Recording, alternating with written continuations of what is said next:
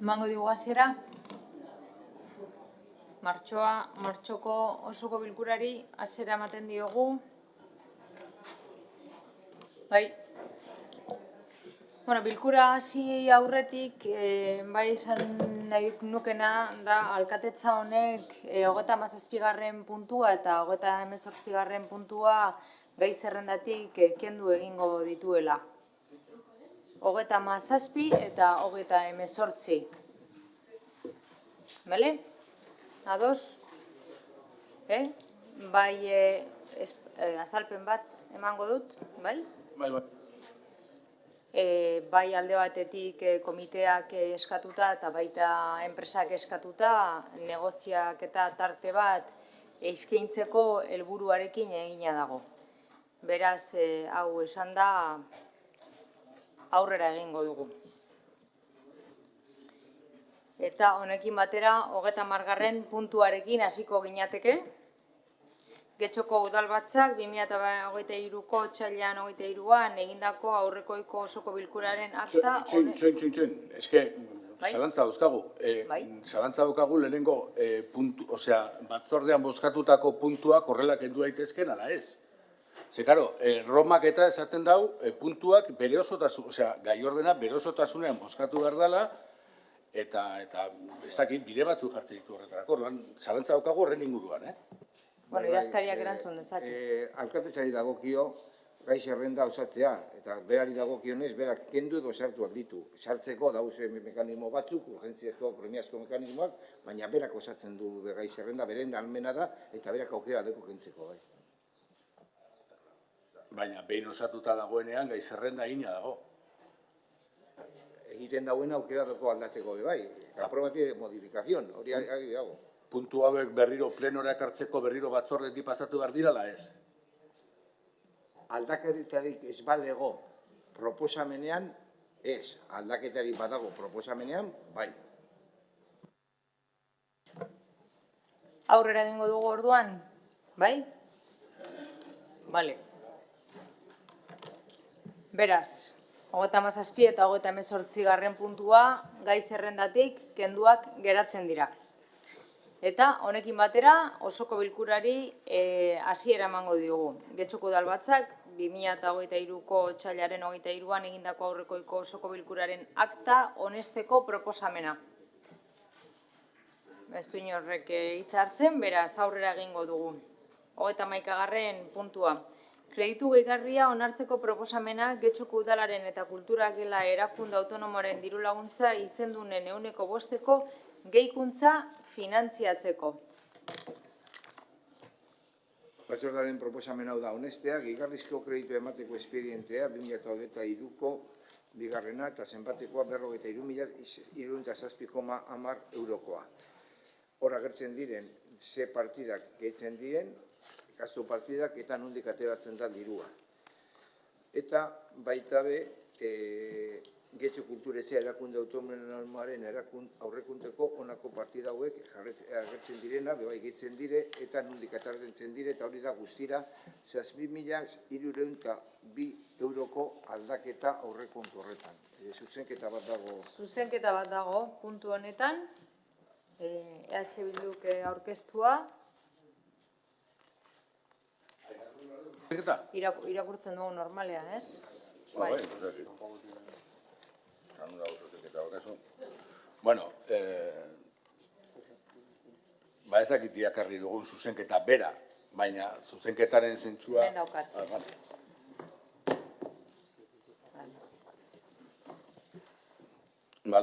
Proposamena, udalbatzako 31. puntuko erabaki proposamenaren diru laguntza izendunak 110%ko gehikuntza izatea, eta horrela agertu beharrean, eta horre egiten diren zeuek zerrendatutako partida eta kantitate guztiak egokitzen dira 110%ko egoerara, eta bigarren zuzenketaren bigarren puntuak dino, orain arte 105%ko egoera onartu dituzten erakunde autonomoetan, igoera hori 110%koa izatera heldu arte igotzea ere, eta horretarako udalak dagokion transferentzia egin dezan.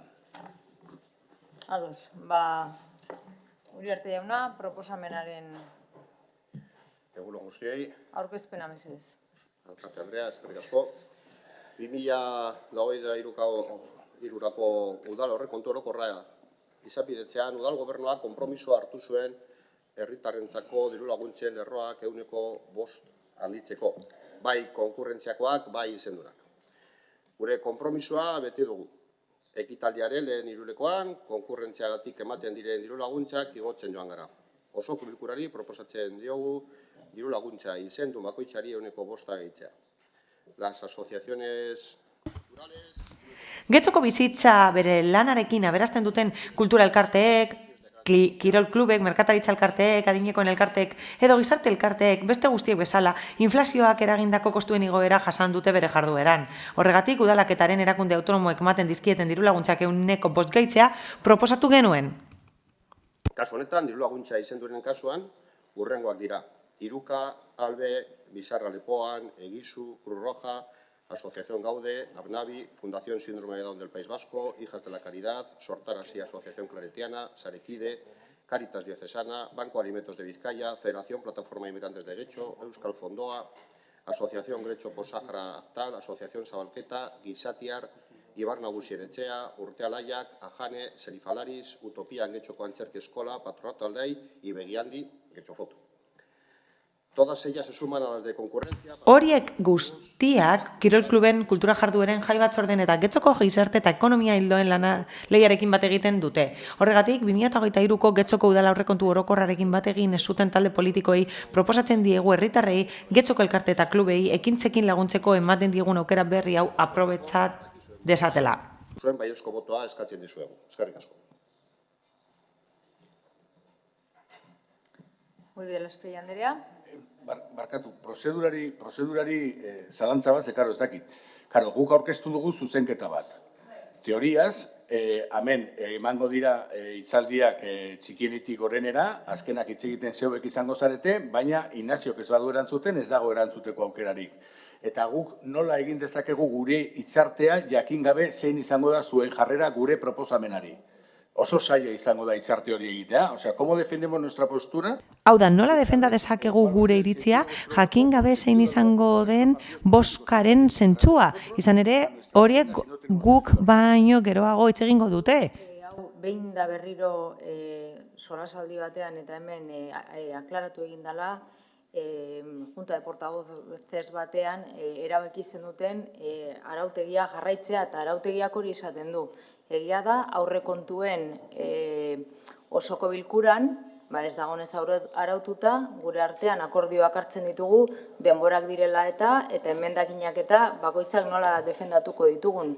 Baina beste kasu guztietan, arautegiak arautua dauka, eskaini izan aukera hori jarraitzeko gure artean adostasunera iristen, baino erabaki izan mantentzea, orduan, printzipioz mantendu egin behar dugu, bale?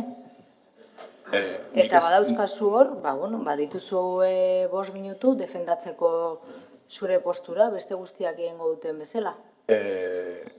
Nik dakidanez eta okertuta honaiteke, horregatik legoke txarto idazkariak izango balu, gai ordeneko gobernuak planteatutako gaietan, arautegiak ez duela ezer esaten zuzenketen inguruan. Beraz, nire galdera da, galdera oso argi jarri dut. ¿Cómo podemos defender una postura sin conocer? Nola defenda dezakegu iritzi bat, besteen iritzia ezagutu gabe. Hemen, bi proposamen daude. 5% edo 10%. Horiek dira proposamenak eta gu 10%aren alde gaude. Gure artean, partidoen artean, hori hitz egin gendun eta erabaki izan, bozketaren bidez, guk erabaki gendun, bozketaren bidez jarraitzea, proposamen normaletan jarraitzen dugun orden berdina. Baina arautegian ez dago jarrita. Baina arautegian ez dago ez hori. Baina, printzipioz, hartzen ditugunean erabakiak ordezkari batzordean, bete egingo ditugu, ez da? Gure artean hartu genitun. Orduan, hori ari gara betetzen. Azten balin bagera, gure arteko erabakiak hartzen legealdiaren inguruan eta osoko bilkuraren inguruan, eta gero aldiro aldatzen, gure erabakiak balore gabe geratzen dira, ez? Nik ulertzen dut erabakiak Orduan, logika bat izan behar dutela, eta ba, ez dauka logika hori da jartzen ari inolako garena. logikarik, ez dauka inolako logikarik Baina, Ibon, guk mesedez, inolako Rodríguez jauna, orain arte erantzuteko horrela ibili eskubiderik ez gara. izatea. Ez, ez. Rodríguez jauna, orain arte horrela ibili gera. Orain arte horrela ibili gera. Legealdi osoan alderdi politiko guztiak bileran, bilduta, bozkatuta eta erabakita. Guazen guk hartu ditugun erabakiei konsekuente izatea erabaki horiekin, Vale, ezta? esai da zuen datorren araudian. Soilik eskatzen dut Vale, hori. orduan, Soilik eskatzen dut. jarraituko dugu aurrera, Soilik mesedez. eskatzen dut, eta idazkari ere eskatzen diot, araudiaren zein puntuan arautzen da zuzenketen tramitazioa. Hori da eskatzen dudana, jakiteko, aber araudian non datorren. Berriro esango dizut. Hori Romean ez daukagula araututa. Bale? Ez dago araututa. Bozeramaile batzorde batean bozkatuta alderdi politiko guztiak elkarrekin bozkatuta, eta ez naiz sartuko bozkaren zentzua nondik nora juntzan, bale? Baina elkarrekin bozkatuta, bozkan atera zana zan guk horrelako prozedura jarraitzea guk. Eta horrela daramagu funtzionatzen legealdi guztia. Orduan, orain ez dugu aldatuko azkeneko osoko bilkuretan. Mantenduko dugu. Ze guk erabaki dugu hori. Gure artean nahi balin badugu hori aldatu, beste bozeramaile batzorde bat konbokatu beharko dugu, eta erabaki beharko ditugu nola nahi dugun, emendakinak daude zenean, nola nahi dugun funtzionatu. Ze araudiak hori ez du regulatzen. Orain arte, elkartu gera aurrekontuen inguruan daukagunean emendakinak ditugunean. Baina erabaki izan aurrekontutik beste guztiak normaltasun batean eroatea. Ez, esan hori erabaki. Bale? Denak ginen. Beraz, aurrera egingo dugu, Uriarte jauna zeurea da txanda. Egin duzu, barkatu, Uribe Lasprey anderea.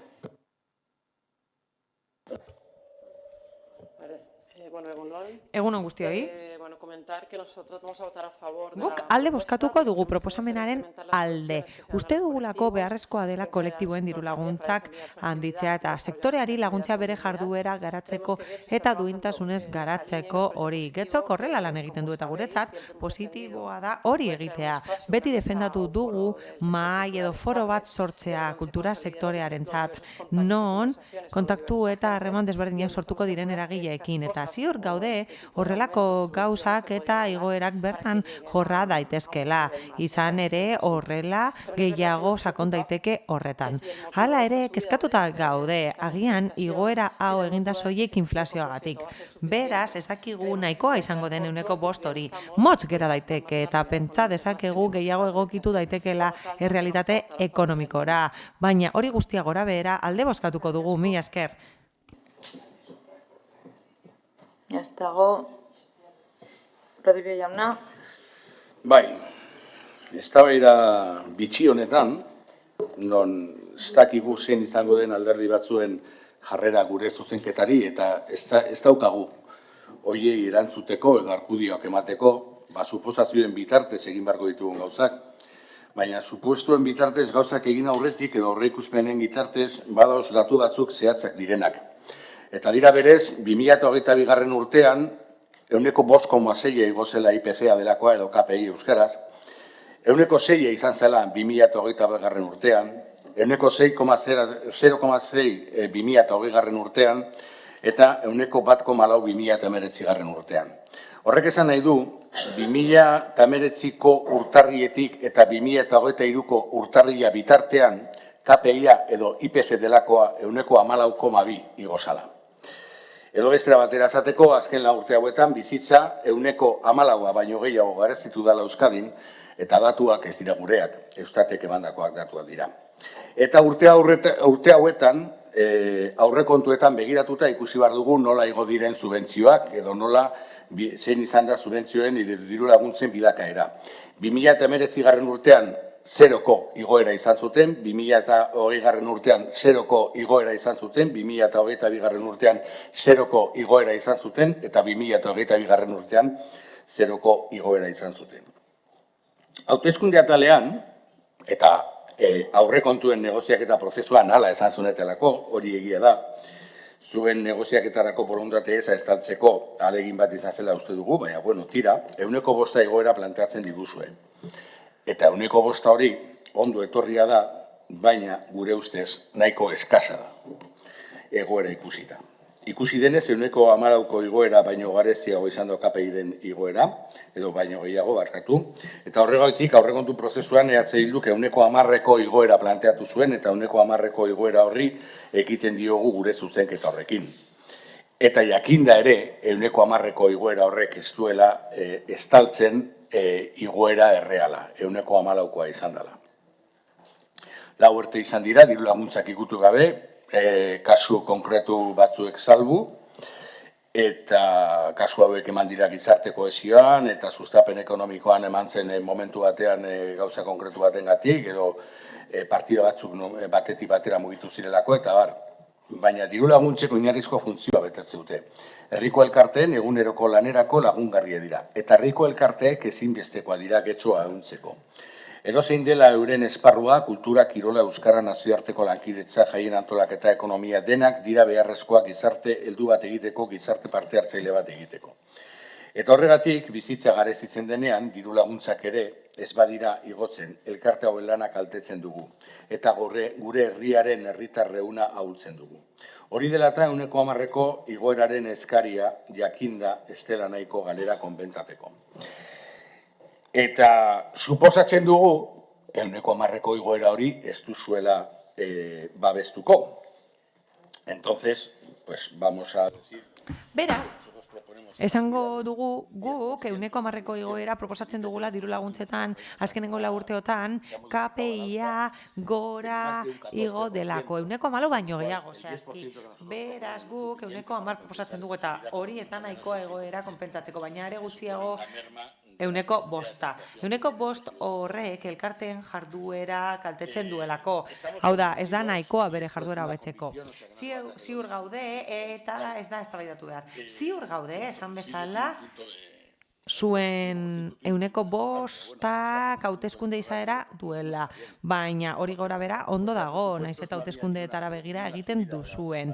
Zuek aurrekontuetan ez zenuten proposatzen diru laguntzak igotzea. 105 proposatu zenuten negoziazio esparru batean gurekin, ikusteko gu ea konformatzen ginen, guk 110 proposatzen genuelako. Hala eta guztiz ere, guk gure emendakina proposatzen dugu eta mantenduko dugu. 110ko igoera eskatzen dugu eta saiatuko naiz amaitzen 110ko emendakina mantenduko dugu esan bezala eta 105aren alde bozkatuko dugu ere bai, zoritxarrez hori aterako delako behin betiko pleno honetan. Izan ere, gure ustez ez da nahikoa baina hobe da hori ezer baino eta lan egiten jarraituko dugu diru laguntzak parekatzeko eta diru laguntzak parekatzeko KPIaren bilakaerara. Mila esker. Eskerrik asko. Eguren Andrea. Egun on guztioi, eskerrik asko, Alkete Andrea. Como ya he dicho... Ogasun zinegotziak esan duen bezala, aurrekontu orokorra izapidetu genuen 2023ko eta udal gobernuak konpromisoa hartu zuen 105 hori igotzeko. EH Bilduk esaten du hauteskundeetarako egiten dugula, baina orain dela hilabete asko adostu genuen eta begibistakoa den bezala, berak ondo daki eta beste alderdiek ondo dakite proposamen hau egin zela aurrekontuak izapidetu genituenean, eta gure helburua zen adostasunak lortzea aurrekontuak onartzera begira. Beraz, hor hartu genuen konpromisoa 105 igotzeko diru laguntzetan. Diru laguntzak emango dizkiegu herritarrei, horiek konkurrentziakoak izan daitezke edo izendunak. Eta guk zer egiten dugu orain? Ba gure konpromisoa betetzen dugu, hori egiten dugulako beti. Eta Apurka, lehenengo hiruhileko honetan, igo dira konkurrentzia dirulaguntzak eta orain osoko bilkura honetara ekartzen dugu beste proposamen bat, dirulaguntza izendunak igotzeko. Hala, gure helburua da dirulaguntza izendunak 5% igotzea eta hori proposatzen dugu. Ez naiz sartuko beste kontu batzuetan eta ez ditut zerrendatuko espedientean ditugulako eta aurretik aipatutako guztia. Beraz, denok dakigu jardueraren kostua areagotu dela eta horregatik 5% igoera proposatzen dugu, jarduera garestiagoa delako. Egia da, inflazioa eta KPIa gainetik daudela, 5%tik gora daudela, baina guk konpromiso hartu genuen 5% igotzeko. Hain zuzen ere, bere garaian azaldu zen bezala ere bai, gainerako igoera zurgatzen zen. Izan ere, askotan udalak jai batzordeekin edo beste batzuekin hartzen du igoeraren parte. Zergatik? Ez dakit hitz teknikoa den, baina guk bestelako dirulaguntza bat ematen diegu, materialak ematen dizkiegu, lokalak ematen dizkiegu, zerbitzu batzuk ematen ditugu, eta laguntza eskaintzen diegu materialarekin eta langileekin. Beraz, guk konpromisoa daukagu, 5%ko konpromisoa beteko dugu, eta gainerakoa zurgatzen dugu nolabait zerbitzu horiek eskainiz. Beraz, igoera 5% baino handiagoa bada, eta bai, bestelako laguntza batzuk ematen dizkiegu eta gure proposamena izango da 5% horren alde bozkatzea hasierako proposamena izan delako. Mila esker. Eskerrik asko. Beraz, lehendabizi EH Bilduk aurkeztutako enmendakina bozkatuko dugu. Enmendakinaren alde, EH Bildu eta Elkarrekin Podemos. Kontra, PS Euskadiko Ezkerra eta Eusko Alderdi Jeltzalea eta abstentzioak Partido Popularra.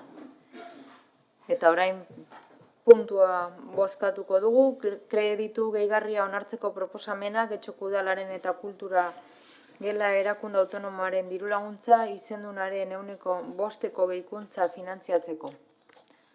Proposamenaren alde, hau batez, onartua geratzen da. Eta honekin batera, 32. puntura pasatuko ginateke kreditu gehigarria onartzeko proposamena Real Club Marítimo de Labra RSC elkartearen 125. urteurrenaren finantziaketarako. Batzordearen proposamena, hau da, honestea, gehigarrizko kreditua emateko espedientea, 2023 bosgarren zenbateko espedientea, eta guztira, 75.000 euro udal aurrekontu partidatik pasatuko dira Getxoko Kirol erakunde autonomora. Eta gero, Getxoko Kirolak erakunde autonomoen aurrekontutik horako partida hauek. Pasatuko dire 75.000 euro horiek Real Club Marítimo de Labrara. Lerdi jauna. Andrea, eskerrik asko. 125. urteurrena dela eta Abrako Itxaserre klubak belaren munduko Goibaiako hainbat kirol lehiaketa ospatuko ditu Getxon. Horretan laguntzeko 75.000 euroko diru laguntza ematea proposatzen dugu.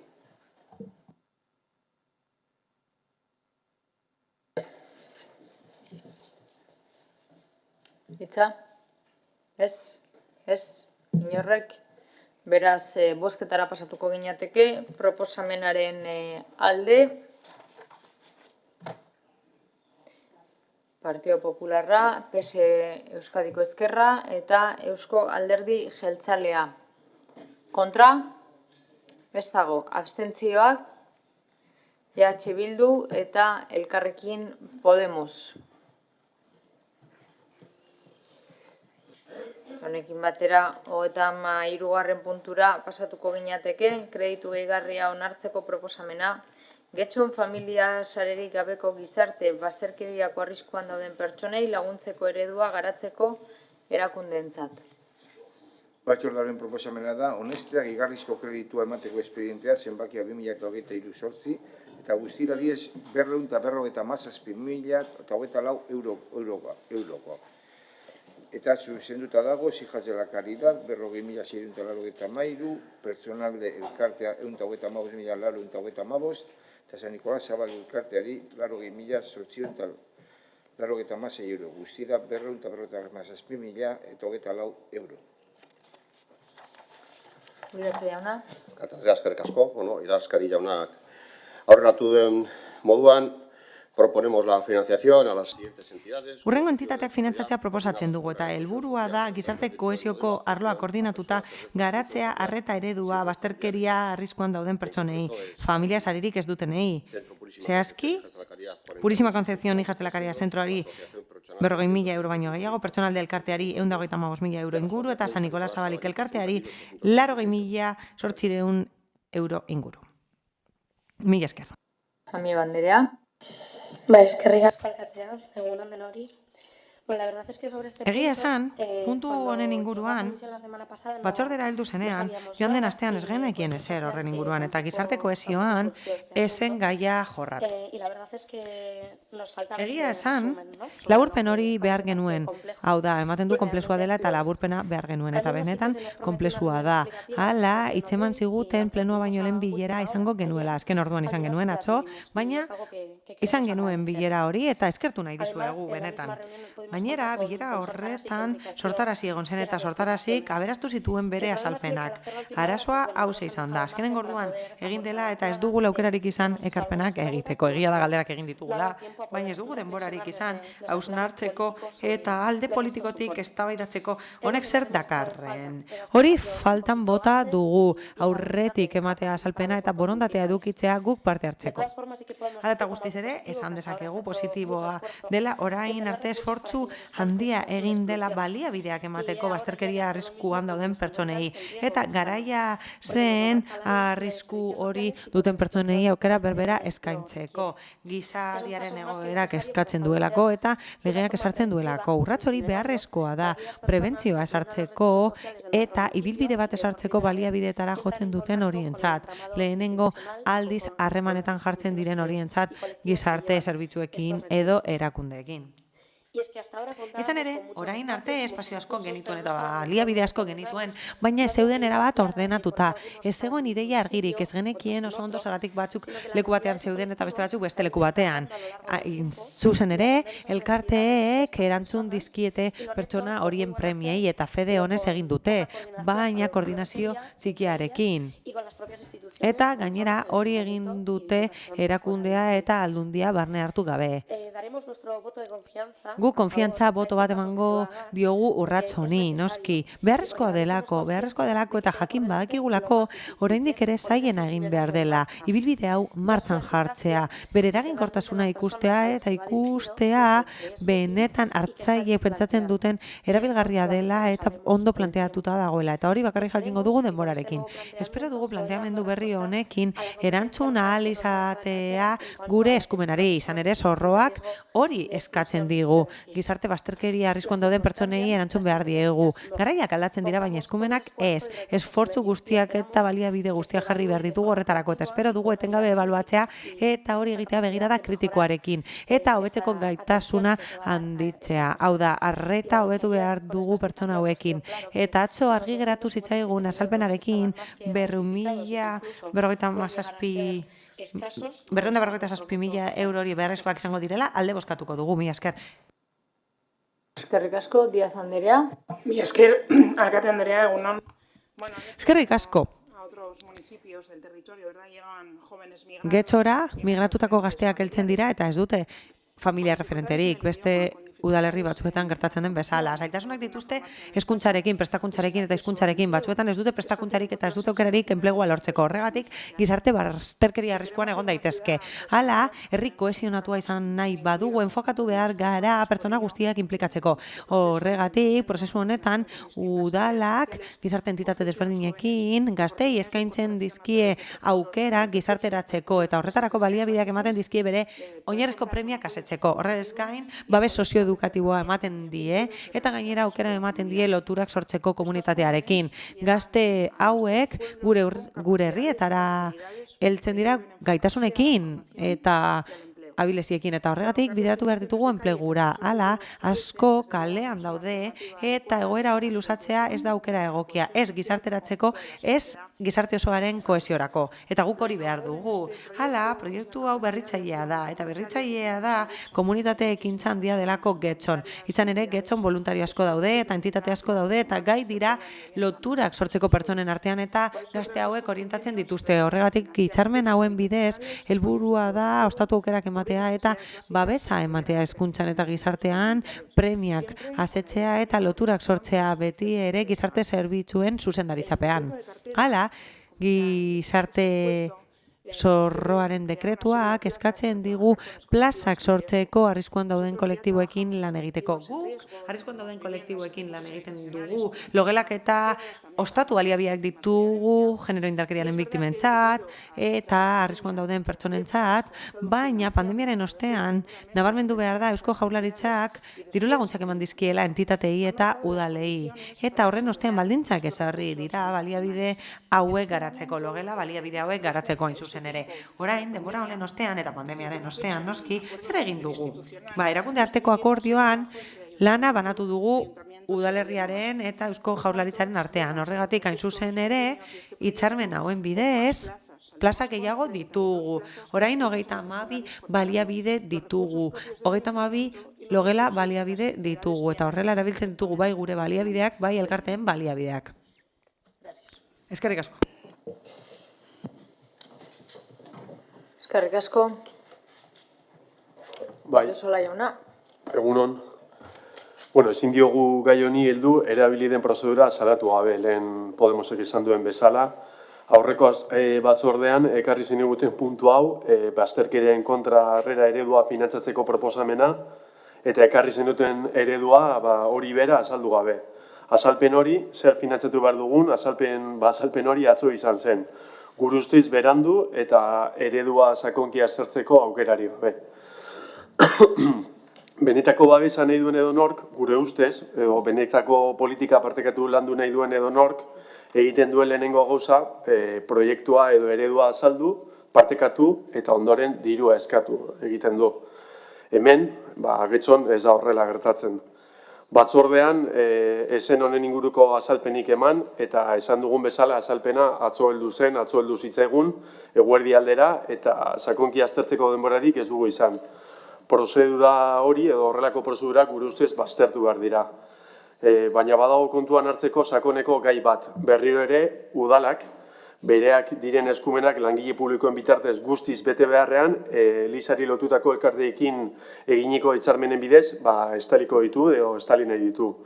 Oraingoan, eta izan dugun informazioan arabera, badirudi udalak ardura gehiago hartzen dituela bere gain, baina guretzat oraindik ez da nahikoa.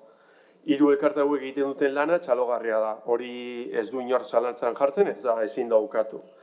Eta ez da hori guk kritikatzen duguna, baina 3 elkarte horiek udalaren lanaren osagarria izan behar direla uste dugu ez ordezkatzaile. Eta hori da gertatzen ari dena. Hala ere, onartu behar dugu, antza, norabide zuzenean urratxiki batzuk ematen direla, baina urratsa sendoagoa eta arinagoa eman behar dela esaten eta eskatzen dugu. Ezin aipatu gabe, eskimonen kudeaketa elkarteen eskuetan jartzeko eredu honek askotan langileen prekaritatea dakarrela edo ekarri dezakela. Nahiak eta bitartekoak ados jartzen ez direnean sortzen den lan prekaritatea hain zuzen. Soilik langileen konpromesuen edo langileen lanaren horrek estaltzen du prekaritatea eta kudeaketa zuzenaren bidez eman beharko litzateke. Además de las formas de hacer, hay que criticar... Egiteko modu ez gain, kritikatu behar dugu funtsa. Horrek erakusten du gobernuak zer egiten duen, izan ere finantzazioa eskatzen digute eredu baterako.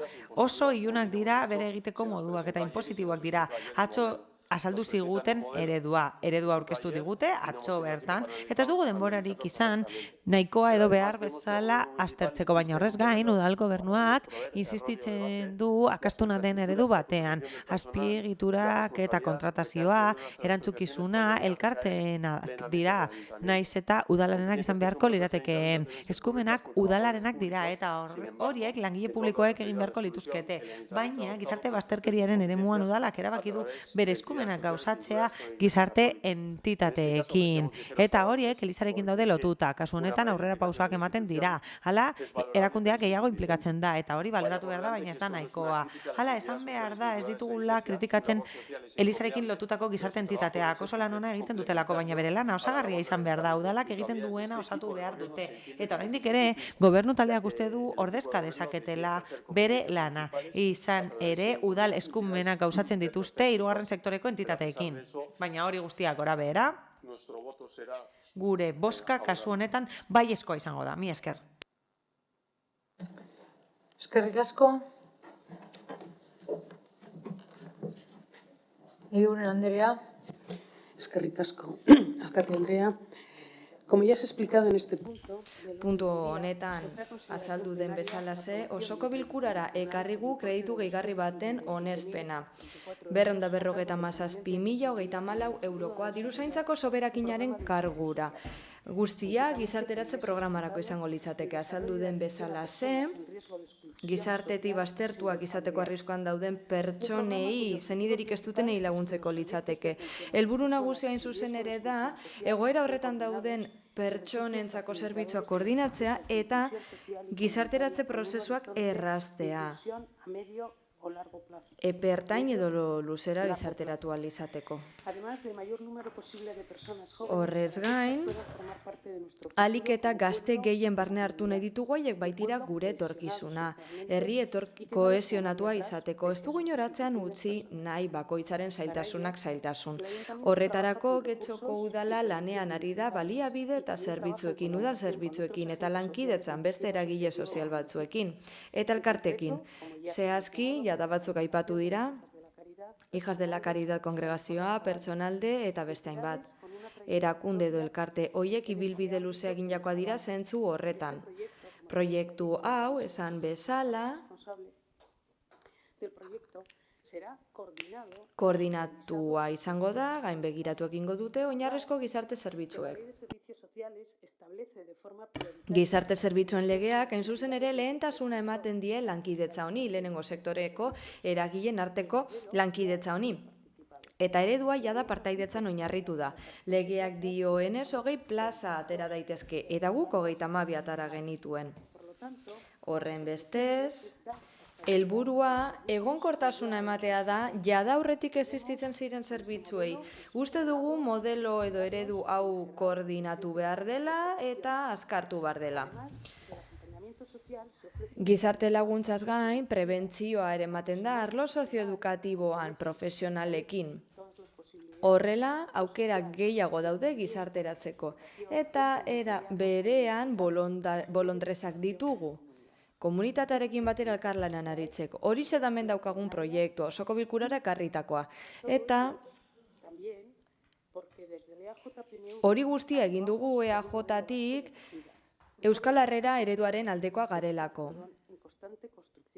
Eraikitze bidean dago, Euskal eredu horrek ekarpen handia ematen dio gizarteratze arloari, etorkinak gizarteratzeko arloari hain zuzen ere. Eredu honen bitartez ahalik eta arreta hoberen eman nahi zaie ona datozen pertsonei, ona baitatoz bizitza hobearen bila, duintasunaren bila. Horregatik guztiagatik aldeko botoa emango diogu kreditu gehigarri honi. Eskerrik asko. Eskerrik asko, Eguren Andrea. Beraz, bozketari ekingo diogu. Proposamenaren alde, hau batez. Eskerrik asko. Eta honekin 34. puntura pasatuko gara. Udalerriko parke eta lorategi publikoak zaindu eta mantentzeko zerbitzuaren kontratua aldatzeko proposamena. Batzordearen proposamena alde erabakikorrean honela dio. Lehenengoa, Getxoko udalerriko parke eta berdegune publikoa zaindu eta mantentzeko zerbitzuaren kontratu aldatzeko espedientea hastea eta onartzea 1.038.978,85 euro urtean bezabarne honela banakatuta. Jardinera gehitzea, 22.210,72 eurotan urtean bezabarne, eta eremu jakin batzuen kontserbazio mailetan aldaketak egitea, 117.678,14 euro urtean bezabarne. Aldaketa hori baldintza agirietan aurreikusita dago. Segidako traktuko gastua da kontratuaren bizitza osoan luzatuko dena. Bigarrena, kontratuen aldaketa horri aurre egiteko, beharrezkoa den urtezko 1.038.978,85 euroko bezbarne gastua behimentzea eta zeratzea. Hirugarrena, ebazpen hau kontratuaren elepidunari jakinaraztea gehienez 15 egun naturaleko epean, kontratuaren behin betiko bermea egokitu dezan 7.037,4 eurotan gehituz. Doikuntza hori egiteko banku abalaren bidez egiten bada, dokumentu horren jatorrizkoa herritarrentzako arreta bulegoan batean aurkeztu beharko da. Bermea bala ez den beste sistema baten bidez gordailu nahi izanez, gero udal diruzaintzarekin zergabilketa jarri beharko dira harremanetan eta sail horrek ematen dizkien jarraibidea bete beharko dituzte. Berariaz adierazi beharko da aurreko kasuan bezala kontratu berme bat birdoitzea dela. Laugarrena, baita azpiegitura eta zerbitzuak departamentuari jakinaraztea ere. Eta bosgarrena, aldaketa administrazio dokumentuan formalizatuko da, ebazpen hau adjudikazionari jakinarazi eta hurrengo egunetik zenbatzen hasita 15 egun balioduneko epean. Baina beti aurreko apartatuan jasotako bermea berriz egokitu ostean. Eta zigarrena erabaki hau kontratatzaileen profilean argitaratuko da eta baita Europar Batasuneko aldizkari ofizialean ere.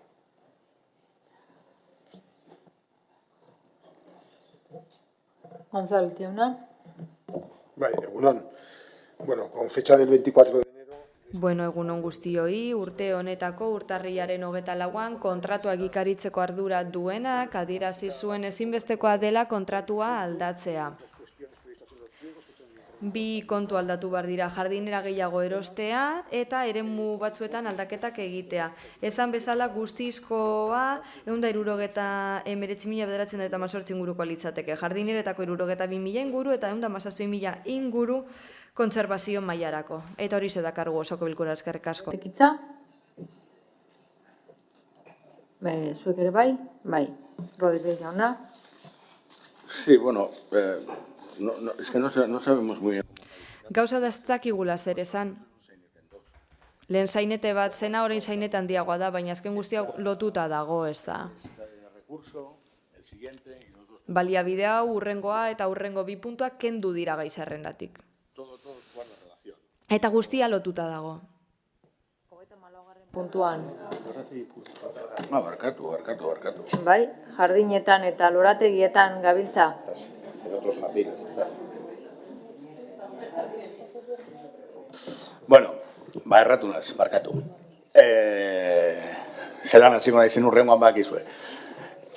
Orain horretan, lorategi publikoen kasuan, guk behin baino gehiagotan esan dugu eta zehazki konkretu honekin lotuta, eskatzen genuela azterketa bat egitea ikusteko aber zer den egokiagoa eta sozialki errentagarriagoa. Hau da, zerbitzua enpresa pribatuen bitartez ematea edo zerbitzua era zuzenean ematea.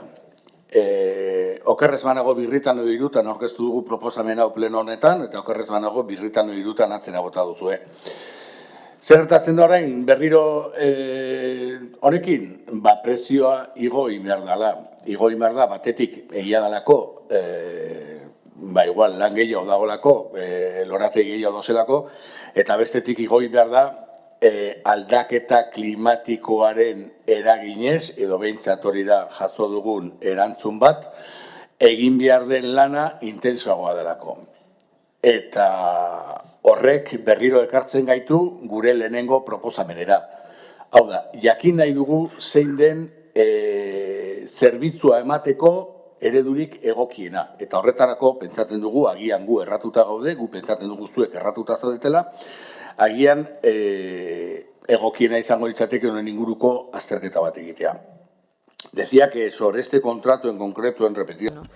Kontratu honen inguruan auditoretza bat egiteko eskatu izan dugu, jakin ahal izateko zer den errentagarriena.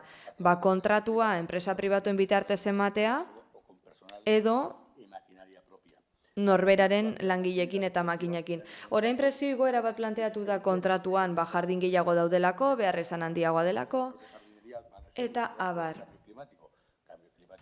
Eta klimaldaketera aipatu da, baina klimaldaketa azken 2 urteetan ere eman da, eta lehenago ere bai. Gauza berera bueltatzen gara, gu badakigu zerbitzua zuzenean ematen badudalak, errentagarriago aterako dela, sozialki zein ekonomikoki. Eta egia da baita zerbitzua zuzenean ematen badu udalak, aberastasuna hobeto banatuko dela, badakigu baita zerbitzuaren kalitatea are hobeagoa izango dela. Baina, esan dezakegu baita oker egon gaitezkela. Horregatik berriro diogu. Kontratu honetarako egin behar dena da auditoretza bat, jakiteko zein den benetako egoera, zein den moduriko berena kudeaketa lan hau egiteko eta herritarrei zerbitzurik hoberena emateko. Kontua da, ona prezioak igotzeko proposamena ekarri duzuela eta gu abstenitu behar. Azken finean ez da gure eredua eta ez du gure eredua babesten, baina argi dagoenez, ezin diogu ezezkoa eman, enpresa bati egindako lana ordaindu behar zaiolako. Ordaindu ezean, jakinda gainera nik neuk ere ez dudala doan lan egiten, langileen kalterako izango da. Berriro diogu, azterlan hori nahi dugu. Nahi dugu azterlan bat esango diguna. Kalitatearen eta oroar aberastasunaren banaketaren ikuspegitik onena zer den jakitea. Ahalik eta zerbitzurik onena eskaintzeko. Eta insistitzen jarraituko dugu. Uste dugulako ez dela kontutan hartuko bestela. Andrea jauna. Sí, gracias. Eskerrik asko, alkate Andrea, egunon guztioi. 2022 urtarrilean kontratu hau onetsi zenean, osotasunari emendakina aurkeztu nion, emendakin partzialak baita, uste dugulako, hau behar izana dela bai, garbitu behar dela lorategi kopuru guztia, baina udal teknikaria konturatu zen bere garaian, lizitaziora ateratako kontratuak ez zuela beharrezko guztia betetzen. Eta areto honetan esan izan dugun bezala, aurrekontu handiena izan duen legegintzaldian, eskaintzen ari garen zerbitzuak okerrena dira kalitate aldetik. Inoiz izan dako okerrena dira. Horixe dio hain zuzen ere, gaurko txostenak. Gauza da, gaur egun, herritarren eskaerak ikusita, lizitazio oinarriak ere aldatu dira. Baina kasu batzuetan zer gertatzen da? Kasu batzuetan, zerbitzu handiago eskaini behar dela, hori egia da, baina beste batzuetan ez. Hainbat eta kexa jaso dira bizilagunen partetik, garbitasun arletik, gero udal taldeak ere askotan mantendu izan du, eta esan izan zaio, benetan, eremu berdeak oso gaizki zainduta dola, nik banera ez dut inoiz ikusi horren zainduta egon den eremu berderik. Eta, badirudi, orain hau ekarri dela honaut, eskunde datozelako, getzon gauzak ondo jarri behar direlako, korrika eta presaka, eta diru gehiago behar da horretarako.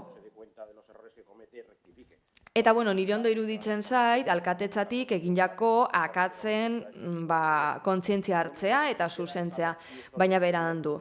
Orain ikusi beharko dugu, jada guk aurretik eskatzen genituen ia 200.000 euro hauek, hasieran, zer egiten den, hasieran oinarrietan sartu izan baziren, beste enpresa batzuk aurkeztuko zirateketen lehiaketara. Eta ez genuke orain, ia desberdina den kontratu bat aldatu beharko. Zerbitzua hobeto eskaini ahal izateko. Hasieran etzen hau egin gura izan eta. Orain berrikusi beharko ditugu azken aldian egindako kontratuak gero askotan presioak igotzen direlako enpresaren mesedetan. Nolanahi ere, ikusten da hauteskunde kanpaina datorrela eta baina gure udalerria behar du garbitasuna. Ez dago oso garbi, baina Gure udalerria behar duen kalitatea izan behar du eta benetan garbitasuna bermatu behar dugu bestela egoera larrian gaudetelako. Eskerrik asko. Arregi jauna. Egunon, guzti. Bueno, si hacemos un poco de memoria... Memoria pixka bat egiten badugu, indarrean dagoen kontratua urtarrilean, pasaden urtean hain zuzen ere esleitu zen, 2.672.000 eurogatik. Egungo eskaerei erreparatuz gero eta klimaldaketari ere erreparatuz gero, horren adibide dira, euri irregularrak, askoz gehiago erabiltzen ditugu espazio batzuk.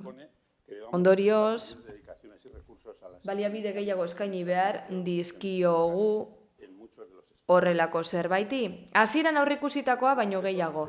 Zehazki, askoz modu intentsiboagoan mantendu behar dugu 276 metro karratu gehiago, kontserbazio lan bat egin behar dugu, erabilerarekin bat datorrena,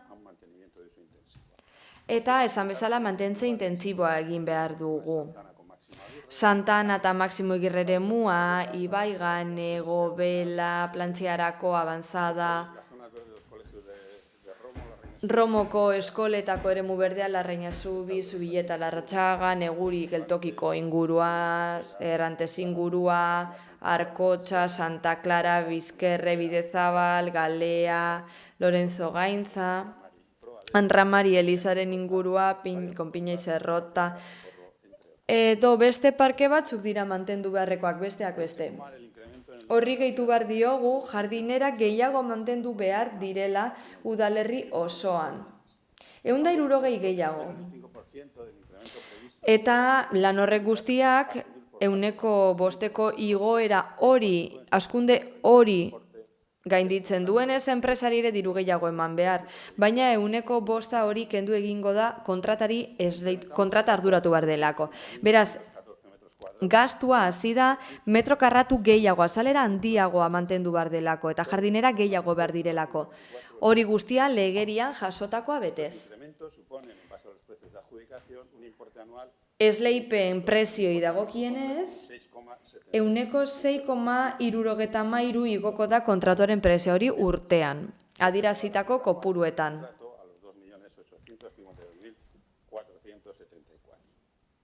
Hala, 2.852.694 euroko zenbateko luke kontratuak. Esan bezala, azalera handiagoa mantendu behar dugu beste hainbat tokitan, pleguetan aurreikusitako horretatik gaindi, esan bezala 520 metro karratutik gora mantendu behar dira, eta bueno, aprobetxako dugu aukera, hitzarmen kolektibo orain gutxi adostu dela, eta, zoriondu beharra dagoela esateko.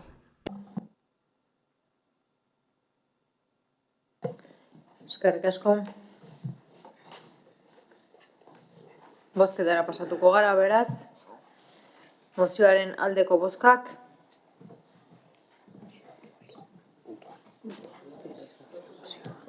Parkatu. Puntuaren aldeko bozkak. Partido Sozialista Euskadiko Ezkerra eta Eusko Alderdi Jeltzaleak kontrakoak.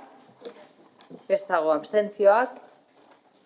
Partido Popularra, EH Bildu eta Elkarrekin Podemos. Beraz, 35. puntura pasatuko ginateke. Ebazpen proposamena, tokiko gobernu batzarrak 2018ko irailaren 25ean hartutako 371. Erabakiaren aurka jarritako berrezartzeko errekurtsoarena. Erabaki honen bidez, bide garbiketarako, hiri hondakin solidoen bilketarako eta garraioko eta udalaren ingurumenaren gunea eta antzeko beste zerbitzu batzuk berritzeko eta ustiatzeko zerbitzu orokorren kontratuaren prezioak berrikustea onartu zen. Batzordearen proposamena alde erabakikorrean honela dio. Lehenengoa, Getxo Servicios Urbanos Tokiko Gobernu Batzarrak 2018ko irailaren 25ean egindako ohiko bilkuran hartutako 371. Erabakiaren aurka jarritako errekurtsoa zati batean baiestea. Erabaki horren bidez, kontratuaren prezioen lehen berrikuspena erabaki zen. Honela, berrizkupen bakoitzaren zenbatekoa kontratuaren hasierako balioa izango da, hau da, adjudikazio prezioa, amortizazioak alde batera utzita, hau da, 8.456.665,18 euro urteko bezik gabe. Lehen berrikuspenaren data 2014ko azaroaren 1 izango dela kalkulatu da. Berrikusi beharreko lehen urteko KPIa kalkulatzeko oinarrizko data 2013ko uztaila izango da. Gainerako gaiak ezetz egingo dira lehen aipatutako argudietan oinarrituta. Bigarrena, ebazpen hau enpresa elkarteei adjudikazioari jakinaraztea honako txosten hauen kopien batera udal kontroltzailetzak emandako txostena, ebazpen honean 10. aurrekarian esaten dena eta 11. aurrekarian esaten den txostena. Azpiegitura eta zerbitzuak departamentuari ere jakinaraziko zaio.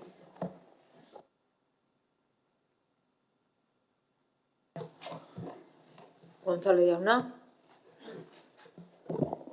Bueno, presentamos la propuesta de la Egunon, guk proposamen hau aurkeztu dugu idazkari jaunaren babesarekin irakurri du da. Eta batzordean esan bezala, interpretazio desberdinak egon dira, berrikuspen epearen baitan, eta orain proposamen ekarri dugu bozkatzeko. Eskerrik asko. Norbaitek hitza?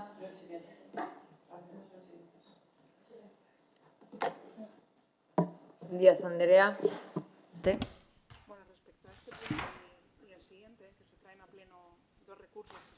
Bueno, puntu honen inguruan, esan barra dugu hainbat txosten juridiko direla, eta horregatik babestuko ditugu dauden bezala. Beste alde batetik osoko bilkuraren gainerako puntuetan, gaizo errendatik kendu direnak, luzapena onartu da eta kontratu berria hastera doa, lizitazio aldetik. Aipatu dugu kontratu Larrainazu ingururako izango dela eta pozik gaude kontratu garrantzitsua delako eta plegu konplexuen bitartez garatu delako eta denboratxo bat izan dugu guztiok, aztertzeko, sakontzeko eta lantzeko hori eskatu digute hain zuzen ere eta guk geuk ere eskatu izan dugu. Oposiziotik eskatu izan da baita eta enpresa bertak ere eskatu du.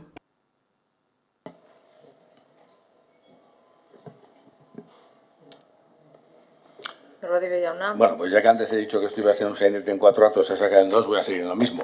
Lehen esan du sainete bat izango zela eta, kontratu hau garrantzitsua da eta pertsona askoren bizitzari eragiten die.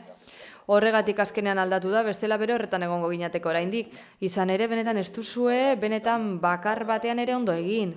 Goin aldatuko da gauza bat gero bestea. Eta enpresaren errekurtsoak partzialki aztertuz goaz.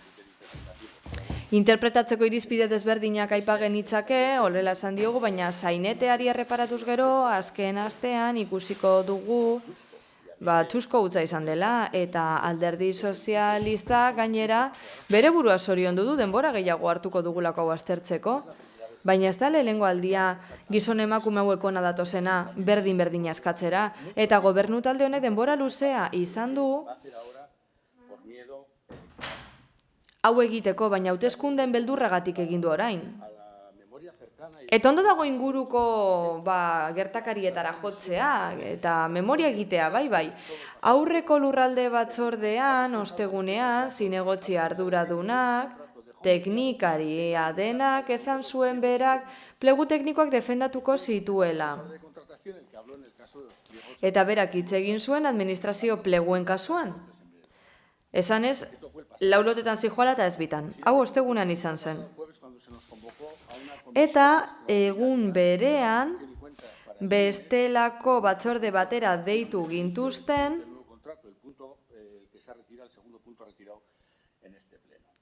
Kontu bat komentatzeko eta horren arira gai zerrendatik bigarren puntu hau kendu da. Ezohiko batzorde batean izan zen eta bertan alderdi soziala abstenitu zen. Astearte goizean bilera bat egin genuen langileen eta zinegotzien eta alkatenan artean. Deigarria izan zen. Langileentzat behintzat. Bilera horretan etzen zinegotzi arduradun egon. Lehen aipatutako bera, kontratuaren ordezkari tekniko etzen egon. Bera da egikaritzen duena pleguak proposatu dituena eta etzen bilerara joan. Eta deigarria da hori. Deigarria iruditu zitzaigun baita, puntu hauek gai zerrendatik kentzea. Izan ere, benetan, hau guztiatzen beharrezkoa, denbora soberan izan duzuela ondo egiteko, langilekin hitz egiteko, eskaerak aztertzeko, baina zuek mugitu zarete orain, ez dakitegi esan zergatik, edo, uler ezin daitezkeen arrazoiengatik, edo, greba baten beldur zaretelako apirilean, eta, hauteskundeak hortik gutxira dira. Gure zalantza ondorengoa da. Zuen proposamenak benetakoa dira, batzuetan badakigu zer gertatzen deneta. Edonola ere, zuen promesek iritzi aldaketa bat badakarte lan gatazka direla eta enpresetan egon daitezken arazoak eta kontutan izan da zerbitzu publikoak eskaintzen dituztela, hori ongitorri izan dadila, izan ere udal honetan, orain arte, EAJ behin eta berriro zer egin du. Esan du, ez dutela esku hartzen enpresa baten barruko kontuetan. Kasu honetan egin duzue. Ondo dago, baina eskatuko dizuegu horrela jardutea beste 4 urtetan, edo 5, 6, 8 urtetan. Galdera da, ez ote dago hauteskundengatik. Ez ote da maiatzeko kontuengatik. Egia esan uste dugu seriagoak izan behar garela. Hauteskundeak danontzako dira garrantzitsuak, baina kontratu serioa daude, eta hau da udalonen kontraturik garrantzitsuena. Horregatik, kontratu hau izapidetu behar zen modurik serioagoan, zintzotasunez, arduraz. Eta langilekin batzartu, eta askotan esan izan dugun bezala, langileak askotan etorri dira ona. Udal zerbitzuak eskaintzen dituztelako zuek ezeti oso, baina guretzat badira udal langileak. Gainerakoak bezala ze, eta horregatik entzun behar duzu egindakoa, baina ez hauteskunda direlako bakarrik edo hauteskunden beldur zaretelako bakarrik, greba baten edo manifestaldi baten beldur zaretelako garbiketarloan. Ikusita nola kudeatu duzuen hause guztia benetan deitoragarria da. Eta okerrena da, ondo hasi ginela bernegoziatzen, taldeekin, entzuten, errespetuz eta aitorpenez. Ondo hasi duzue prozesu hau eta modurik okerrenean bukatu duzue. Eskerrik asko, Andrea jauna. Gracias, señora alcaldesa. Yo no tenía previsto referirme a los puntos que ha retirado acertadamente la señora. Nik uste dut ondo kendu dituela puntuak alkate andereak. Entendíamos que a un mes de las elecciones Hauteskundetarako hilabete falta da eta ez dauka zentzurik egungo gobernua konprometitzea urrengo gobernua horrelako kontratu batekin. Hala, zaborren kontratua eta garbiketa zerbitzuaren kontratua oso garrantzitsua da eta besteok ekarpenak egin behar ditugu eta portazioak eta alegazioak egin behar ditugu naiz eta ez diren kontuan hartu. Eta harrigarria zen Ibonek esan bezala horrela ekartzea osoko bilkurara. Harrigarria zen pleguak ekartzea ez ditugulako horiek eztabaidatu informazio batzordeetan eta horregatik ondo deritzot. Nik uste dut hauteskundetara begira egin duela alkate andereak, hurbil daude hauteskundeak eta alkateari esaizkiok grebak interesatzen, baina ongi etorria da. Nik uste dut asko hitz egin behar dela honen inguruan eta hurrengo korporazioak udalbatzak horren inguruan hitz egingo du eta pleguak atera beharko ditu. Ez dut ulertzen zergatik eten den luzapena eta nik horren inguruan hitz egingo dut. Beti heltzen dira berandu kontratuak. Orain aurkeztuko dizkiguzue zenbait faktura berandu dabiltzatenak.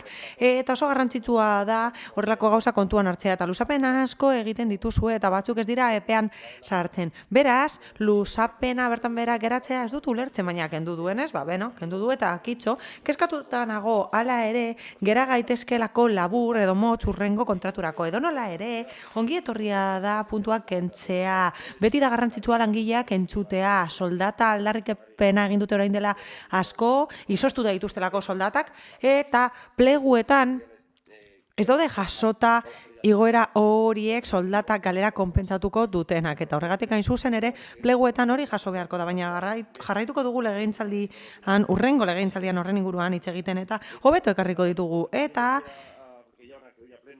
osoko bilkurara ekartzen diren bi proposamenei dagokienez, beno, gu abstenituko gara. Zuzena da, enpresak bere eskubideak aitortzeko eskatzea. Enpresak uste du ez dela ondo kontuan hartu prezioen berrikuspena eta ondo iruditzen zaigu, enpresak bere burua defendatzea edo nahi duena eskatzea. Noski baina ez da zuzena gobernu taldearen jarduketa, beti esan dugun bezala. Hala, garbiketa enpresak etengabe urratzen ditu pleguak eta beti esan dugu gure taldeak osoko bilkura honetara ekarri zuen beharrezkoa zela auditoretza bat egitea kontratu horren gainean kudeaketa ikuskatzeko ezen onartu uste dugu ez direla ateratzen garbitzaileak behar bezala, ibilgailuek ez dutela balio eta kontratua etengabe urratzen ari dela. Batez ere azkenengo 2 urteotan urratzen ari da etengabe zaborren kontratua. Eta uste dugu udalak, nahiz eta zerbait egin zuen hasieran, zinegotziak esan zuen bezala, zehapen batzu jarri zizkion enpresari, ez betetzeagatik kontratua, eta bide onari ekin zion erreklamazioa egiteko, baina geldiarazi zuen, eta enpresak bere eskubideak erreklamatu ditu eta udalak horren aurrean esfortzu egin beharko luke herritarren eskubideak aldarrikatzeko. Beti, gero eta zikinago daude errepideak eta zerbitzua, asko bedaiteke, egia esan, eta uste dugu udalak ez duela bere eginkizuna betetzen, eta gu abstenituko gara. Izan ere, uste dugu udalak herritarrak defendatu beharko lituzkeela, enpresa honek sinatutakoa betetzeko, izan ere, kontratu amaitu arte bete behar du idatzitakoa, eta argi dago denok dakigun bezala ez dela betetzen ari sinatutako hori. Mila esker. Eskerrik asko. Beraz, puntuaren bozketara pasatuko gara. 35. puntuaren alde, PSE Euskadiko Ezkerra eta Eusko Alderdi Jeltzalea kontra, ez dago abstentzioak, Partido Popularra, EH Bildu eta Elkarrekin Podemos. Eta honekin batera 36. puntura pasatuko gineateke, ebazpen proposamena 2022ko ekainaren 30ean udalbatzak hartutako 80. erabakiaren aurka jarritako bete beharrezko errekurtsoarena. Erabaki horren bidez, bide garbiketako hiri hondakin solidoen bilketa eta garraioa eta udalaren ingurumen gunea eta antzeko beste zerbitzu batzuk berrizteko eta ustiatzeko zerbitzu orokorren kontratua luzatzea erabaki zen. Batzordearen proposamena alde erabakikorrean honela dio. Lehenengoa, partzialki baiestea UTE Getxo Servicios Urbanosek 2022ko ekainaren 30ko osoko bilkuran hartutako 80. erabakiaren aurka jarritako errekurtsoa. Erabaki horren bidez kontratua luzatzea erabaki zein honela. Partzialki onartu behar da adostutako luzapenean indarrean dagoen kontratu prezioa zein izango den dioen alegazioa. Partzialki onartu behar da berrikusi gabeko prezioenganatiko berandutze interesi buruzko alegazioa. Errekurtsoa luzapenean ordaindu beharreko kontratu prezioa eztabaidatzen duenez, baina luzapena bera luzapenak indarrean jarraitzen du erabat, baina hurrengo atalean jasotako prezioen berrikuspenen ondoriozko prezioan.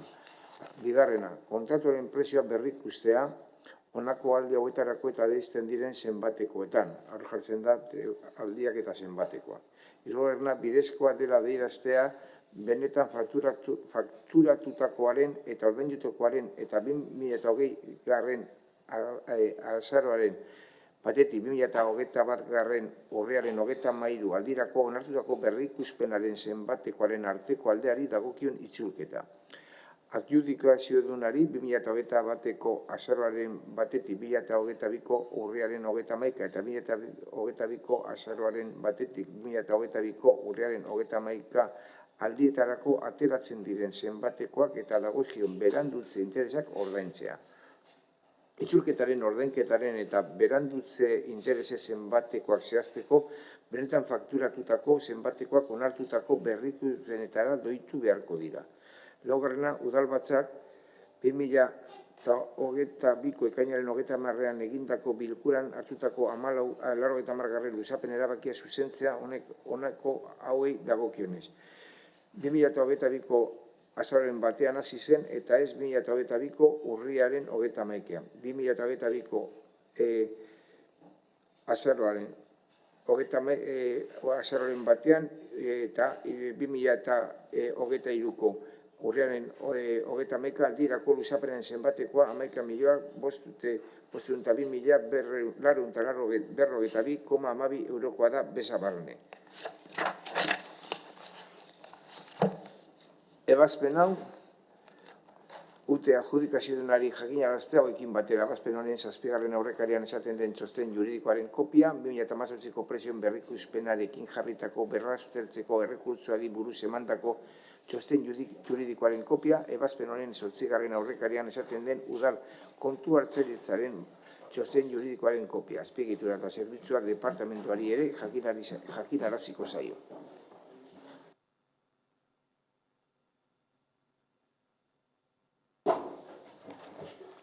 Gonzalo jauna. Bai, brevemente.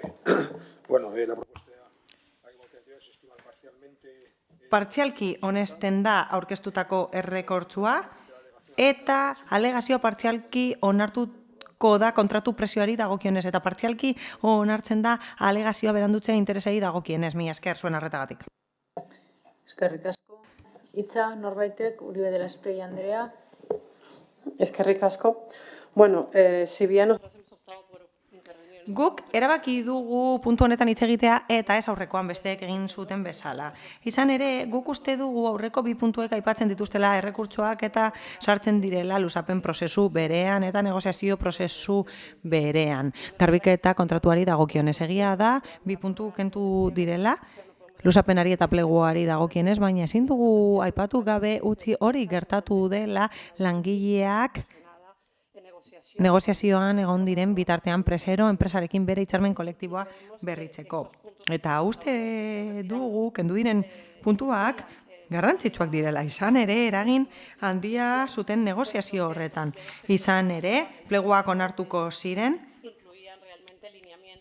osoko bilkura honetan, eta negoziazio kolektiboaren aurka doaz puntu horiek. Beste alderdi batzuek aipatu dituzte zeintzu diren arrazoiak puntuak entzeko, baina nik aipatu nahi dut, hau lotuta dagoela langileen aldarrikapenarekin. Izan ere aldarrikatu dituzte bere eskubideak eta horri esker hausnartu du gobernuak eta lehenengo aldiz lehenetsi du bere borondatea kontuan hartuta kontratua itziko dela. Guretzat beharrezkoa eta garrantzitsua da, baina horregatik oinarritu behar da irmoak diren oinarrituetan eta kontuan hartu behar ditugu gure herria egunero garbitzen dituzten pertsonak. Hala, negoziatzen ari diren pleguak, lasaitasunez negoziatzen ari dira oposizioarekin eta beste foro batzuekin eta orain bapatean aurkeztu nahi ziren hemen eta batzordeetan eta egin nahi zen hori hauteskundea baino lehen eta horrela parte hartzea aukatu nahi zen. Kontuan hartuta parte hartzearekin hobetu ahal zirela. Izan ere ez dira deitu alderdi politikoak eta beste alderdi interesdunak, ingurumen foroa, hondakinen foroa edo garbiketa langileak zuzenean. Hala, martxoan guk emendakinak aurkeztu genizkion pleguari eta ez ziren kontuan hartu.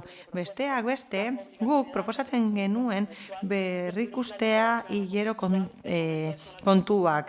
Hala, berdintasun kontuak barne hartzea eta gainera hobariak ez zeudela aldarrikatu eta salatu genuen eta konpostaren inguruko zenbait aldarrikapen egin genituen. Horrez gain, uste dugu garrantzitsua dela zehapenak aipatu genituela. Izan ere, giza eskubideak edo lan eskubideak urratu dira enpresaren aldetik eta langilei bere eskubideak urratu zaizkio. Gainera, luzatu da nahita negoziazioa hitzarmen kolektiboa berritzeko. Elkarrekin getxotik uste dugu kendu den puntua aukera bat izango dela, abagune bat dela pentsatu nahi dugu plegu berriak hobetzeko. Izan ere, ematen du gobernuak begiak ireki dituela egoeraren aurrean eta espero dugu erantzukizun berbera edukitzea eta prestutasun berbera edukitzea negoziatzen hasteko plegu berriak. Hala, guk osoko emendakina aurkeztuko genuen horiek entzeko eta espero dugu pleguek lan baldintza duinak eta egokiak eskaintzea langilei. Mila esker. Eskerrik asko. Beste norbaitek? Uriarte jauna?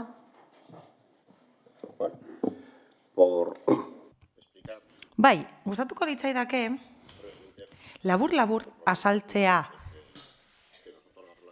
5 minutu hauetan 4 puntu. 2 puntu hauek ekartzen ziren kontratuaren prezioak berrikusteko proposamena ekarriko genuen, indarreko prezioak berrikusiko ziren, eta prezioen berrikuspen orokorragoa egin behar da, KPI-aren 100% kontuan hartuta, eta gainera ezetozen bat enpresak proposatutakoarekin. 4 puntu aurkeztu ditugu udal gobernu honek denbora duelako eta denboran zehar, denbora nahiko hartu duelako luzapena egiteko eta denbora nahikoa dugulako espedientea hasteko. Eta horren bestez, lizitazio berriari zentzua eman nahi diogu, esleipendunari eta zerbitzuari, eta hori egingo dugu defendatzeko zerbitzu hobea ematea herritarrei. Hala, bi errekurtso aurkeztu ditu enpresak eta 2 puntu hauek zer ematen dute ba. Ziurtasuna ematen diote zerbitzuari, kontratuaren prezioari. Hori funtsezkoa da, enpresa jakiteko zenbat kobratzen duen eta jakiteko udalak zer ordaintzen duen. Beraz, puntu hauekin ebazten da desadostasuna. Eta horregatik, aukera zegoen luzapena egiteko eta kontratu berria hasteko modu koherentean eta ordenatuan.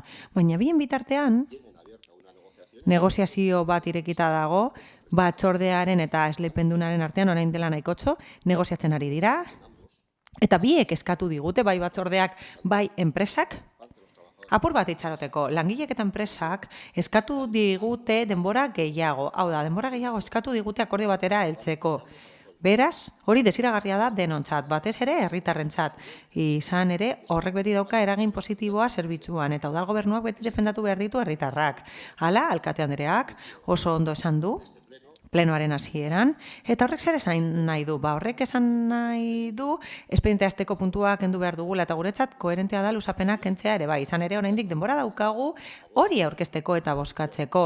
Gure helburua zen itzita ustea legegintzaldi honetan ordenatuta jarduteko, eta serioak izateko, eta egin behar den bezala egiteko, eta kudeaketa ona egiteko, baina hori gora bera denbora nahikoa daukagu, eta oraindik luzapena onartzeko hilabete batzuk ditugu, eta kontratuaren hasiera onar daiteke. Hala eta guztiz ere, bi aldei jakinarazi diegu beharrezkoa dela udal gobernuarentzat espedientea ahalik eta lasterren izapidetzea. Eta horregatik denbora ematen diegu askatasuna izan dezaten adostasunera heltzeko eta akordio on bat lortzeko. Haientzat ona dena, noski, ba, ez da mugagabea denbora hori, denbora mugatua izango da. Izan ere, herritarrek behar dute zerbitzua luzatzea hurrengo espedientea hasteko. Horregatik, hain zuzen ere, tarte horrekin erabaki hori hartu ahal izan dugu. Ona da batzordearentzat, ona da enpresarentzat, eta ona da herritarrentzat, eta espero dugu aprobetxatzea eta behar den bezala akordio batera heltzea, hori da gure helburua eta hori da hartutako erabakia.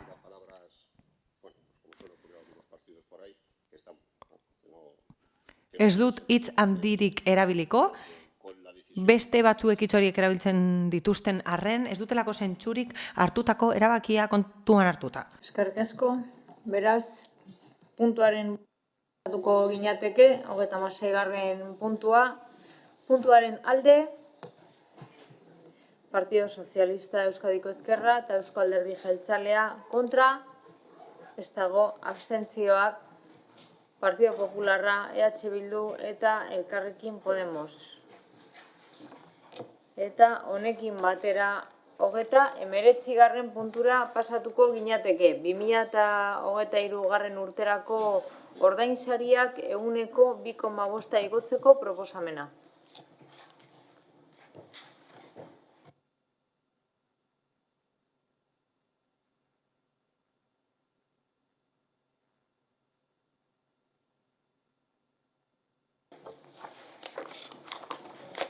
Batzordearen proposamena hau da.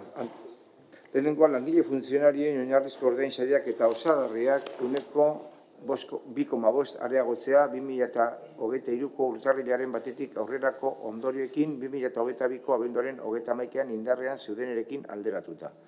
Bigarrena, langileen ordainsaria funtzionarioen kontzeptu berdinetan 2,5 areagotzea, 2023 urtarrilaren batetik aurrerako ondorioekin 2022ko abenduaren 31an indarrean zeudenekin alderatuta. Hirugarrena, behin-behineko langileen ordainsariak 2,5 areagotzea 2023 urtarrilaren batetik aurrerako ondorioekin 2022ko abenduaren 31an indarrean zeudenekin alderatuta. Laugarrena, lanpostuen zerrendaren aldaketa honestea areagotzea hau aplikatzeak dakartzan zenbatekoekin balio berriak jasotzen dituzten taulak erantzen dira. Bosgarrena, alkatetza gaitzea erabakia gauzatzeko. Seigarrena, akordio hau eta Bizkaiko aldizkari ofizialen argitaratzea lanpostuen zerrendarako elastiko gisa eguneratutako ordainsarien balioekin. Eta gero, agertzen dira ordainsarien balioak. Uriarte jauna. Eskerrik asko, alkate andrea. Idazkari jaunak aurkeztu duen moduan, zertxoa gehiago garratuko dut, eta batez behazatzeko de conformidad con el máximo incremento salarial. Estatuko aurrekontu orokorren legean esarritako gehieneko soldata gehikuntzarekin bat etorriz, 2,5 igoko dira soldatak. Eudelek esarritako gomendioari jarraiki ere bai. Hala, negoziazio mailan eztabaidatu eta negoziatu da igoera hori, eta gainera aurrekontu nahikoa dago hori finantzatzeko. Horregatik, osoko bilkurari proposatzen diogu alde bozkatzeko, eta 2023ko soldatak 2,5 igotzeko langile guztientzat. Mila esker. Norbaitek hitza? Ez? Beraz, bozketara pasatuko ginateke, proposamenaren aldeko bozkak, hau batez onartua. Eta honekin 40. puntura pasatuko ginateke, esku hartze sozioedukatibo eta psikosozialeko zerbitzua emateagatik agintzari kooperatibari faktura ordaintzeko proposamena. Batzordearen proposamena hau da bat, ekonomia prozesalagatik prozedurarekin jarraitzea eta espedientean prestazioen valorazioari buruz jasotako informazioaren arabera zerbitzu emaileen aldeko kalte ordaina finkatzea. Udala bidegabe aberastea saihestuz aurkeztutako eta adostutako fakturekin bat datorren zenbatekoan zehaztasun hauekin. Servizio SISEP, otzailakoa, 30.741,77 euro. Faktura horiek onartzea eta horretarako agintzari sozial kooperatibaren aldeko obligazioa aitortzea.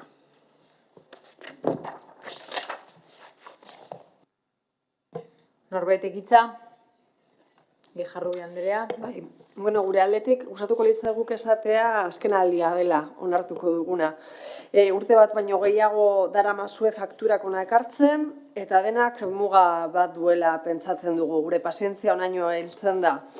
Ez dugu ukatuko merkatu berezionen baldintzak aldakorrak direnik, baina baldintza aldakorretan ere kudeaketak aurrera egin behar du. Urtebete pasa denean hobeda uste dugu gure aburuz lehiaketan errakuntzaren bat izatea, bide irregular honetatik segitzea baino eta honen bidez ordainketak egiten jarraitu beharrean. Gaur aurroketan bezala abstenitu egingo gara, apirilean espero dugu puntu hau ez ikustea gai ordenean, eta ikusten baldin badugu eseskoa emango diogu. Azkenean kudeak eta txarraren adibidea baino ez da, honako hau. Eskerrik asko, beste norbaitek? Ez, beraz bozketara pasatuko gara, proposamenaren aldeko bozkak. Partido Sozialista eta Euskadiko Ezkerra eta JPNV. Kontra? Partido Popularra. Abstentzioak, EH Bildu eta Elkarrekin Podemos. Eta honekin batera, 41. puntura pasatuko ginateke, Iberdrola klientes zauri fakturak ordaintzeko proposamena. Eraki proposamena batzordeak bidalitakoa honela dino. Bat, ekonomia prozesalagatik prozedurarekin jarraitzea eta espedientean prestazioen valorazioari buruz jasotako informazioaren arabera Zerbitzu mailaren aldeko kalte ordaina finkatzea. Udala bidegabe aberastea saihestuz, aurkeztutako eta adostutako fakturarekin bat datorren zenbatekoan honako zehaztasun hauen arabera. Agertzen dire faktura batzuk guztira dire 686.096,87 euro. Faktura horiek onartzea eta Iberdrola klienteseri aldeko obligazioa helburu horregaitik aitortzea. Ocio Andrea. Bai, eskerrik asko alkate Andrea eta egun on guztioi. Honako puntu honetan, udal instalazioetan energia elektrikoa hornitzeko zerbitzuaren bi faktura dira. Aurreko kontratua 2022ko maiatzaren 30ean amaitu egin zen. Kontratu berria urte bereko abuztuaren 9ean esleitu zen eta handik aurrera legezko epeak zenbatzen hasi ziren. Eta kontratua 3 aste beranduago, hau da, 2022ko irailaren 2an sinatu zen.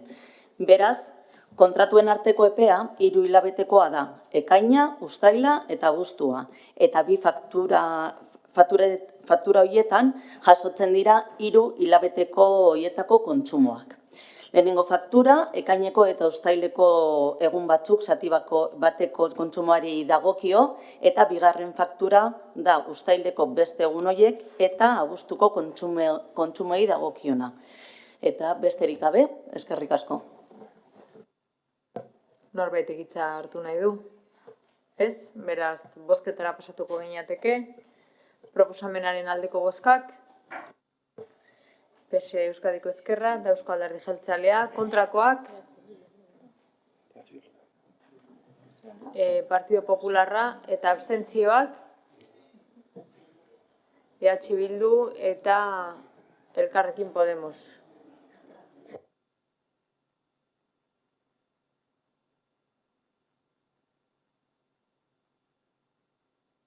Eta honekin batera 42. puntura pasatuko ginateke, bozeramaileen batzordeak 2023ko martxoaren 7an emakumeen nazioarteko egunari buruz onartutako adierazpen instituzionalaren berri ematea.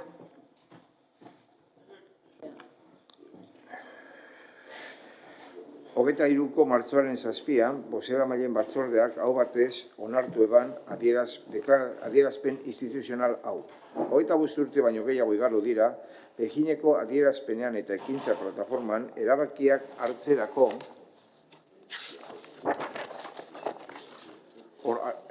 orduan gizonen eta emakumeen artean parte hartze politikoa eta boteraren banaketa orekatua lortzeko nazioarteko akordioa hartu zenetik. Naiz eta aurrerakuntzak izan diren munduko herrialde gehienek ez dute genero berdintasuni lortu eta gutxi batzuk bakarrik ezarri edo bete dituzte sexuen arteko berdintasunean asmo handiko helburuak. Egungo krisi anitzen testuinguru honetan, gizarte, ekonomia ingurumen eta gobernantza ereduak birplanteatu nahi dira, berdintasun arrakala gutxitzeko asmoarekin. Arrakala horiek gizartearen zati handi batentzat handitu direlako eta batez ere emakumeentzat. Orain da liderrak izateko garaia, erakundeak eta gizartea eraldatzeko harreman eredu askoz ere inklusiboagoak, kooperatiboagoak eta sortzaileagoak lortzeko. Sektore anitzeko lankidetzako gobernantza feministaren eredu baterantz aurrera egin behar da. Elkar entzutean oinarrituz, baita botere eta erantzukizunen banaketa eta partaidetza prozesuak abian jartzean ere.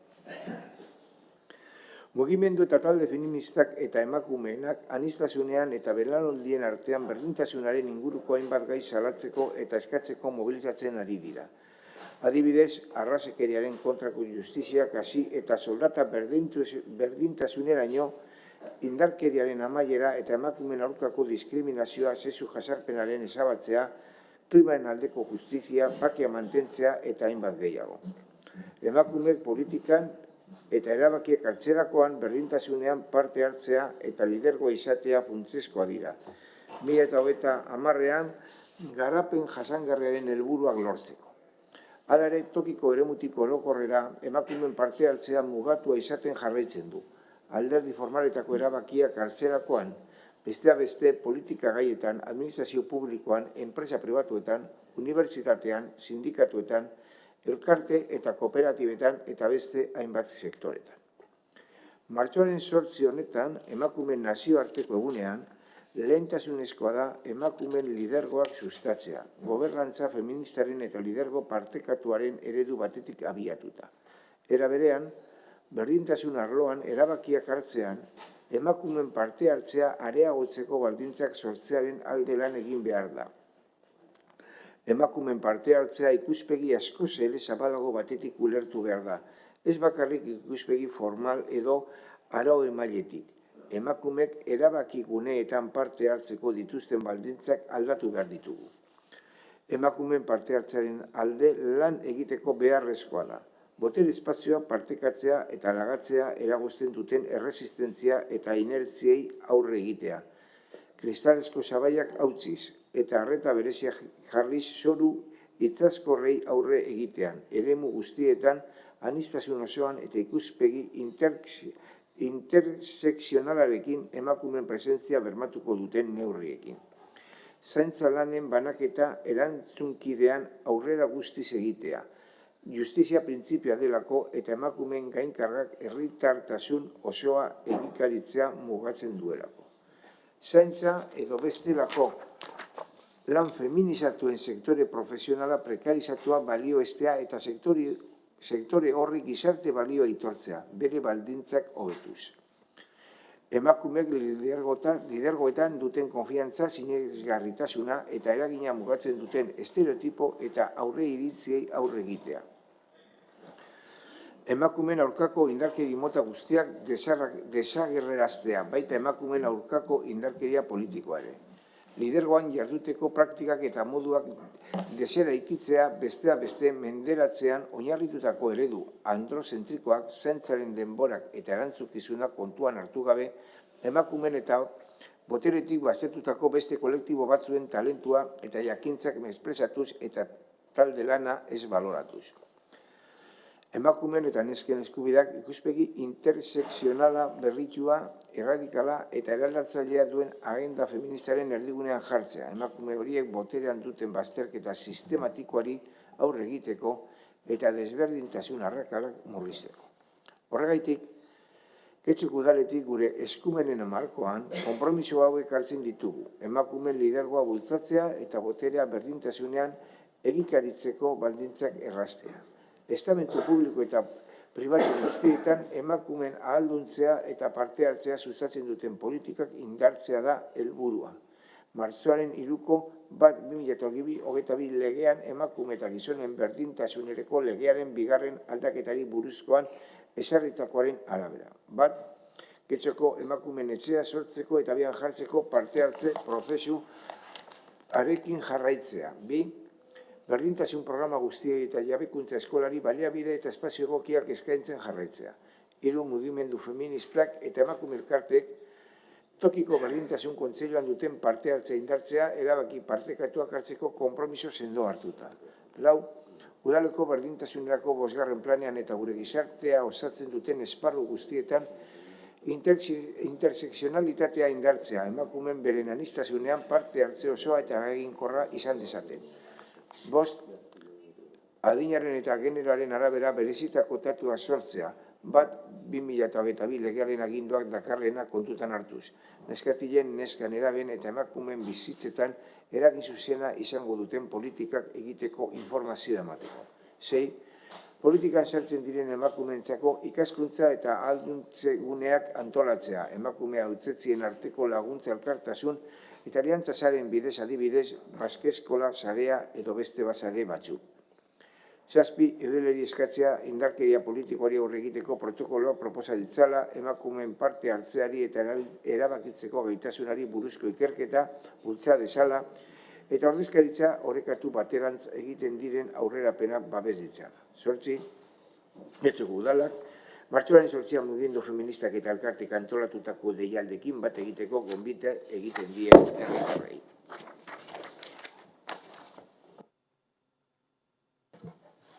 Eskerrik asko. Hitza, Amiga Anderea.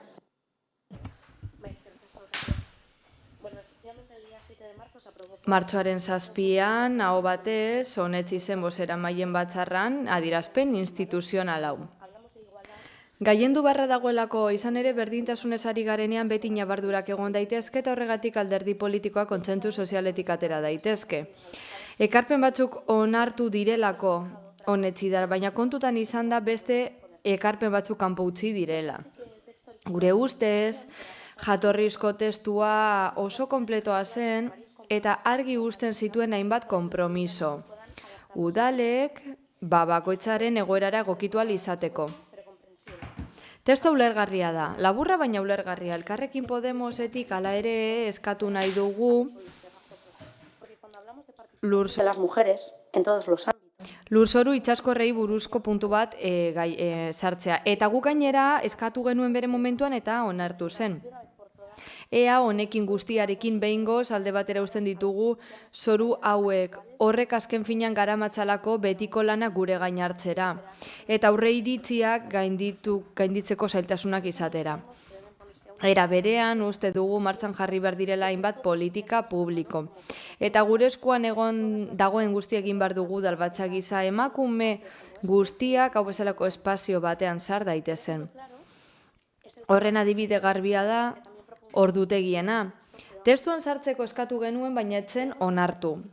Uste dugu erabateko parte hartze hau ezinezkoa dela politikan ordutegiak ez badira egokitzen alde neurrian behintzat horrela bizitza pertsonala eta profesionala ondo uztartuko dira eta gainera esan bezala gure emakumeon ibilbide profesionala bermatuko dugu. Ezin dugu goizeko 8 egindako bileratan aipatu horrelakorik eta esan kontutan hartuko del nik gero konpromiso gisa ez bada hartzen eta adierazpen instituzional batean ez bada sartzen. Asmoen adierazpen ere izan behar duelako honek. Paperan jasota geratzen ez bada eta udal gisa esaten ez badugu argi eta garbi parte hartze osoa bermatu nahiko dugula, ez dugu aurrera egingo. Bozeramaile batzar horretan bertan esan zen nirik eskatzen nauen zerbait. Zerbait pertsonal gizartzen dugu, zerbait txarra izango balitz bezala, baina gure lankide batek udal baten zera proposatu zuen. Bere alkatea goizeko 7:00 deitzen ditu bilera batzuk modu erregularrean, eta, klaro, 3 urteko umea eraman behar izan du askotan, ez duelako modurik inorekin usteko. Beste lagun bati ere, beste udal batean, gertatu zaio goizeko 8:30 joan behar zen legegintzaldi osoan altalkatari eskatzen eta eskatzen ibili zen ordutegi aldatzeko aurrak lanera ez eramateko. Bere garaian hau etzen ez kontutan hartu, politika utzi behar izan du. Hala ere, zerbait pertsonal gisa ikusi nahi baduzu aurrera, baina esango dizuet, Kate Millerrek esan bezala, pertsonala ere politikoa dela. Izan ere gaur niri eragiten dit, lagun bati, baina bihar beste batzuei. Eta ulegeak egitea da, bidea irekitzea, neurriak hartzea, oztopo guztia gainditzeko, borrokarekin konstantziaz eta konpromiso. Zerbait pertsonala dela uste baduzue, horrela izan delako legegintzaldi honetan, behar bada izango da, ez duzue behar bada antzeko kasurik ikusi. Eta horregaitik garrantziak entzen diozue behar bada. Kontua da emakume gazte gutxik lortzen dugula ama izatea politikari izan bitartean. Eta ama direnean, kargu hau lortzen dituztenean, egiaztatu da, datu eta azterlanekin, urte gutxiagoz geratzen direla, politikan eta ez direla horren beste legegintzalditan egoten gizonen aldean. Hau zerbait pertsonala da edo kolektiboa izan beharko litzateke. Jende falta politikan, emakume gazten falta eta perspektiba falta beste realitate batzuekiko. Askoz pentsa molde irekiagoa behar dugu, hau ez da pertsonala, guztio iragiten diogu, guzti hori dagokigu. Pertsona bakarrak planteatzen badu ere hori hasiera baino, ez da, eta horrek ez dozenei aukera ez denik. Ez dio ni bakarrik, martxoaren 3 osoko bilkura egin zen, Gernikan, eta emakumeen artekoa izan zen, eta bertan hainbat alderdi politikok esan zuten, uztartzea konplikatua zela politikan, eta hala da. Alase aitortu behar dugu, eta ikusgai egin. Horregatik, parte hartze osoa sari bagara, arditzagun kontuan hutsarte hauek. Eta horren alde lan egiten jarraituko dugu borrokan, konpromiso sardezagun eta politika publikoak sor daitezten egiturazkoak. Eta horren bitartez, boterearen errepresentazio orekatua lortu dadin. Bukatzeko, emakume bakar batek ere ibilbide profesionalari uko egin behar ez izateko eta bizitza profesionalari uko egin behar ez izateko esan dezagun emakumeak gora. Beste norbaitek Ez? Aurrera egingo dugu orduan. 43. puntuarekin 657/2023 zenbakidun dekretuaren berri ematea udalaren 2022ko aurrekontu orokorraren likidazioa onesteari buruzkoa. Batzordearen proposamena da 657/2023 zenbakidun dekretuaren jakitun egon 2022ko aurrekontu orokorraren likidazioari onesteari buruzkoa.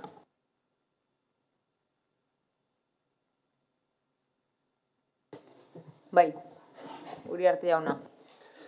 Andrea, eskerrik asko. Getxoko udalak aurrekontuan aurreikusitako ekintza eta inbertsio guztiak finantzatzea lortu du 2022an. Izan ere, handitu ere egin dugu. Así pues, las autorizaciones de gasto han sido de... Hala, ordainketa baimenak 124.750.000 eurokoak izan dira. Aurreikusitakoa baino 13,4 gehiago eta hain zuzen ere inbertsioen atalean 22,2 milioi euro gehiago baimendu ditugu.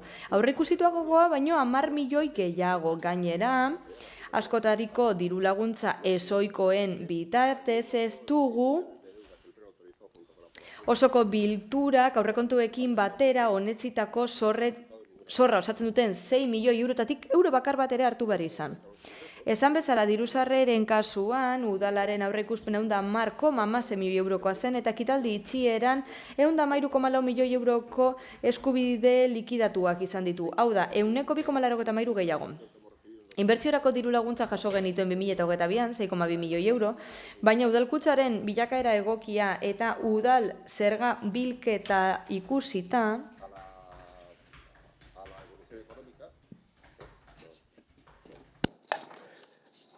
ez daukat apuntetuta, baina bros esango dut.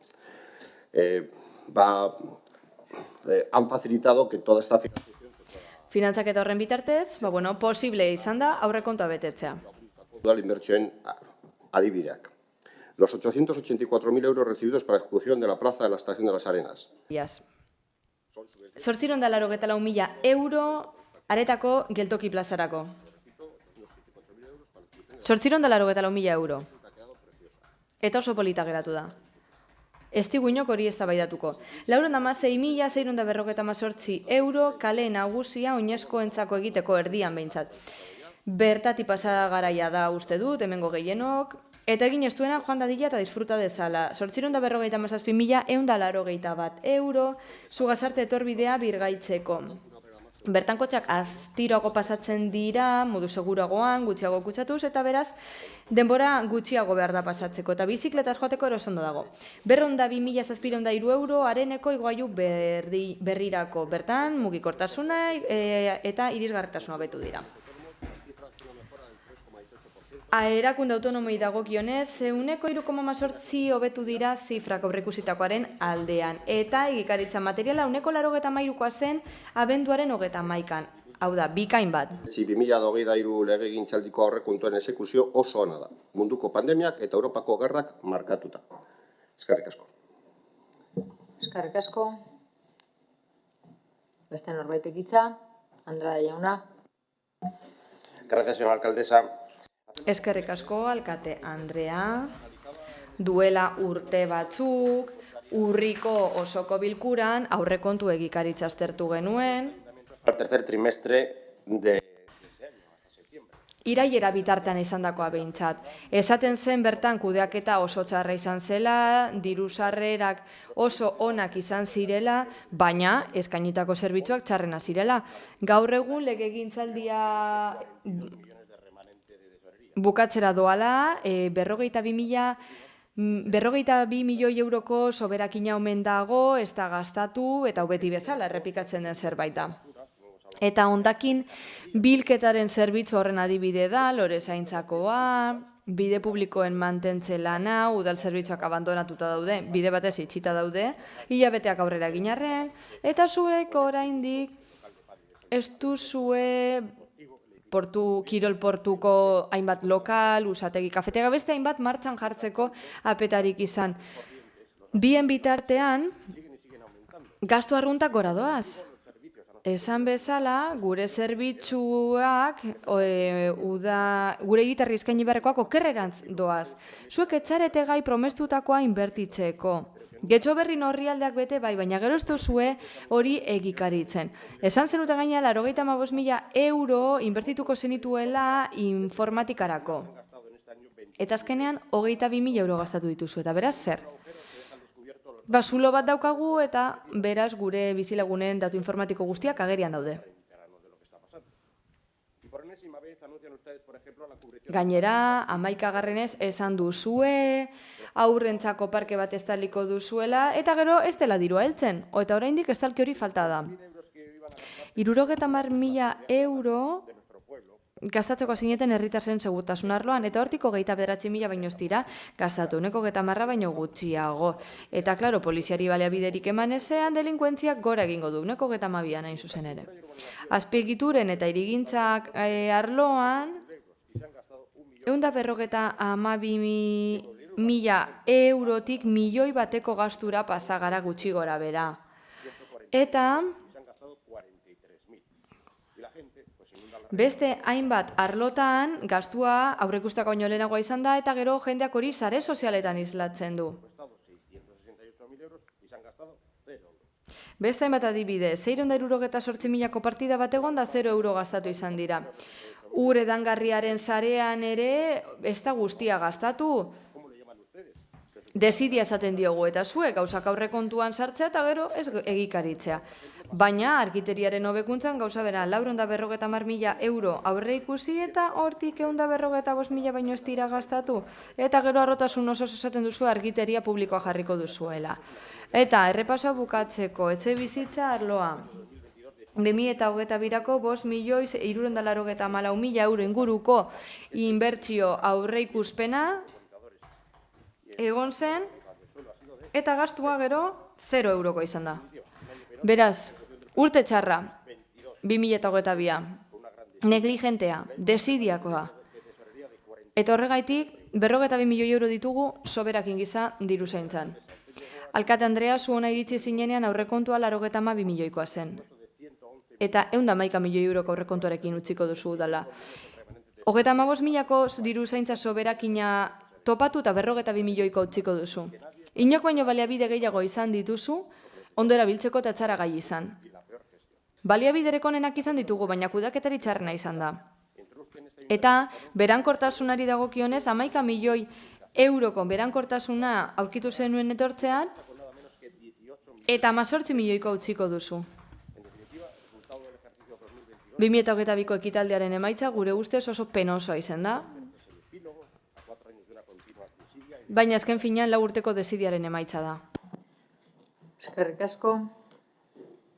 Eguren Andrea. Bai, eskerrik asko. Bueno, pues beste zer baino lehen errepaso bat egin dut. Ea gai zerrendako puntu egokia nagoen. Hau kontu emate bat zen. 6/7/2023 dekretuaren berri ematea. Aurrekontu orokorraren likidazioarena. Beraz, zuzen nengoen. Mugatuko naiz puntu honetara bera. Eta ez dut errepikatuko, jada esan dena.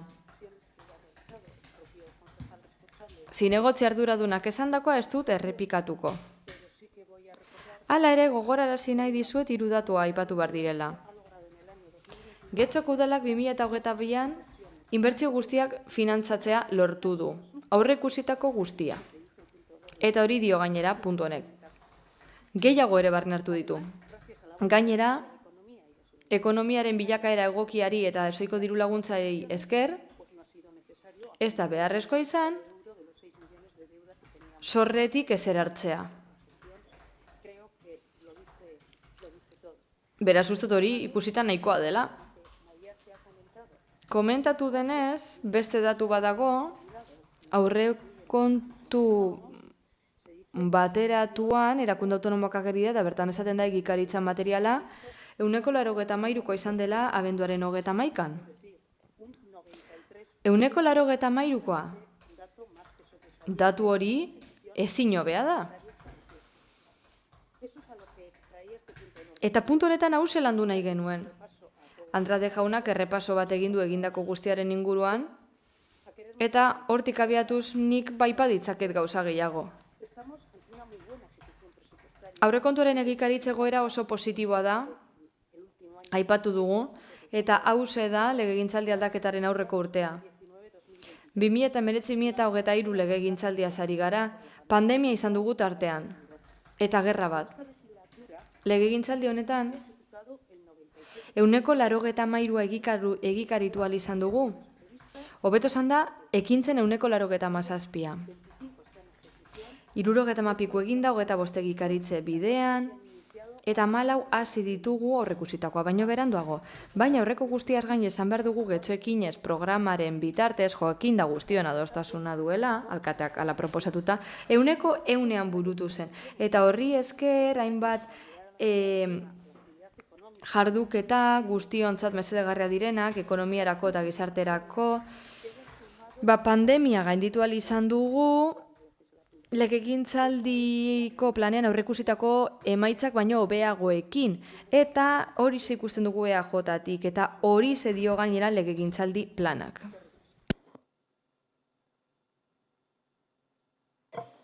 Eskerrik asko.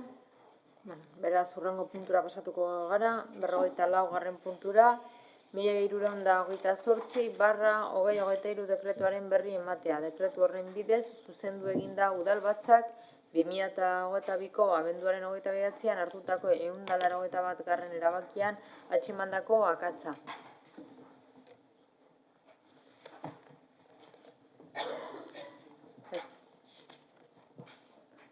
Inorrek ez badu hitza hartzen. Batzordearen proposamena, da bertan irakurriko dugu, eta honela dino. Dekretu honekin jakitun gehiagatzea eta ezer lehenengokoa kudeaketa zerga bilketa ikuspenari buruzko udal ordenantzak aldatzeko proiektuan 93. artikulu 5. eta 6. ataletan antzemanako akatsa zuzentzea honela. Agertzen da zer esaten duten udal ordenantzak aipatutako artikuluetan, eta gero jartzen du bebai zer esan beharko leuke artikulu horiek horretan. Bigarrena, Bizkaiko aldizkari ofizialean argitaratzea, akatsaren zuzenketa eta udalaren webgunean argitaratuko testua aldatzea. Eta hirugarrena, dekretu honen berri ematea udalbatzak.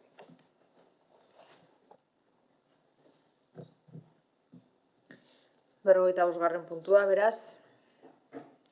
992/2023 dekretuaren berri ematea, dekretu honen bidez, jakinarazi nahi dizuegu Arantxa Rica Alvarez korporatiboaren dedikazioa partzialari uko egin zaiola.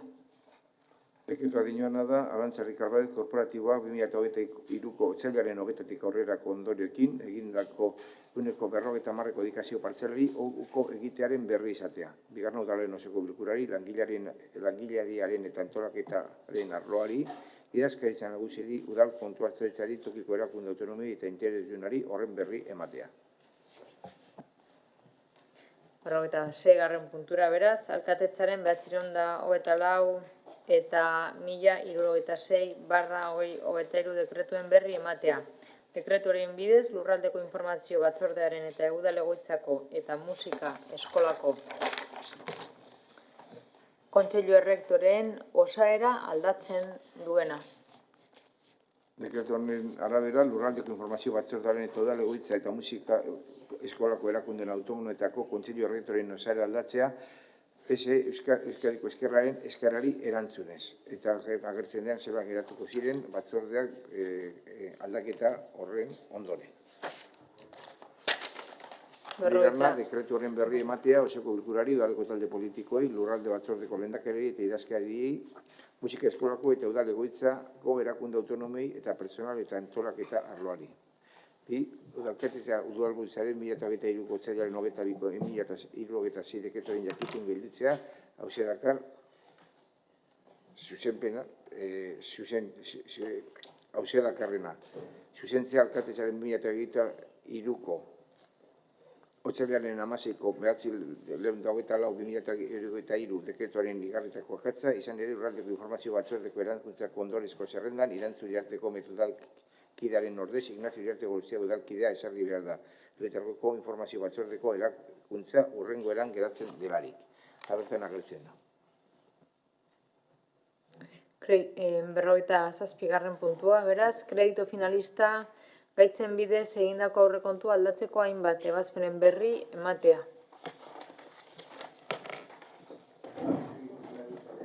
Erabizagekuntzaren erabilaren bidezko aurrekontu aldaketa, den dekretuak jakitun geratzea, da 1021-2022 zenbakidun ebazpena, guztira da 1.075.527,63 euroko zenbatekoa. Eta da gizarte larrialdietako laguntzak gehitzeko. Berrogeita 8. puntua, beraz,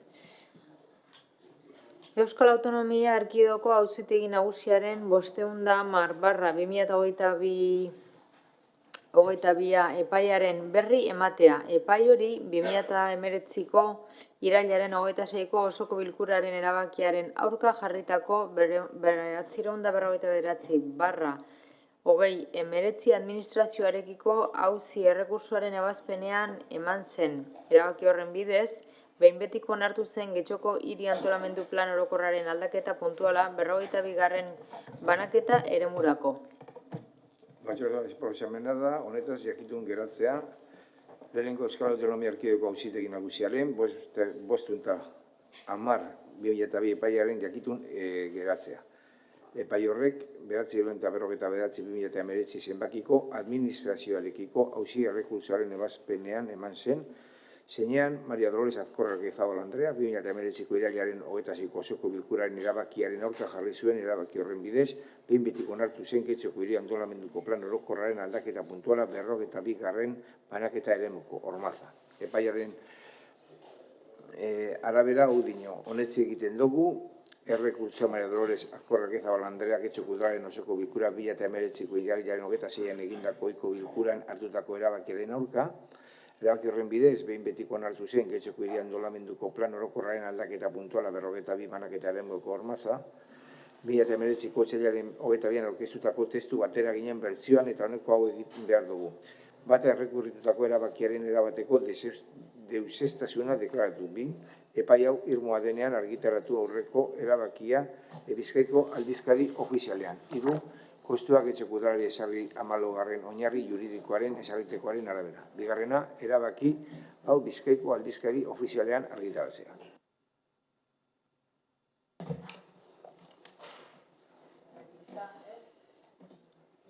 Bai, barkatu, Uribe de la Espriella Andrea. Eskerrik asko, aurreko lurralde batzordean gobernu taldeak epai honen berri eman zigun.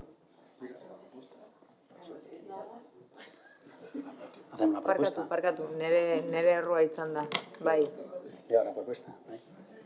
Azalpena eman baduzu. Eskerrik asko, Alkate Andrea. Bueno, pues como dimos a conocer en la Comisión de Territorio anterior, Auzitegi Nagusiaren epaia irmo bihurtu una vez adquirido firmeza la sentencia del tribunal, buruzkoa, procedemos a dar cuenta de la sentencia en la modificación puntual del PGU de Getxo. aipatu behar dugu. Zertan datzan, badakigu aurkaratzea 9 arrazoitan oinarritu zela eta honela laburbilduko dut. Alde batetik, APOaren aldaketa puntualerako akordioaren aurka egin zen, eta izapideak hasi aurretik lega kontuan hartzeko esaten da, 2. ingurumen ebaluazio estrategiko ez dela bete, 3. herritarren parte hartzeko programa ez dutela egin, 4. herritarren parte hartze alde batera ustea, 5. egindako alegazio ez erantzutea, 6. segurtasun juridikoaren printzipioa, fedonaren printzipio eta lurzoruaren izoera arautuarekiko konfiantza legitimoaren printzipio ez betetza bai, eta Ormazako eremuan berdindan banaketen printzipio ere, 7. arbitraritasuna jarduketa isolatuen zeuskidro jardukeren mugatean, 8. eraldaketa jarduketen iraunkortasun ekonomikoari buruzko txostena egitea, 9. lurzoru eta irintzari buruzko legearen 6. xedapen iragankorra ez betetzea, Horietatik guztietatik 3 zenbatetzi dira. Bat, herritarrek parte hartzeko programa ez egitea eta aldez aurretik onartzea aldaketaren izapidekin hasi aurretik. Bi, iraunkortasun ekonomikoari buruzko txostena ez egitea eta jarduketaren iraunkortasun ekonomikoa egiaztatu ez izana. Eta 3, apo baten aldaketa puntual batean banaketa eta aprobetxamendu tipo alde batera usteko ezintasuna. Horrek esan nahi du antolamendu tresnaren erabateko deuseztasuna, idazkari jaunak esan bezala, eta horrekin batera administrazio bidean irmotasuna lortu ez duten jarduketa guztiak. Administrazioarekiko auzion jurisdikziori buruzko legearen 73 artikuluan ezarritakoa betez. 3 gaiak, formazko gaia dira berez, teknikoak dira, baina plangintza tresnen erreglamendu izaeragatik ala nola aporen aldaketa puntualagatik erabat deusezak dira. Epaiaren ondorioi dagokienez, adierazi behar dugu ez diela eragiten administrazio egintzen segurtasun juridikoaren printzipio dela eta emandako eta abian dauden 3 lizentziei. Eta gainerako jarduketen kasuan, integratua zuzkidurakoak eta isolatuak, ezingo dira gauzatu plan berri batek gaitu arte. Gai hori, aporen berrikuspena onartzean gertatzea espero dugu. Eskerrik asko. Eskerrik asko, Oierra Azpei Andrea. Gracias. Bueno, en la pasada comisión... Aurreko batzordean esan den bezala kontu emate bat egin zen. Hala, auzitegiaren epaiaren berri eman zen, eta guk zer ikusten dugu? Guk ikusten dugu horrela erakusten dela akats larriak egin zirela, eta parte hartzea ez zela zuzena izan herritarrentzat. Gainera, epaiak aipatzen ditu akats burokratikoak. Guretzat hori negligentzia argia da. Horregatik, koaliziotik uste dugu gobernuak aitortu beharko lituzkela bere akatsak. Eta gainera, arretaz jardun beharko lukeela hurrengo urratsetan. Honen inguruan emango direnak, eta batez ere hurrengo apoarekin lotutako urratsei dagokienez. Izan ere, helburua da udal prozeduretan parte hartzea zuzena izatea. Hala izan beharko litzatekeelako. Parte hartzea zabala izan beharko litzateke eta arreta jarri beharko genuke sentsibilitate guztia kontuan hartzeko. Hala, guri iruditu zaigu udal gobernuarentzat epaia ez dela behar bezain garrantzitsua izan eta eskuak garbitu nahi izan dituela. Gainera, larriagoa bada ere ematen zuen ez zutela ezer ikasi nahi. Eta ikasten ez denean arriskua dago berriro ere erortzeko harri berberarekin eta akatsak errepikatzeko. Laburbilduz, uste dugu gobernua gutxiagotu nahi dituela akatsaren ondorioak eta guztia lotzea apoarekin erantzulerik bilatu gabe, eta ematen du horrela dana dagoela ebatzita eta konponduta. Horren bestez, gustatuko litzaizuke esateak eskatuta gaudela. Haiek esaten dute, ez dutela uste eraginik egongo denik gainerako obretan, eta ez dugu esango ondo edo gaizki iruditzen zaizkigun, baina herritar batzuek lizentziak zituzten eta baimenak zituzten eta errekurtsoak alda ditzake horiek, eta ematen du urratuko direla horrela bere eskubideak, eta ez daukagu argi herritarrek honen ondorioak pairatuko dituzten. Eta une honetan agian ez da ondo ikusten nortzuk diren eraginpekoak edo kaltetua, baina horrengo hilabeteetan ikusiko dugu pertsona batzuek kaltea jasaten dituztela. Azkenik, 2019an, honen inguruan hitz egin zenean, eta errekurtsoan jasota dagoena eztabaidatu zenean, Elkarrekin Getxotik esan genuen aldeak ikusten genituela. Izan ere, uste genuen gabeziak zeudela, ez horiek forman, ez horize. Uste dugu gainera etxebizitzaren arazoa esela konpontzen eta planteatutakoak ezuela osoko ikuspegirik. Mila esker. Eskerrik asko. Jarri Andrea. Bai, eskerrik asko. Egunon berriz ere. 2019ko iraian ekarrik zenuten exekuzio unidade honretarako aldaketa puntualaren behin betiko onarpena.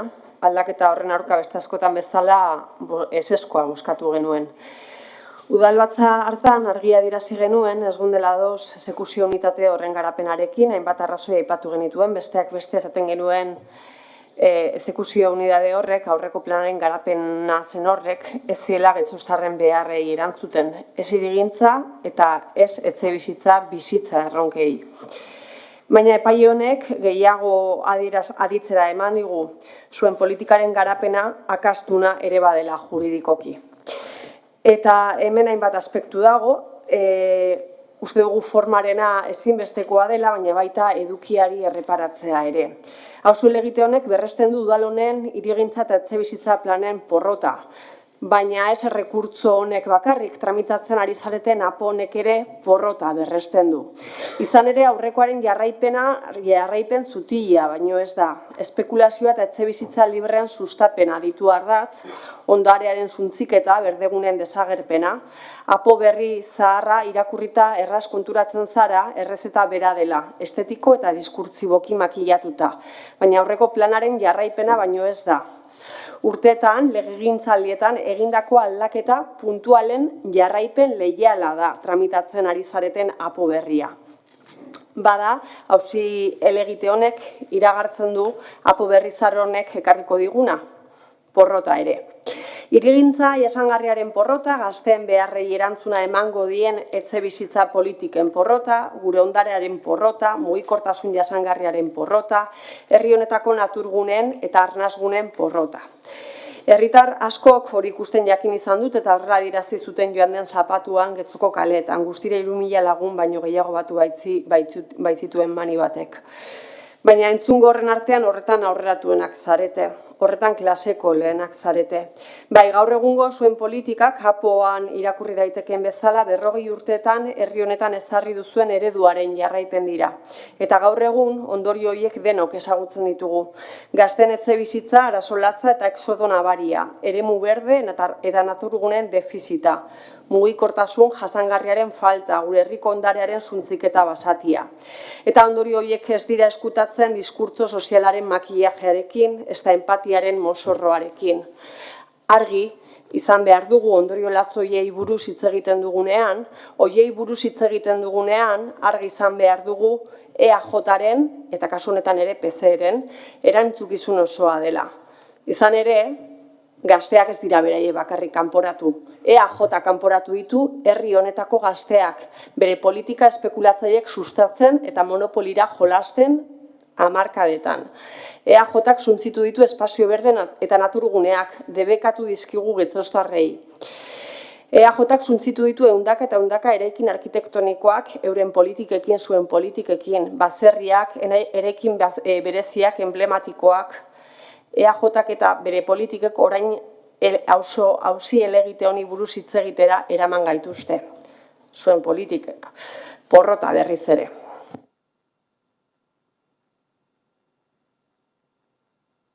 Eskerrik asko, beste norbaitek, ez?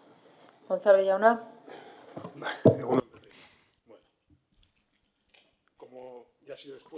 Azaldu den bezala eta egiaztatu alden bezala epaian, badaude 3 kontu formal. Formalak dire eta prozedurarekin lotuta daude.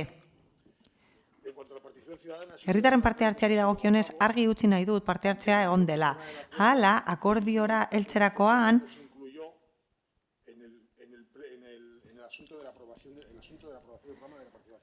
parte hartzea esen txertatu, baina hala izan da. Hala, egonkortasun ekonomikoari buruzko txostena argia da eta desadostasuna dago dokumentuan. Hala, ezinezkoa da unitate bat erabiltzea eta gure teknikariek eta juridikoek uste dute kontu hori zalantzagarria zela eta interpretatu ahal zela. Eta auzitegiak murriztaiena den interpretazioa erabaki du. Beraz, ikus dezakegun bezala, kontu horiek, kontu formalak dira, teknikoak dira eta eskuartze politikorik gabekoak dira. Baina, udal gobernutik aipatu nahi ditut 2 kontu garrantzitsuak direnak etorkizunerako. Lehenik eta behin, epaiak aipatzen du hiri eredua eta apoaren aldaketa zehatza oinarrituta dago jarduketa desberdinetan eta bigarrenik, eremu baten baitan, modu arrazoituan egin daiteke jarduketa bat eta isolatutako jarduketa desberdinak egin daitezke. Horren bestez, apoaren berrikuspenak aurreikusi du antzeko konponbide bat hormasarentzat. Beti ere doitze tekniko egokiak eginez eta eguneraketa bat aplikatuz zuzkidura honetan. Eta kontuan hartuta apoaren berrikuspenak betetzen dituela lege betekizun guztiak, uste dugu akats bakarra izango dela berandutzea, baldin eta apoaren berrikuspena onartzen bada adierazitako epean. Bukatzeko gustatuko litzaidake barkamena eskatzea gure zerbitzu tekniko eta juridikoen izenean eta udal gobernuaren izenean. Azken finean, gobernu taldea delako arduraduna. Gobernua da arduraduna gaizki eta ondo jokatzen duenean. Izan ere ez ginen konturatu akats horiek eragin zutela aldaketa partziala egitea eta aldaketa zehatza egitea hormasako eremuan. Mila esker. Bueno, nik uste dute puntu asko ditugula aurretik eta 10 minutuko etenaldia egingo dugula. 12ak 20 gutxi dira, 10 gitxitan hemen ikusten gara. Venga.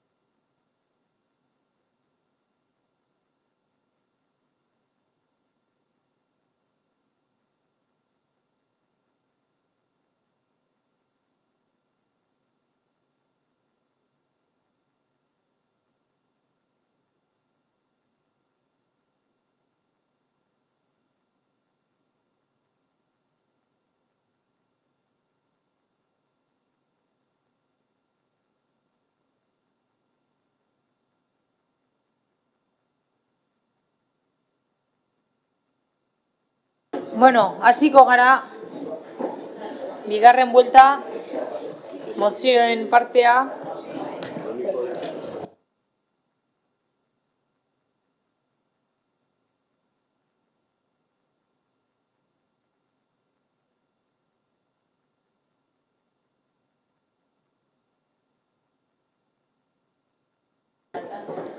Bueno, bai, hasiko gara, bai, mozioak, ez dakite.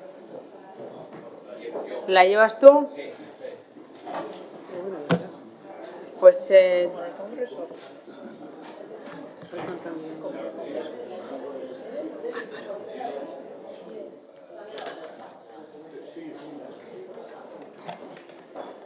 bueno, PP alderdiko 59. puntua, udal taldeak aurkeztutako mozioa udalerrian segurtasuna hobetzeko neurriak.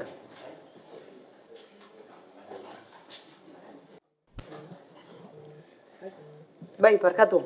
Gonzalo jauna, bai. Zorria lekerika jauna. Muchas gracias, señora alcaldesa. Eskerrik asko alkate anderea. Irakurriko dut mozioa. Udalak egindako azterlanen arabera, udalerrian dagoen arazo nagusietako bat herritarren segurtasuna hobetzearen ingurukoa da. Halaber, arazo hori sarritan aipatzen da parte hartzeko zenbait prozesutan. Popular udal taldean, kezkatzen gaitu Getxon gero eta delitu gehiago egoteak. Hortaz, uste dugu beharrezkoa dela joera hori zuzentzeko neurri gehigarriak hartzea. Hasteko, egokia litzateke udalerriko auzo guztietan komisariak egotea. Ez dute zertan makro komisariak izan, baina herritarrei segurtasuna eman ahal diete. Baita bertan izapideak eta salaketak egiteko aukera ere. Bestalde, kontuan hartuta Europar Batasunak gomendatutakoak baino udaltzain gutxiago ditugula, uste dugu, datozen 2 urteetan, 100 plaza gehiagotan handitu beharko litzatekeela langileria. Gainera, proposatzen dugu udaltzainak taser motako pistoles eta kamera pertsonales hornitzea, baita bide publikoan segurtasun kamera gehiago jartzea ere. Herritarrek sarritan adierazten dute udaltzainak oinez patruiatzen ikusi nahi dituztela. Hurbiltasun eta segurtasun gehiago ematen dielako herritarrei. Beraz, Popular udal taldetik oinezko patruinen kopuru handitzeko eskatu nahi dugu. Korrika deritzenak hain zuzen ere. Baita zeharo oinez egiten diren zerbitzuen kopurua handitzeko ere. Azkenik, proposatzen dugu udaltzaingoaren barruan txakurren unitate bat sortzea. Delituak eta araua usteak antzeman eta prebenitzen laguntzeko. Horregatik, guztiagatik, Popular udal taldeak honako hau aurkezten dio osoko bilkurari. Bat, Getxoko udalak komisariak jartzea udalerriko auzo guztietan. 2. Getxoko udalak udaltzainen plantilla 100 plazatan handitzea datozen 2 urteetan. 3. Udalak udaltzainak taser motako pistoles eta kamera pertsonales hornitzea. 4. Udalak bide publikoan segurtasun kamera gehiago jartzea. 5. Getxoko udalak oinezko patruien kopurua handitzea, baita Getxoko udaltzaingoak zeharo oinez egiten dituen zerbitzuen kopurua ere. 6. Getxoko udalak udaltzaingoan txakurren unitate bat sortzea. 7. Mozionen berri ematea udal komunikabideetan. Bien. Mozioan esaten dugun bezala, segurtasunik eza da herritarren kezkarik handienetako bat, azterlan guztietan eta prozesu parte hartzaileetan, udalak egindakoetan, alegia. Aldi berean, herritarrek helarazten digute kezka hori eta segurtasunik eza sentitzen dutela. Erabat ulertzen dugu kezka hori, eta hori islatzen da delituen gorakadan, izan ere delituak handitu dira azkenengo urteotan gure udalerrian.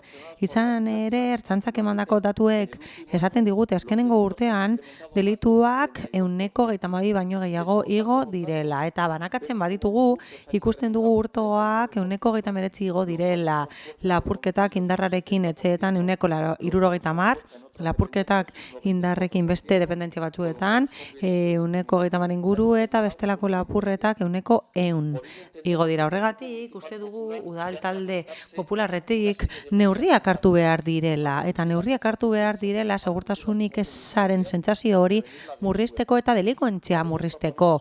Horretarako proposatzen dugu plan estrategiko bat sortzea poliziaren eremuan, eta bertan jasotzea eskatzen ditugun neurri guztiak. Uste dugu egokia izango litzatekeela komisariak egotea auzo guztietan.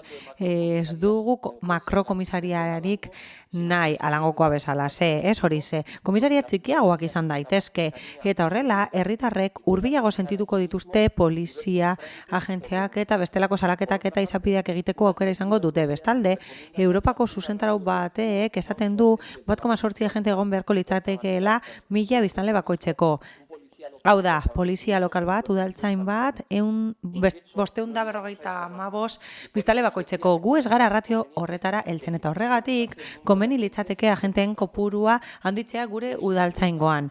Izan ere, kontuan hartuta erretiroak egongo direla, proposatzen dugu langile gehiago hartzea 100 zehazki hurrengo 2 urteetarako. Izan ere, ikusten dugu, kasu askotan, udaltzainak ez direla nahikoak premia guztiak asetzeko.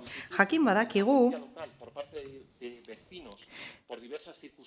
herritarrek udaltzainaren laguntza eskatzen dutela eta denbora asko behar dutela agenterik ez dagoelako laguntzeko. Horrez gain, uste dugu komeni dela gure udaltzainek material egokiak edukitzea bere lana ondo egin ahal izateko. Horregatik, beste kidego batzuetan gertatzen den bezala, eskatzen dugu kamera pertsonalak eta taser pistolak edukitzeko. Berriro ere, eskatzen dugu kamera gehiago instalatzeko bide publikoetan.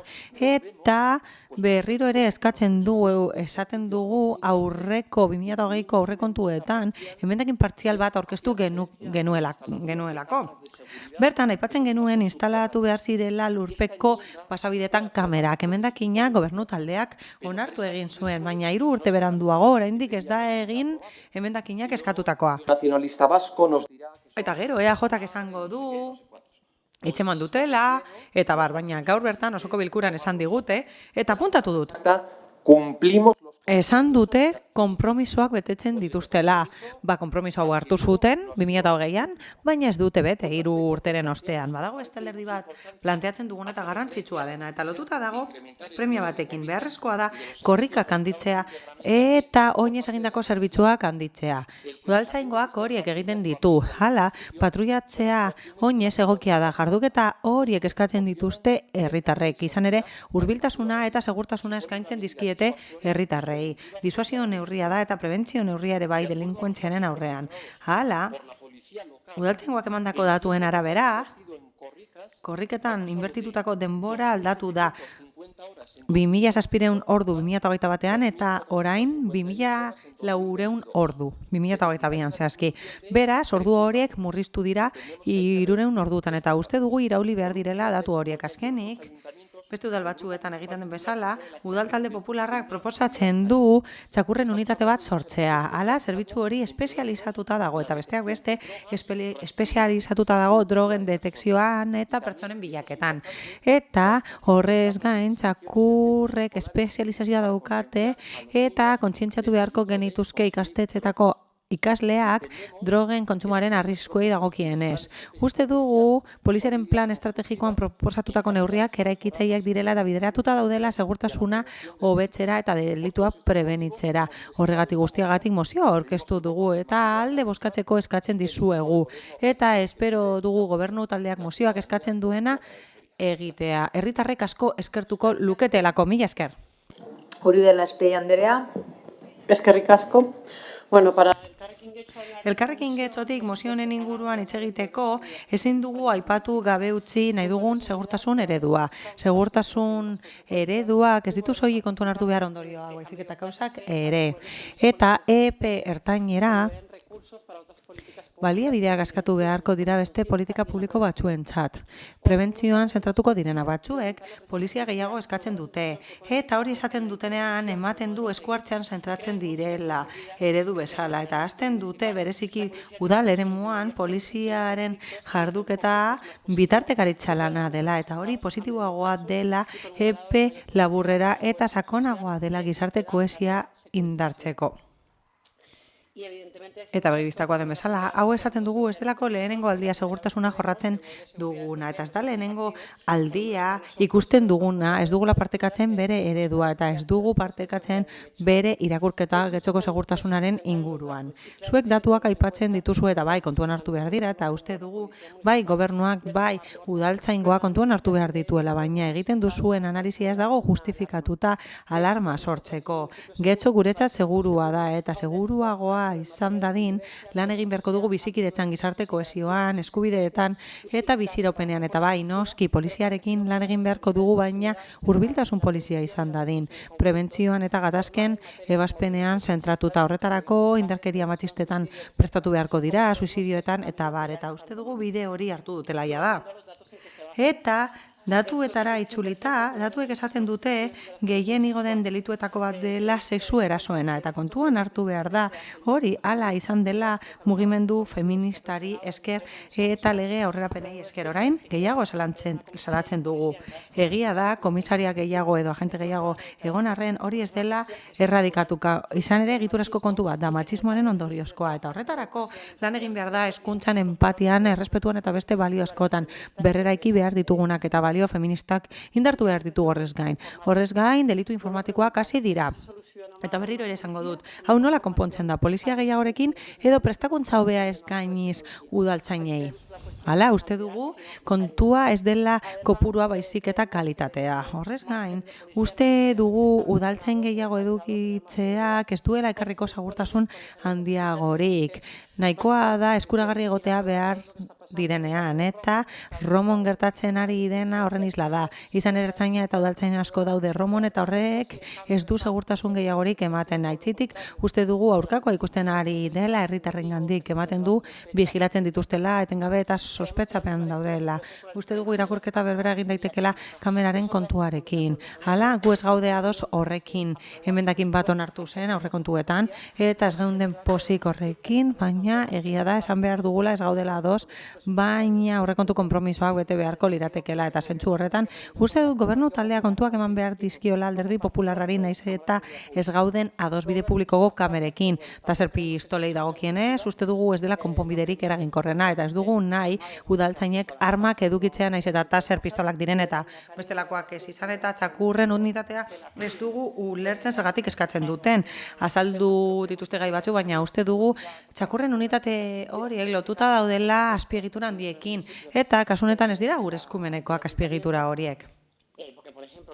Izan ere ez ditugu detektoreak behar eta kontzientziazio ikastaroetarako beste gauza batzuk erabil daitezke eta elkartetan lan egiten duten pertsonak erabil ditzakegu edo txakurren entrenamenduan lan egiten duten pertsonei deitu diegu. Badaude txakurren unitate oso onak Euskadin, baina guk ez ditugu behar gure ustez. Horregatik guztiagatik aurka moskatuko dugu, gizarte neurriak nahi ditugu, polizia neurriak baino, mila esker.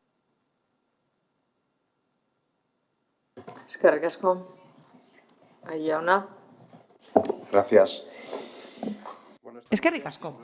Mozio honen izenburua da udalerrian segurtasuna hobetzeko neurriak. Bertan aipatzen dute kezkatuta daudela Getxon delituak areagotu direlako. Segurtasun sailak iragarri zuen bezala joan den hilean. Egia da delituen kopurua areagotu dela Getxon, baina datu hau ezin da neurtu gordinean testu ingurua kontuan hartu gabe. Lehenik eta behin kontuan hartu behar da datuak 2022ko datuekin daudela lotuta eta 2021arekin daudela lotuta eta konparatuta. Hala, 2021ean murrizketa asko egon ziren mugikortasunean eta toke de queda bat egon zen pandemia zela eta beraz ezin da egoera konparatu. Horrek ondorio batera eramaten gaitu. 2022ko gizarte realitatea eta 2021koa desberdinak izan dira. Beraz oso zaila da datua konparatzea, soilik estatistiketarako erabil daitezke. Hala, 2019 da pandemiaren aurreko urtea eta aurreko txostena ordukoa da. Eta ikusten dugu handitu den delitu bakarra dagoela. Eta horiek dira estafak. Estafak batez ere interneten bidez egiten dira. Hau da, hori ez da gertatzen Getxon bertan. naiz eta hemen salatzen diren, noski. Gainera, patroi hori ohikoa da udalerri guztietan, txostenean agertzen diren guztietan. Horrez gain, egia da, delitu hau areagotu dela, Getxon gutxiago beste udalerri batzuekin alderatuta. Bilbo, Donosti, Irun eta Barakaldo aztertu dira. Eta Gasteiz da salbuespena, baina bertan 2019ko datuak oso handiak ziren. Hala, berakada batzuk nabarmendu behar dira delitu batzuetan, eta gure poliziak jarduteko lan handia dauka delitu batzuetan, adibidez saltokietako lapurretetan eta ibilgailuetako lapurretetan. Beraz, argi dago ados gaudela segurtasuna oso garrantzitsua dela. Hori logikoa da, baina Getxo segurua da. Izan ere, 3. udalerriak gara Bizkaian biztanleriari dagokionez, baina 10. gara okeres banago, kriminalitate eta sari dagokionez 1000 biztanle bakoitzeko. Eta logikoki lan egiten jarraitu behar dugu segurtasuna hobetzeko, baina uste dugu hori ez dagoela lotuta taser pistolak edukitzearekin. Are gehiago kontuan hartuta handitu den delitua estafeekin lotutakoa dela. Horiek interneten bidez egiten dira. Horrez gain ez da bideragarria beste 100 udaltzain hartzea. Ondo dago, langile gehiago hartzea eta ados egon gaitezke, baina kontuan hartu behar dugu 75.000 biztanle inguru gaudela eta 123 udaltzain ditugula eta bere erretiroak kudeatzen direla eta ordezten direla azkenengo urteotan egin den bezala. Horrez gain, ertzainetxe bat daukagu eta soberan betetzen dugu horrela polizien ratioa. Federazioa gomendatzen duenari jarraiki. Gainera, mozioan ez da azaltzen eta faltan botatzen dugu nola finantzatuko luketen udal aurrekontuan langile horien kontratazioa. Esan bezala, bikoiztuko genituzke horrela udaltzainak eta kostu hori handia izango litzateke. Kalkuluak gordinak dira, baina kostua, kotizazioak eta seguruak barne 5-6 milioi eurokoa izango litzateke urtean. Beraz, labur bilduz, neurriak proposatzen dituzte, baina horiek ez digute segurtasun handiagorik emango. Izan ere, segurtasun sentsazio faltsua emango lukete eta horregatik ez dugu alde bozkatuko. Mila esker. Eskerrik asko, Jarrubi Andrea. Bai, eskerrik asko. Ez da lehen aldia segurtasunaren aitzakipean horrelako mozioak ekartzen dizkigu zuena. Segurtasuna hobetzeko neurriak hobetu behar direla diozue eta horretarako hainbat neurri ekartzen duzue. Guztiak erabat desproportzionalak bizi dugun errealitatearekin gure aburuz. Ezakigu benetan hemen bizi zareten edo ekintza filma batean murgildu zareten mozio hau idazteko. Gure iritziz, ez dugu uste segurtasun arazorik dagoenik herri honetan. Horrela adierazten dute, oraintxe bertan aipatu berri duten datu guztiek, ez behintzak zuek azaltzen duzuen modu orokortu eta dramatikoan. Hortik abiatuta ez dugu bat egiten inondik inora proposatutako neurri guztiekin. Agatik gure iritziz baitugu bestelako erronka batzuk, segurtasunarena erabat baztertu gabe, baina bai garrantzi handiagokoak direnak gure aburuz. Eta herri mailakoak dira noski eta badaude lotuta erronka sozialekin. Baina horiei ez diegu erantzungo auzo guztietan komisaldegiak sortzen, ez da gutxiagorik ere. Guk aipatzen ditugun erronkei aurre egiteko, inbertsio soziala behar da, beste norabide eta beste politika batean zentratuta. Adibidez, gaurko udalbatzako 33. puntuko diru partida handitzen, gizarte zerbitzuen karterak esartzen dizkigun egin beharrak udaletik zuzenean kudeatzen, edota berdintasun arrantzuen jendartean inbertsio handiago egiten. Bestalde, zer esan segurtasunaren muinean kokatzen duzuen poliziaren areagotzean, uste dugu ez diela kasu honetan inolako ekarpenik egiten herri honek dituen erronkei aurre egiteko. Uste dugu polizia ereduak bestelako erronka batzu dituela, baita Getxoko udaltzaingoak ere eduki ditzakela. Besteak beste, herritarrekiko polizia hurbilagoa eta lagunkoiagoa izatea, eta herritarren zerbitzura guztiz egotea, eta hori ez da lortzen ta zer ez hornitzen. Hori bezalako lanketa batzuekin erdiesten da. Horregatik eta guztiagatik, eta dakizuen bezala, gure polizia eta segurtasun eredua beste bat dela dakizuen bezala, beste batzuetan adierazi dugun bezala, mozionen aurrean ezezkoa emango diogu. Eskerrik asko. Eskerrik asko, Eguren Andrea. Eskerrik asko, alkate Andrea. La parte justificativa de la moción. Mozioaren justifikazioa atalean esaten da herritarren segurtasuna arazorik garrantzitsuenetariko bat dela udalak egindako azterlanen arabera. Eta hori ez da egia. Hala,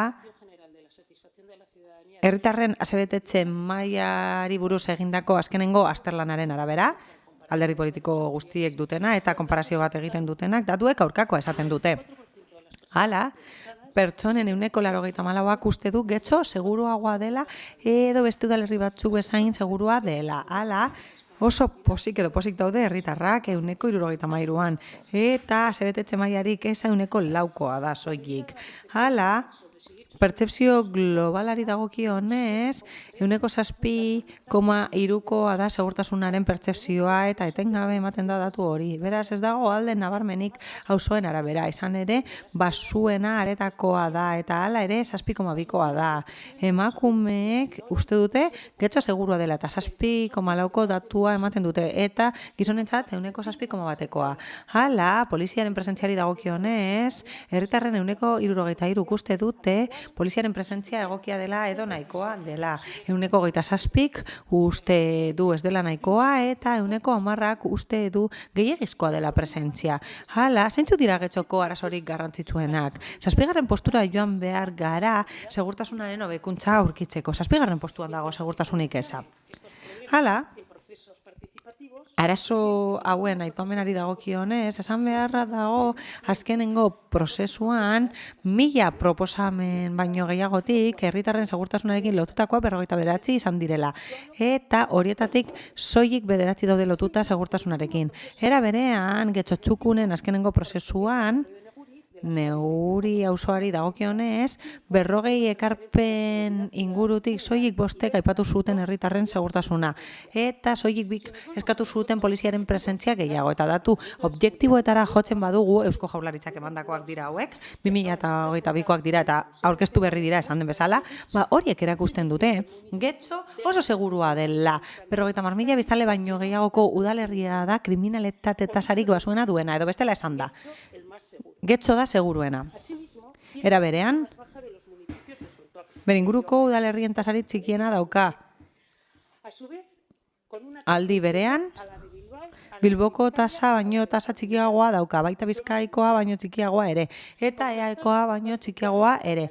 Beraz, hauze da errealitatea, eta egia da kriminalitate tasa igo dela 2022an. Eta bai, delitu gehiago gertatu direla eta biztanleria murriztu dela.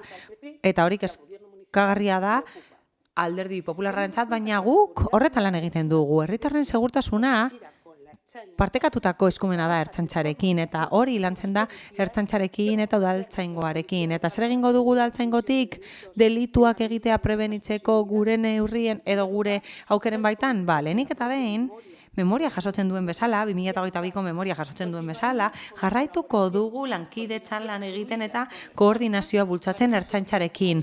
Horrela gure helburua da behar bezala kudeatzea polizia baliabideak eta atasak. Era berean, gure helburua da zerbitzu integrala eskaintzea herritarrei eta horregatik jarraituko dugu atasa programatuak antolatzen. Hala, horiek oinarrituta daude datu analitikoetan eta eskaeretan baita herritarren iradokizunetan ere. Zentzu horretan, 2022an areagotu dira prebentzio lanak 1200etik 1600era pasa direlako eta trafiko prebentziokoak 700etik 900 ingurura pasa dira.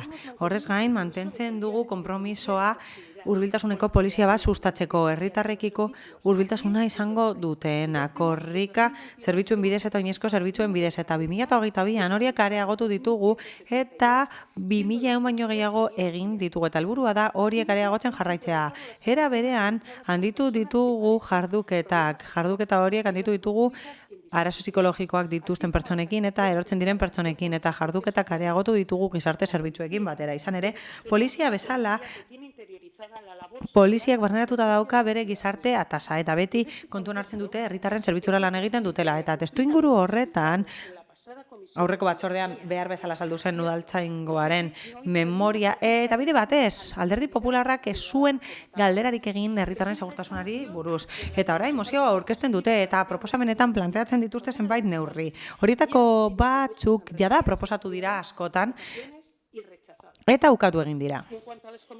Hala, komisariei dagokienez, auzo guztietako komisariei dagokienez, horrek ez du bermatzen segurtasuna handiagotuko denik edo delituak prebenituko direnik. Delituak prebenitzeko prebentzio jarduketak egin behar ditu poliziak eta kalean egon behar da polizia.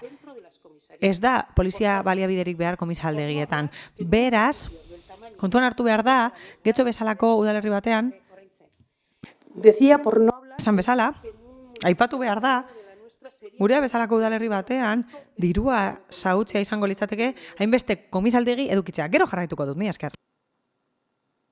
Eskerrik asko. Bai, Zorrilla Lekerika jauna. Gracias, señora alcaldesa. Eskerrik asko, alkate Andrea. Elkarrekin Podemosek eta EH Bilduk antzeko planteamendua egin dute, izan ere, kezkatuago daude erronka sozialengatik, gizartearen alde lan egitagatik eta ez daukagu arazorik, baina osagarriak dira biak.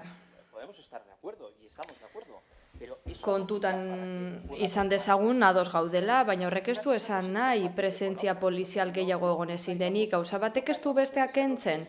Hori akatsa litzateke ez da aukeratu behar. Guk uste dugu bi gauza direla bateragarriak. Gu behar bada gehiago oinarritu gara alderdi batean eta gero badago beste alderdi bat, osagarria dena, eta biak ere uztartu daitezke, positiba dira. 2022an aurrekontuan partida bat zegoen, etzen gure emendakina izan partida bat izan zen, segurtasun kamera jartzeko poliziarentzat, eta ez da egin. Kezkatuta egon gaitezke, nahi duzuena, baina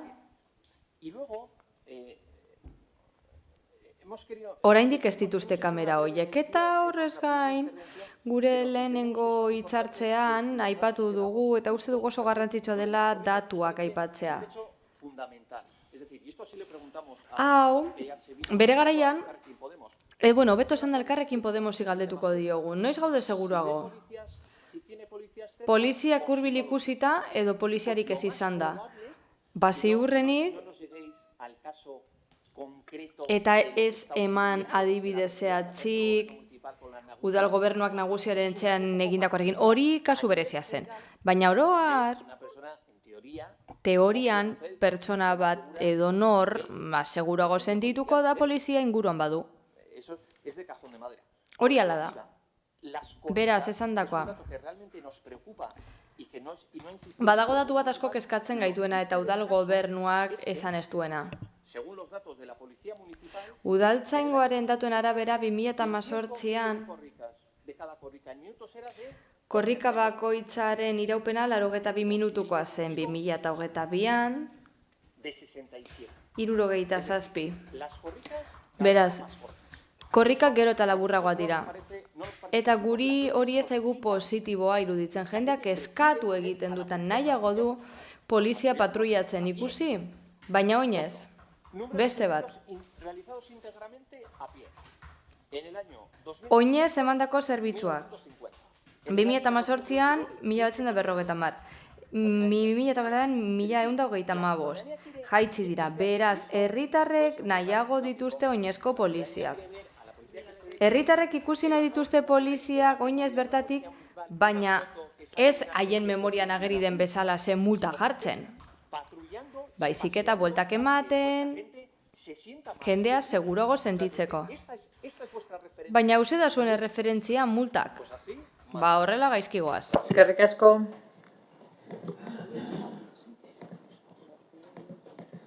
Muy brevemente, porque no iba a hablar, pero como no... Bueno, ez nintzen hitzartzekoa, baina aipatu gaituztenez esan behar zerbait. Egia da, guretzat batera ezina dela. Zuk esan duzu bien fokeak bateragarria direla, baina guretzat ez. Ez da bateragarria, guk buruan dugunarekin, hurbileko polizia, tokikoa, prebentzioan oinarritutakoa, denbora oso esku hartzen ibili ordez, baina uste dugu guztiz ikuspegi desberdina daukagula. Guk uste dugu gehiagizko presentzia poliziala dagoela, eta oso vigilatuago sentitzen gara, eta segurtasuna sentitu ordez kontrakoa sentitzen dugu, vigilatuta gaudela.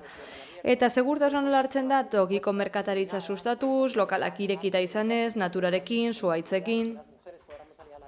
Emakumeak horrela lasai atera ahal izango garelako, eta uste dugu segurtasuna hori dela. Eta horretarako gizarte neurriak hobeto datozela polizia presentzia indartza baino. Eskerrik asko. Beste norbaitek. Egunen Andrea, zeurea txanda. Bueno, voy a continuar donde lo había dejado. Bueno, utzi dudan tokian jarraituko dut.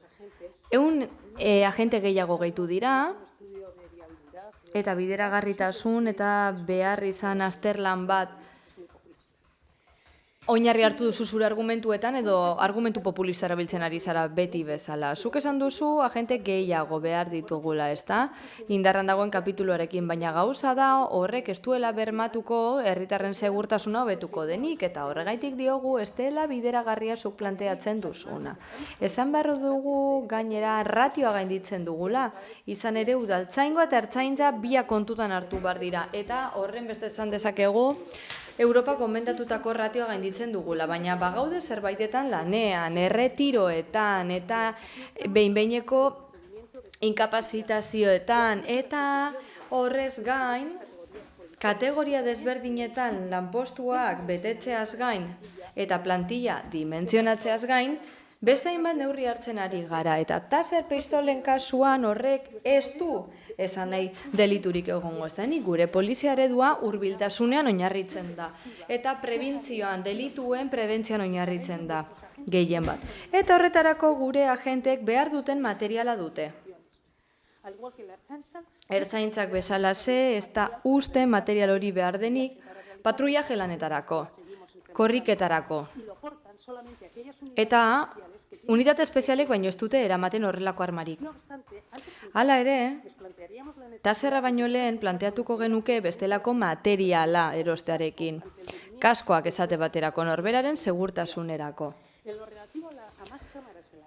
Eta bide publikoan kamera gehiago jartzari dagokionez, intzidentzien analiziaren arabera eta datuen arabera, plangintza bat egiten da polizia antolatzeko. Eta kamera jartzen dira araudiak usten duen tokietan. Gaur, egun, trafikorako kamera ditugu udaleraikinetan, eta arau hausteak gertatzen diren tokietan. Eta hala egiten jarraituko dugu. Egoera aztertzen eta beharrezkoa bada eta juridikoki bideragarri bada kamera gehiago jarriko ditugu. Eta bueno, erakusketa atalean esaten da kamera pertsonalena. Horixe aipatu du González Zorrialekerika jaunak, baina proposamenen atalean ez da horrelakorik agertzen. Hala ere esan behar dizuet gobernu talde honek bete egiten duela bere hitza, eta uste dugu egokia dela agenteek aipatutako guztia izatea, lanean ari gara, aurrekontutan jasota daude kamerak, eta jarriko ditugu behar izan ez gero. Uste dugulako horrela, segurago sentituko direla herritarrak zein agenteak. Eta horregatik esan bezala, erosi egingo ditugu, eta protokolo bat ezarriko dugu erabilerarako. Bestalde korriken kasuan esan du guztia, berriro diot. Hori azken finean poliziaren lan egiteko moduaren alma materra da, eta txakur unitateari dagokionez ez dugu bideragarri ikusten. Udaltzaingoaren kasurako behintzat. Gure udalerrian, delinkuentzia motengatik horrek ez luke segurtasunik ekarriko. Eta irudikontua baino ez litzateke horregatik, ez gatoz bat zuek egindako diagnostikoarekin, neurriekin, eta beraz ez esko bota emango dugu. Bozketara pasatuko gara, beraz mozioaren aldeko bozkak, Partido Popularra, kontrakoak, EH Bildu Elkarrekin Podemos, PSE Euskadiko Ezkerra eta Eusko Alderdi Jeltzalekoak ditugu, eta honekin batera 50. puntura pasatuko gara, PP Alderdiko Udaltaldeak aurkeztutako mozioa, etxez etxe, konpainia eta catering zerbitzu soziala ematea. Zeinek defendatzen du, Elorza jauna? Egunon eta eskerrik asko alkate Andrea. Gure udalerriak gero eta biztanleria zaharragoa du, eta Kasu horretan azkenaldiko azterlanek adierazten digute realitate horrek modu esponentzialean hasten jarraituko duela. Adinekoek oso arazo zehatzak dituzte eta ez erakundeek ez, kasu honetan udalek ezin ditugu arazo kalde batera utzi. Arreta zehatza eta jarraitua behar izaten dute sarritan oinarrizko zerbitzuena, gainera hietako asko bakarrik bizi dira. Gaur, oinarrizko kontu bat aldarrikatu nahi dugu, elikatzea eta egunero konpainia izatea. Adineko askok mendekoak ez diren arren mugak dituzte. Pertsona autonomoak dira bai, baina sarritan ez dira gai sentitzen oinarrizko tasak egiteko. Hala nola, erosketak egitera joatea eta jatekoa prestatzea. Gainera, bakarrik bizi izaten dira eta interakzio gutxi izaten dute egunerokoan. Are gehiago, haietako askok dieta zehatzak eta eguneroko kontrola eskatzen dituzten tratamenduak izaten dituzte. Egia esan, udalak zenbait zerbitzu ematen ditu hala nola etxez-etxeko laguntza zerbitzua eta arazo oso zehatzei heltzeko beste batzuk. Baina, ez dituzte adinekoen eguneroko oinarrizko behar izan guztiak asetzen hala nola elikadura eta konpainia. Horregatik, dagoeneko dauden zerbitzuak osatzeko beste zerbitzu bat proposatzen dugu gaur. Kontuan izan behar dugu kaso askotan pertsona horiek ez ditugula mendekotza jotzen, baina hala ere aintzat hartu beharreko premiak dituzte. Proposatzen dugu gizarte zerbitzuek gizarte laguntzako zerbitzu bat sustatzea, etxez-etxeko catering zerbitzu bat barnartuko duena, zerbitzu adintarte jakin bateko pertsonentzat izatea mendekoak izan ala ez, eta egunero gizarte teknikari baten bizita jasotzen dutela bermatzea. Eguneroko janaria eramatean adinekoaren egoera kontrolatu eta onuradunarekin harremana izateko. Horregatik guztiagatik, honako erabaki proposamena dakarkigu Popular udaltaldetik. Bat, Getxoko udalbatzak gobernu taldeari eskatzen dio gizarte laguntzako eta catering sozialeko zerbitzu bat sortzeko adinekoentzat zein mugikortasun murriztua dutenentzat mendekoak izan ala ez. Eta bi, mozio honen berri ematea udal komunikabidetan. Los medios de comunicación municipales. Bueno, esta idea que hoy traemos hay que entenderla como un complemento. Gaur dakagun ideia hau gure udalak dituen neurrien osagarri litzateke. Mozioan esan bezala, adineko pertsona asko daude, mendekotasun egoeran ez daudenak. Eta beraz, etxez-etxeko laguntza zerbitzua jaso ezin dutenak edo tutoretzapeko etxe bizitzetan bizi ezin direnak. Etxez-etxeko laguntza zerbitzu ez dago pentsatuta adineko pertsona guztiak hartatzeko, ez da egunero laguntza emateko ere. Baina gure kasuan pertsona hauek benetako zailtasunak dituzte eta beraz ezin dute elikadura antolatu eta horrez gain bakarri bizi dira. Hau da, ez daukate inor laguntzeko.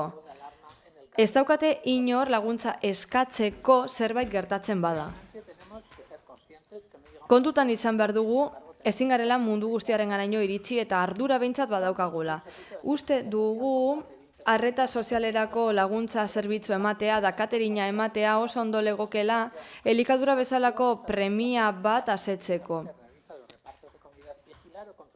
Eta horrela ganera janari ematen doanean pertsona hori hartatutako pertsona zein egoeratan dagoen ikus daiteke, gainbegiratu.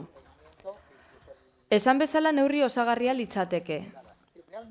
Eta gainerako neurriak ere ezinbestekoak badira ere uste dugu pertsonei eman beharreko arreta neurri honekin osatu behar dugula. Ikusiko duzuenez ez dugu inoko limitaziorik proposatzen.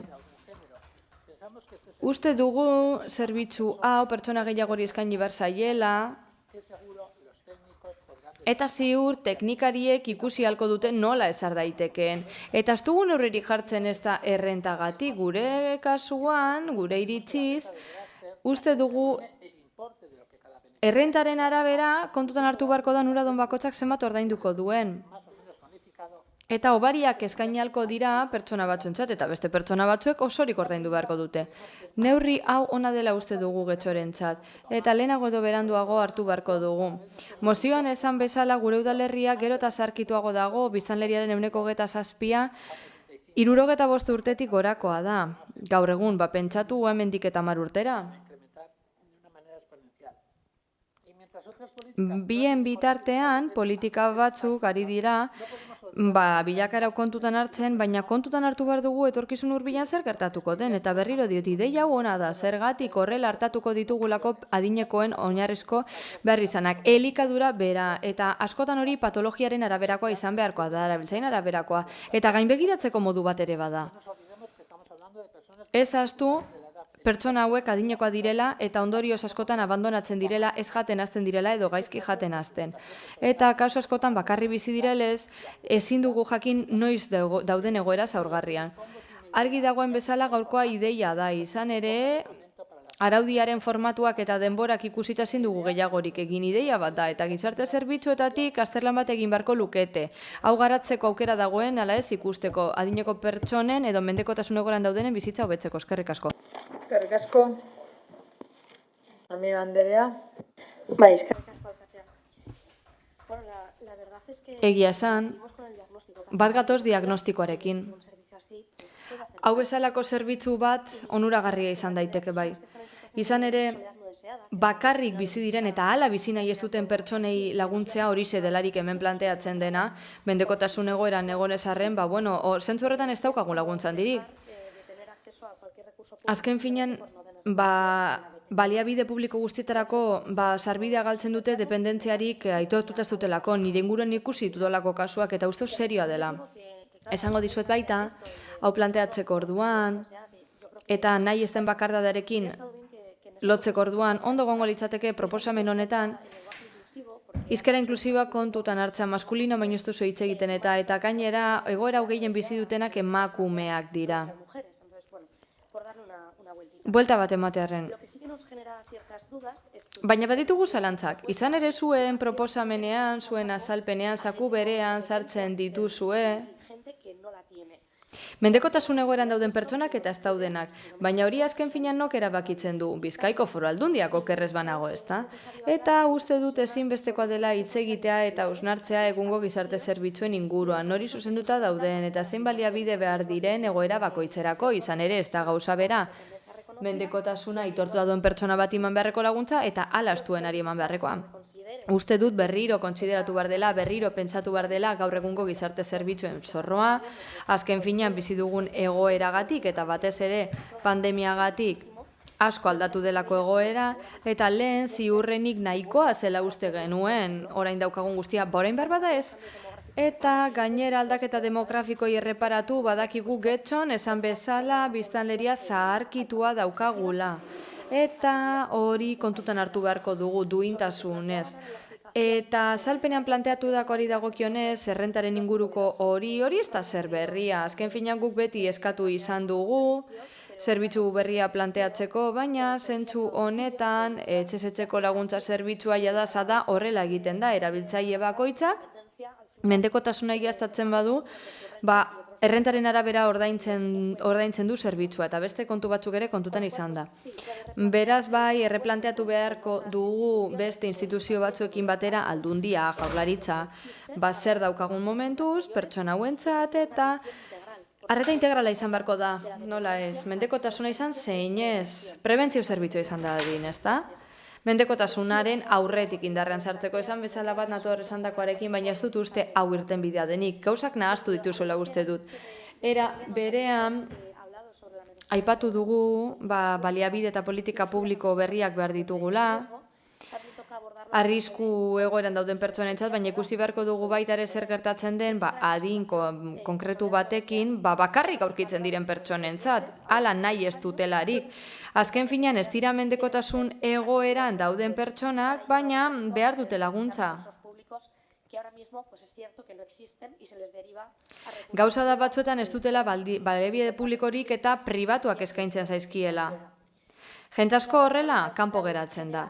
Azken fina zer gertatzen da honekin, izugarrizko arrakala, pertsona bakoitzak permititu dezakenaren inguruan eta behar denaren inguruan.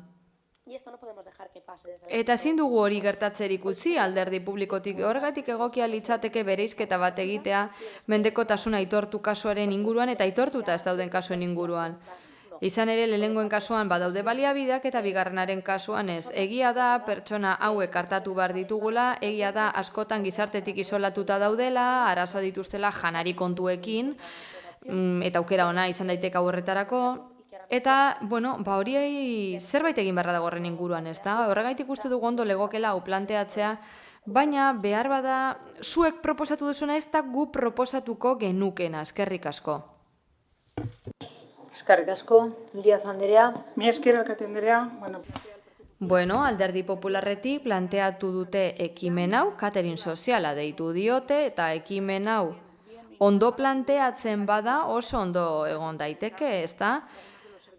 Orain ditugun zerbitzu batzuk osatzeko, baina orain planteatuta dagoen moduan hau bezalako zerbitzu bat ez da oso egokia. Caritas eta Cruz Rojatek inplantazio orokorreko zerbitzuak eskaintzen dituzte, eta Euskadi mailan ere Portugaleten edo Durangon eskaintzen dira proiektu batzuk, hau bezalakoak, baina hobeto orientatuta. Zuek izan ere, esan duzu zein kolektiborentzat izan daitekeen, adinekoentzat oro har, edo bakarri bizi diren pertsonentzat edo zailtasunak dituzten hoientzat erosketak egiteko, ezta? Baina pertsona bat autonomoa izan daiteke eta babesgabetasun egoeran egon. Horrez gain, eremu pribatutik eskaintzen dira da. Laguntza hauek Euskadi mailan esate baterako lantegi batuakek egiten du lan zentzu honetan, hilean 7.000 menutik gora eskaintzen dituzte eta badaude enpresa batzu zerikusirik ez dutenak arlo sozialarekin eta proiektu hauek egiten dituztena. Hileko proiektuak 400 euro ingurugatik otordu guztiak asebetetzen dituztenak. Baina oro har esan dezakegu Elkarrekin Podemosetik planteatu den honetan dagoela hutsarte moduko bat Getxon. Izan ere, honek ez du esan nahi mendekotasuna duten pertsona kanpo utzi behar dituenik.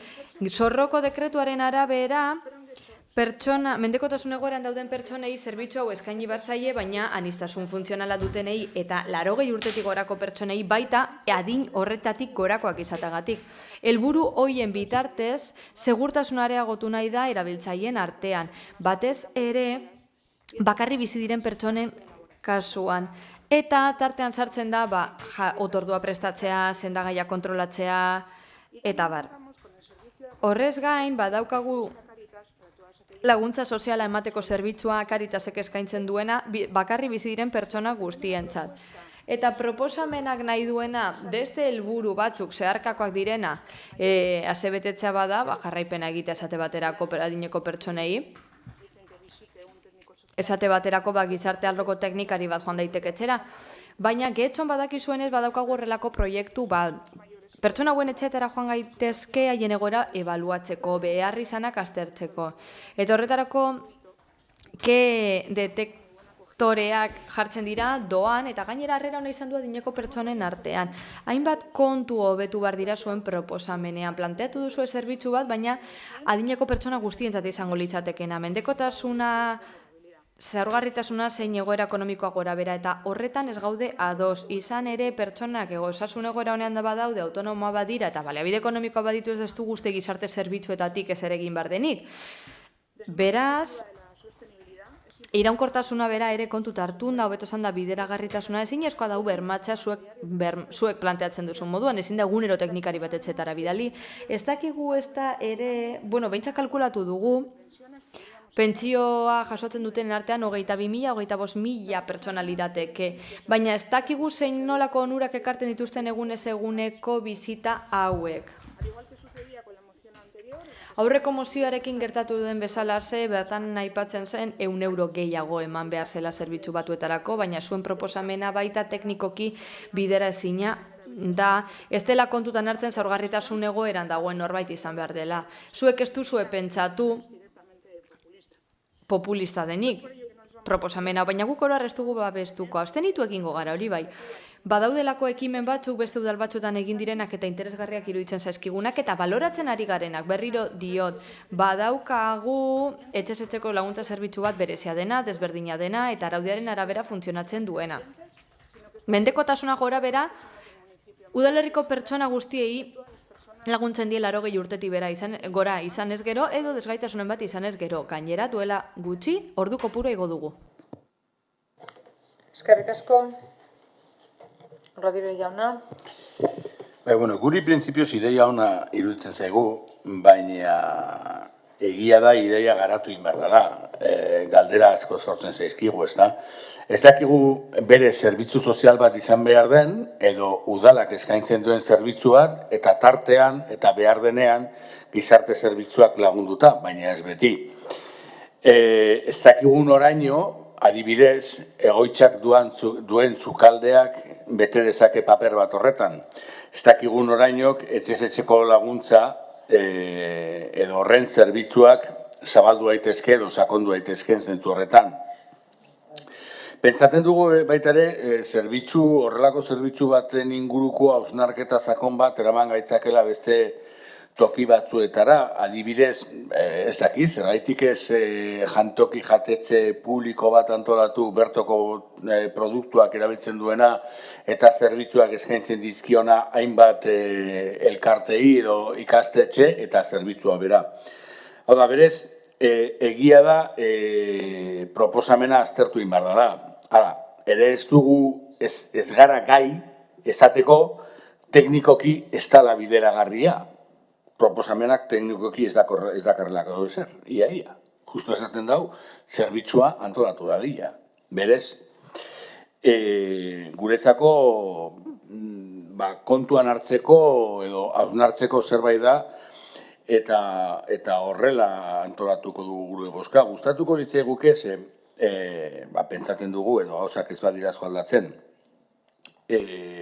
Udal gobernutik ez dalako horrelako ekimenik hartuko, baina gustatuko litzaiguke Alderdi Popularrak benetan honetan sinesten baldin badu, pleno honetatik kanpo, hurrengo hilabeteetan edo hurrengo egunetan edo berdin zain, baldin badute hauteskundea pasata gero, bilera bat deituko balute eta bilera horretan bakoitzaren proposamenak aztertu genituzke.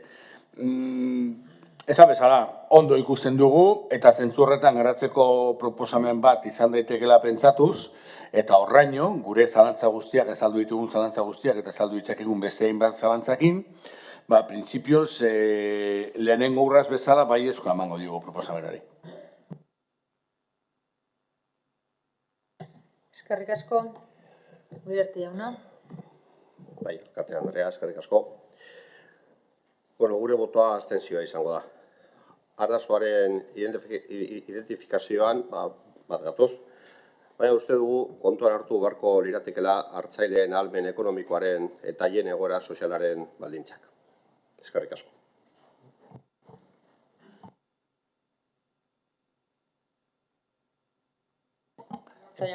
Gracias. Empezando por el final. Amaieratik hasita. Egia da, egoera ekonomikoa kontutan hartu behar dela, errenta bera, eta horren arabera esan dugu hain zuzen ere, zerbitzua nola ezar daiteken pentsatuko genukela. Baina guztioi aipatu nahi dizuet, bukaeran esan dudan zerbait, aipatu beharra dagoela. Amaiera partean esan dut, baina rollo bazenez behar badaztu zuentzun. Nik esan dudana da ideia badela, hau, izan ere, formatua, zein epeak, araudiak ezarritakoak, ez dira egokienak askoz gehiago egiteko. Gizarte zerbitzuetatik azterlan bat egin beharko litzateke ideia hau garatzeko, pertsonen bizitza hobetzeko, adinekoena batez ere. Nik ezin ditut udal zerbitzu publikoen gainetik jarri esateko nola egin behar duten, baina gobernu taldeak duenez ardura hori nik ideia bat eman diet, teknikoki zer egin daiteken ikusteko. Gogorarazi nahi dizuet hori bai, Carmeni. Honek ez duela zer ikusirik Caritasek edo Gurutze Gorriak egiten dutenarekin. Jada existitzen diren zerbitzuk egiten dutenarekin. Jada existitzen dena osatzeaz ari gara. Eta adibide modura, zer esan behar dizuet. Galdakanoko SOEren programan ideia hau agertzen da. Eibarren SOE dagoelari gobernuan badute zerbitzu hau 75 urtetik gorako pertsonentzat edo mendekoa direnentzat. Durangon Bildu dago eta badute zerbitzu hau. Gasteizen EAJ dago SOErekin batera eta badute zerbitzu hau. Eta gainera zerbitzu hau etxez-etxeko janari zerbitzu bada, 75 urtetik gorakoentzat. Bakoitzak bere oztopoak edo autonomia limitazioak dituenen eska dezakeena. Eta gainera adineko pertsonentzako komedorretara, jantokitara ere joan daitezke. Nik ideia bat baino ez daka, zuek garatu, zuek pentsatu, zuek eman forma. Argi dagoen bezala, ezingo da eginik esandako guztia, nik ez daukadalako ezagutza tekniko hori, da zerbitzu teknikoek izango dute, asko hobeto egingo dute, baina ideia hau dakar zuek gauzatzeko edo garatzeko. Ez naz esaten ari, ez dela ezer egiten hemen, baina badaude gauza batzuk egin daitezkenak eta ez direnak egiten. Eta egindakoa ere ez da oso ondo egiten zuek uste bezala. Eskerrik asko, beste norbaitek hitza, Amio Andrea. Eskerrik asko alkatea. Egia esan, zer gertatzen da etxez-etxeko zerbitzuarekin? Horrez gain, hausnartu beharko genuke beste gai baten inguruan, nola aztertzen da menpekotasuna? Uste dut oinarrizko gauzak hartzen dira kontuan eta etorkizunean hori berrikusi beharko dela.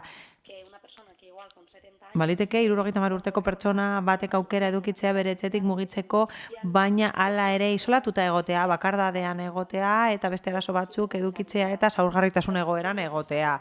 Hala planteatzen denaren arabera eta gizarte kohesiotik esaten dena kontuan hartuta, PSek esaten duena kontuan hartuta, ez duenez 80 urterik eta ez duenez menpekotasunik, kanpo geratzen da, ezta? Horretaz ari gara. Hala, etxezetxeko zerbitzua, etxezetxeko laguntza zerbitzuan kontuan hartzen dira menpekotasuna duten pertsonak. Hori ez badute, besterik gabe, aniztasun funtzionala izan behar dute, edo 80 urtetik orakoak izan behar dira, baina itzitik, beste zerbitzu batzuetatik, zahartze aktibotik adibidez, kontuan hartzen dira 65 urtetik orako pertsona jotzen derako adinekoak direla eta gure udal programetan txertatu behar direla. Beraz, pertsona batzuk ezin badira egon sartze aktiboaren barrua, baina ez badira heltzen etxezetxeko laguntza zerbitzuak estaltzen duen horretara, gabezia bat dago. Eta nik uste dut hori estali behar dela. Eta Alderdi Popularrak mahai gainen jarri duena zilegi dela eta ona dela. Beraz, uste dut kontuan hartu behar dela eta modu egokian jorratu behar dela. Baliteke beste entitate batzuk egotea, Caritas bezala, bai, noski, horiek existitzen dira, baina argi utzi nahi dut, bere lana oso ona izan daitekeela, baina gizarte zerbitzuetatik, udal gizarte zerbitzuetatik ez da zerbitzu hori aipatzen baldin eta menpekotasuna ez badu pertsona horrek. Ziurazki beste bide batetik joango da, ondo legoke hori jakitea eta beno, besterik gabe, pentsatzen dugu nahi gabeko bakardadea lehenago heltzen dela, 80 urtetatik behera ere heltzen dira horrelako egoerak eta horregatik berriro ere planteatu behar dugu. Hala, prebentzioa sari bagara eta horrelako egoerak dituzten pertsona kontuan hartu nahi baditugu, menpekotasunik gabe egon arren eta bakardadean daudenak eta norbait behar dutenak, eta ez daudenak programa horien barruan sartze aktiboko saien zerbait egin behar dugu, beraz. Entitate pribatuek, bai, noski programak egiten dituzte, hori oso ondo dago, baina udaletik zerbait egin behar da eta saiatu behar gara gai hau jorratzen, mila esker. Agian ez dut ondo azaldu esan nahi nuena, mila esker. Agian ez dut neure burua ondo azaldu, ez dut ezetz esan. Esan diogu ezetz mozioari eta abstenituko gara, gure ustez, zerbitzu hau eman daitekeelako eta hobe dezakeelako ematen duguna, baina beste planteamendu batetik. Eta hala, onartu du Alderdi Popularreko bozeramaileak. Ideia bat da, besterik gabe. Nuestro servicio de ayuda a domicilio. Esaten dugu etxezetxeko laguntza zerbitzua hobe daitekeela arauak planteatzen duena kontuan hartuta eta hori esaten dugu ez dugulako soilik lan egiten menpeko pertsonekin. Lan egiten dugu 80 urtetik gorako pertsonekin, aniztasun funtzionala duten pertsonekin eta badago beste pertsonen epigrafe bat. Gizarte langilea jotzen du ahultasun egoeran dauden edo ez. Nahigabeko bakardaden badaude eta zailtasunak badituzte erosketak egiteko sukaldean janaria prestatzeko, zenideek edo haiek bizitatu behar dituzte gizarte langileak eta gizarte langileak aztertuko du etxezetxeko zerbitzua behar duten edo ez, eta hori hala jasota dago eta beste udal batzuetan ez daukera hori ematen, besterik gabe, mila esker. Eskerrik asko, beste norbaitek, Rodríguez jauna. Sí, Bai. Nik uste dut gauzak ez direla bateraezinak, ez da bateraezinak getxon egiten dena egin daitekenarekin eta bateraezina ez denez eta guk esan dugunez oso posik egongo ginatekeela iesartzeko eta honen inguruan hitz egiteko patxadaz, pentsatu gabe norden proposatzailea baizik eta aztertuz zer proposatzen den eta zer egiten den eta ematen duen ez gobernu taldea abstenituko dela eta mozioa onartuko dela eta gobernu taldeak PSren bozeramaileak esan da. Ez duen ez aurka egiten. Beno, nik uste dut aukera berbera daukagula, hau da, az gaitezke honen inguruan lan egiten eta hausnartzen. Eta ikus dezakegun nora egin daitekeen. Agian, zerbitzua erabat lotuta dago, gizarte zerbitzuekin edo ez. Hori aztertu behar dugu noizbait dagoen lotuta edo ez. Eta aztertezakegu zerbitzuak noizbeinka eman dezakeen zerbitzua iragankorrak diren egoeren aurrean, eta bar, ez dago gaizki hitz egitea. Egia esan, mozioa oso eterioa da, ideia bat da, eta oso zaila da esatea ezinezkoa dela teknikoki hori egitea. Beraz guk eskatzen dizuegu horren inguruan hitz egiteko eta ikusiko dugu nola heltzen garen, besterik gabe. Eskerrik asko, beste norbaitek, bozketara pasatuko gara. Mozioaren aldeko bozkak, Partido Popularra, EH Bildu eta Elkarrekin Podemos. Abstentzioak, PSE Euskadiko Ezkerra eta Eusko Alderdi Jeltzalea. Beraz, honekin batera, 51. puntura pasatuko ginateke, PP Alderdiko Udaltaldeak aurkeztutako mozioa, hondartzan adinekoentzako gimnasia ikastaroak egitea. Zeinek defendatuko du? González del Valle Andrea, zeurea txanda. Muchas gracias, señor alcalde. Eskerrik asko alkate anderea. Getxoko Alderdi Popularrak berriro ere gure udalerriko adinekoei eskaintzen die arreta. Oraingo honetan, hondartzan adinekoentzako gimnasia ikastaroak egitea proposatzen dugu. Kontuan hartu eta aire zabalean egotea eta itsasoko ura guztientzat onuragarriak direla, bereziki adinekoentzat, gure udalerriak dituen eskaintza guztiak sustatu eta aprobetxatu beharko genituzke. Eta hori ze proposatzen du Getxoko Alderdi Popularrak mozio osoko bilkurara ekartzean. Gure areatzetan ikastaroak egin beharko lirateke, batez ere areetako eta areagako hondartzetan, iristeko biderik onenak dituzten horiek direlako. Udako hilabeteetan egingo lirateke, ordubete iraungo lukete eta begiraleek emango lituzkete. Adituek gomendatzen duten bezala, ariketa goizeko lehen orduan eta arratsaldeko azken orduan egingo lirateke, bero handieneko orduak saihesteko eta hondarrean 6 uretan egingo lirateke. Aholku horiei jarraitu zentzuzkoa da ikastaroak egitea. Medikuntzaren zein gizartearen ikuspegitik oso gomendagarriak baitira. Getxok badu horretarako baliabide naturalik. Baliabide horiek aprobetxatu behar dira eta beren kabuz balioztatuko ez dituzten pertsonen eskura jarri. Hau da, itsasoko uretan gimnasia egitea pentsatuko ez luketenen eskura jarri. Horregatik guztiagatik, Getxoko Popular Udaltaldeak honako hau aurkezten du. Lehenengoa, adinekoentzako gimnasia ikastaroak egitea denontzat irisgarrienak diren Getxoko hondartzetan. Bigarrena, ikastaroak egitea, bai hondarretan, bai uretan, eta hirugarrena eta azkena mozionen berri ematea udal komunikabideetan. Municipales. Paso a... Jarraian, justifikatu egingo dut mozio hau. Tamalgarria da onura guztiak ez baliatzea gure hondartzetan eta mugatzea hondartzen erabilera eguzkia hartzera eta etzanda egotera. Hala, tamalgarria da aldi berean Getxoko adineko gehienak ez joatea gure hondartzetara eta ez gozatzea horieta zeuneko 100.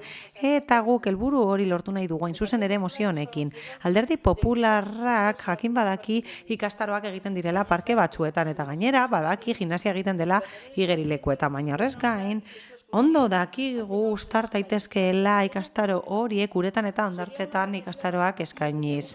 Aldaera bat izango litzateke, ikastaroak aldatuko lirateke, baina onurak handiagoak izango lirateke horrela.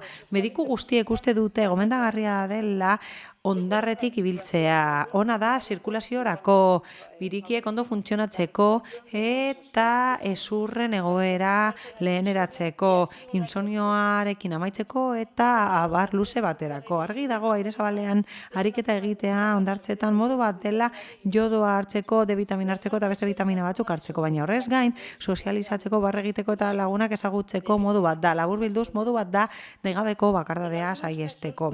Kasu batzuetan baliagarria izan daiteke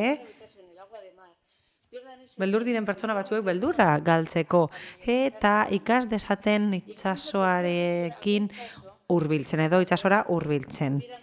Hala, aurrerago baliteke igeriketan hastea. Beti dagoelako denbora nahikoa igeriketan ikasteko edo igeri egiten ikasteko. Hala, esan dudan bezala ikastaro hauek teknikariek emango lituzkete eta horrela parte hartzaileek bitarteko beharrezkoak izango dituzte ariketak egiteko, adibidez tablak erabiliko lituzkete eta beste gauza batzuk. Hala, ordubeteko iraupena izango lukete saioek eta horretan berotzea sartuko litzateke. Hala, aipatu ditut Ereagako eta Areetako hondartzak irisgarrienak direlako. Lasaiak direlako eta olatu handirik ez dutelako eta area hondarra fina delako. Horregatik oso egokiak dira ikastaroak egiteko. Askotan ematen du hasten dugula Getxo kostaldean dagoela eta hondartza asko dituela. Aprobetxa daitezkeenak horrelako jarduerak egiteko. Orain arte alde batera utzi ditugunak. Getxo itsasotik urrun bizi den udalerria dela ematen du eta ez litzateke horrela izan beharko. Kostaldekoak gara eta askok nahiko lukete kostaldea edukitzea horrelako gauzak egiteko. Oso erraza da erantzuna, askok nahiko lukete kostaldea edukitzea. eta gehienek nahiko lukete kostaldea edukitzea. Mila esker. Eskerrik asko, Amio Andrea. Eskerrik asko alkatea. Bueno, por nuestra parte decir que esta iniciativa... Gure aldetik, ekimen hau atsegina eta sinplea iruditzen zaigu. Ondo iruditzen zaigu jarduera handitzea adinekoentzat. Batez ere orain eguraldi onarekin ondo dago eta aprobetxatzea hondartzak ondo dago. Izan ere erakutsi da indarra areagotzen dela eta ariketa hobea dela hondarrean eta itsasoa baliatzen denean. Ziur gaude, sartze aktiboa harago doala eta kezkatuta gaudela denok espazioekin, hau da, espazioak behar ditugu adinekoentzat, adinekoek beste batzuekin partekatzeko bere egunak. Beharrezkoa izan gabe antolatutako jarduerak egitea. Kasu honetan antolatutako jarduera izango litzateke, baina harago joan behar dugu. Hau da, kolektiboek bere egoitzak izan beharko lituzkete eta bere gizarte funtzioa indartu beharko genuke. Beraz, aire zabaleko espazioak aprobetxatzea oso ideia ona da. Hala, momenturen batean eztabaidatu beharko dugu honen inguruan. Izan ere, azkenean, espazioen kontuarekin eta espazio hitzen kontuarekin uste dugu ez dela ona adinekoak aire zabalera ateratzean aukerarik ez edukitzean ora joateko, bakarrik antolatutako jardueretara joaten direlako. Hala, uste dugu gehiago zaindu behar ditugula adinekoak eta horretarako prebentzio politika gehiago behar ditugu, beti esan dugun bezala, eta eztabaida guztietan aipatu dugu. Hala, gainera, aurreko puntuan esan den bezala, beharrezkoa da tratu hobea ematea, hori eta gehiago kontuan hartzea politika publikoetarako, udaletik egikaritzen diren horietarako, eta ez da egin behar haiek gabe planteamendua ona da, eta uste dut adinekoei ondo irudituko zaiela, erabiltzaileak haiek dira azken finean. Ondorio gisa, lankidetza handiagoarekin, errespetuarekin, empatiarekin eta parte hartze handiagoarekin, adinekoen eremuan, hobe jardungo dugu eta uste dugu proposamen hau horrelakoa dela, horregatik alde bozkatuko dugu, mila esker. Eskerrik asko. Jauna. Gracias. Eskerrik asko. Nire aldetik oso labur, badakigu getxo kirolaketik eta sartze aktiboko zerbitzutik garatzen ari direla jarduerak, garatzen dira kirol jarduerak eta gimnasia jarduerak garatzen dira eta adinekoek oso harrera ona egiten diete eta horrekin lotuta jakin badakigu getxo kirolaketik hasiko dela aurten pilotu proba bat Aquagym jarduera egiteko Ereagako hondartzan. Logikoki, horren garapena klimatologiaren menpekoa izango da, eguraldiaren menpe egongo da eta eskariaren menpe ere bai, beraz besterik gabe. Besterik gabe. Eskariaren arabera, espero dugu hurrengo urtean hori egin alizatea beste hondartza batzuetan, adibidez, Areetako hondartzan, mila esker. Eskerrik asko. Bildesola jauna. Bai, mila esker. Esan beharra dago, nahiz eta udal gobernuak aurkakoa esan, gure nagusintzat herri honetan dagoen eskaintza ez dela hoberena eta urria dela. Gainera, duela gutxi zegoen eskaintzaren zati handi bat kendu dute. Izan ere, nagusien etxeko erabiltzaile gimnasia klasea zituzten Lope de Vega amabikoarekinean, baina noski hauek ez zeuden udal gobernuaren kontrolpean eta horrek ez du omen balio. Jendetza hurbiltzen zen klase haietara eta horrek eragin positiboa zeukan bai nagusiengan eta bai auzoko bizilagunengan. Eta orain nahiz eta erekin gabe geratu, oraindik kalean ditu gimnasia egiten eta gure kaleak alaitzen hauek bai gure eredu.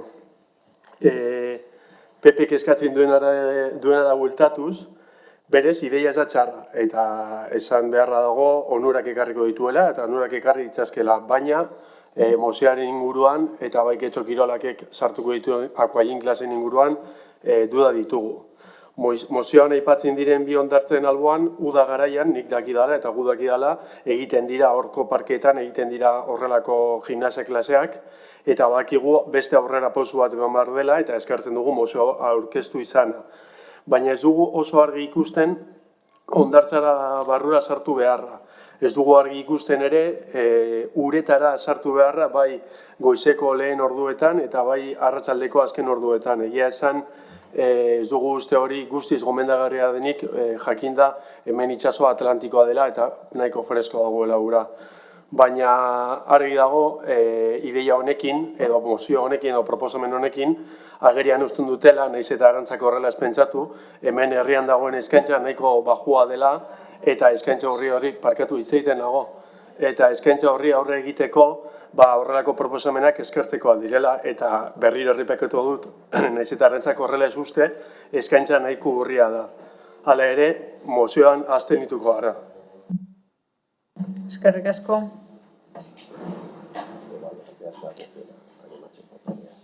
Zeinek hartuko da hitza?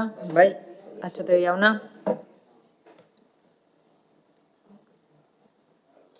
Egun on guztioi. Bueno, Atxotegi jauna, barkatu. Ez dago las horiek, Ya ni bizitza zoan ya. Como muy acertadamente expone el grupo proponente de esta moción. Proposatzaileak esaten duen bezala, gure udalerriko ingurunea enbidiatzeko modukoa da eta kirol jarduera egiteko zoragarria da. Oso ohikoa da pertsonek kirola egitea gure udalerrian eta kirol guztiak egiten dituzte pertsonek gure udalerrian. Jarduera osasungarria eginez bere eguneroko bizitzan.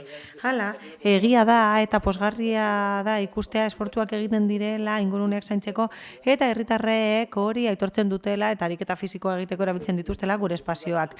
Eta inbertsio oso ona egiten dute herritarrek bere osasunerako, bereziki helduek eta adinekoek.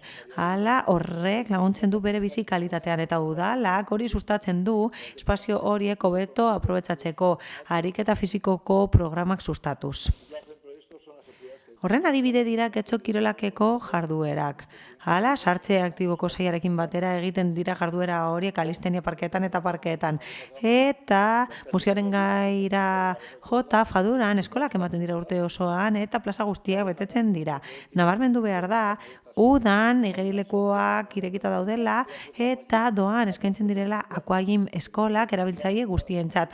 Paskideak diren edo ez gora behera. Horretarako besterik gabe eman behar dute izena. Hala, ikusten duzuen bezala, zerbitzuak eskaini nahi dizkiegu herritarrei. Osasunaren mundu erakundeak gomendatzen duenari jarraiki eta entzute aktiboko lana egiten dugu iradokizuna jasotzeko. Horrela bere zaletasunei erantzuteko, ahalik eta hoberen. Horrela jaiotzen da pilotu proiektu bat udan garatu dena Eragako hondartzan. Hori zuzenduta dago adinekoentzat eta hondarrean eta itsasoan garatuko diren jarduerak uztartuko dira. Gure helburua da ikustea nola erabile edo gauza daitekeen horrelako programa bat, batez ere eguraldia kontuan hartuta. Hala, parte hartzaileen iritzia kontuan hartuko da eta parte hartzea aintzat hartuta aztertuko dugu eskaintza hori zabaltzea edo ez. Eskertzen dizuegu zuen interesa, baina gu abstenituko gara eta zain egongo gara emaitza horiek ikusi arte. Mila esker. Beste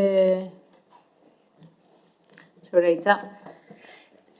Sí, muchas gracias. Bai, eskerrik asko zenbait taldek aipatu dute eguraldia. Hondartzetako ikastaro hauek egiten dira, Kantabrian egiten dira, Asturiasen, eta nik uste dut eguraldia oso antzekoa dela edo okerra. Eta urari dagokionez, hotza dela, bai, Kantauriko ura ez da Atlantikoa, hau da Kantaurikoa, baina Atlantikokoa baino beroagoa da, eta ura hotza oso ona da. Denek gomendatzen dute ura hotza masajeak egiteko eta indartzeko zirkulazioa. Hobetzen da horrela zirkulazioa ura hotzarekin. Posten naiz, pilotu bat egingo delako, arrakastatua izango delako eta jende asko apuntatuko delako.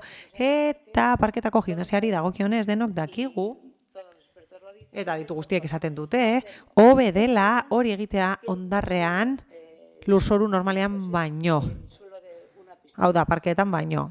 Edo igerilekuetan baino, eta hobea da masaje bat ematen delako horrela oinetan. Besterik gabe, mila esker zuen arretagatik.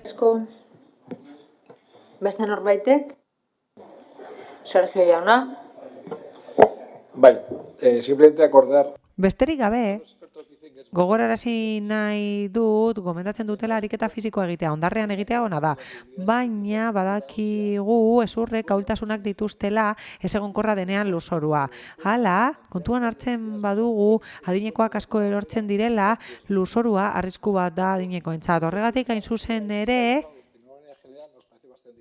garrantzitsua da kontuan hartzea adinak. Bestalde, eguraldiaz gain oso garrantzitsua da dutxa bero bat hartu ahal izatea. Donostin adibidez, dutxa beroa hartzen dute eta getxon hori aztertu behar da. Oso erraza da adituek esaten duten aipatzea orokorrean, baina agian aztertu beharko genuke zein den gure egoera, zeintzuk diren egin beharko bekuntzak eta nola erantzuten diegun herritarrei. Kasu honetan, lizentziaduna naiz kirol jardueran, magisterioan eta irakaslea izan naiz unibertsitatean gai honetan. Beraz, gustatuko litzaidake hitz egiten denean informazio egokia biltzea eta galdetu behar bada galdetzea eta ez edonola hitz egitea. Gero, jendeak akatsak egiten dituelako eta pentsatzen dutelako kirola egin dezaketela eta gero arriskuak hartzen dituztelako eta zuzen ere guk hori saihestu nahi dugu gure emozio honekin, ezta? Mila esker. Eskerrik asko. Bozketara pasatuko gera, beraz, mozioaren aldeko bozkak, Partido Popularra eta Elkarrekin Podemos kontrakoak ez daude. Abstentzioak. EH Bildu, PS Euskadiko Ezkerra eta EAJ PNV.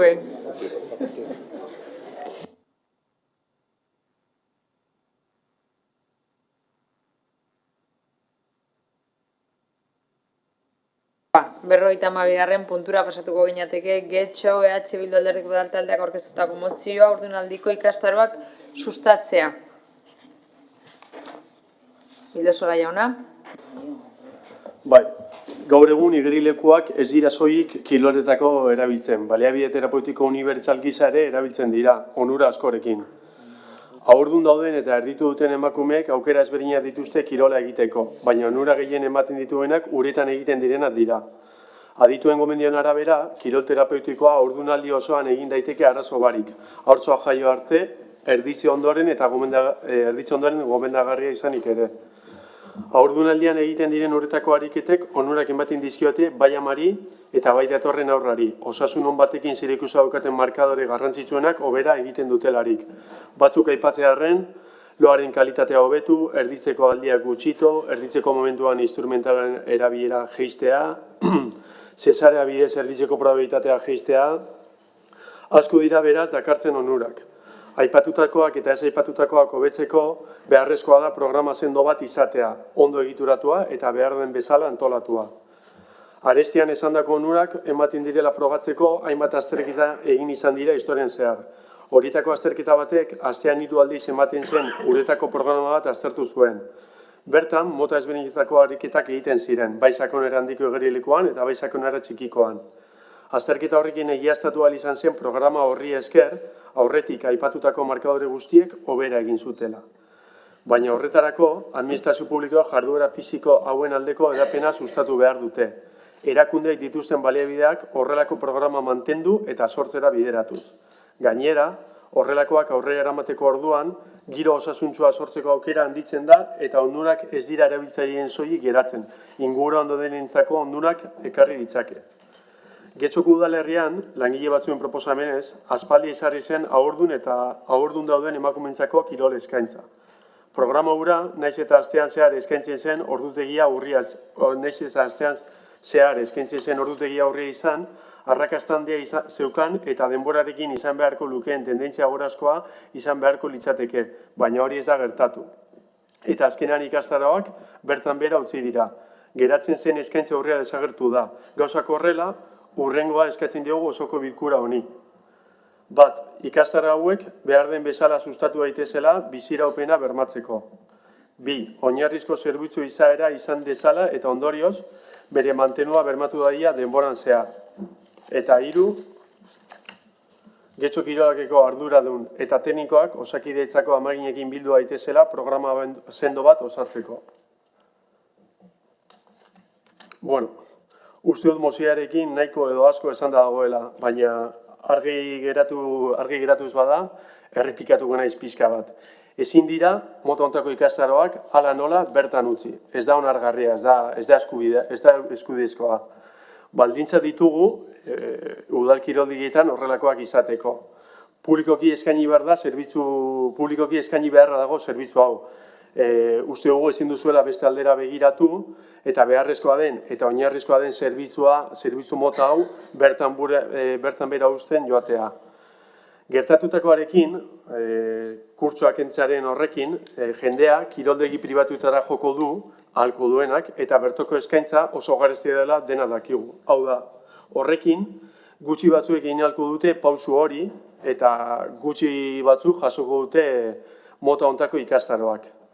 Beraz, haurdunaldi edo haurdunaldi osteko ikastaroak azken finean luxuzko ikastaroak bilagetuko dira. Eta hori, behintzat gure udalerrian ezin da gertatu.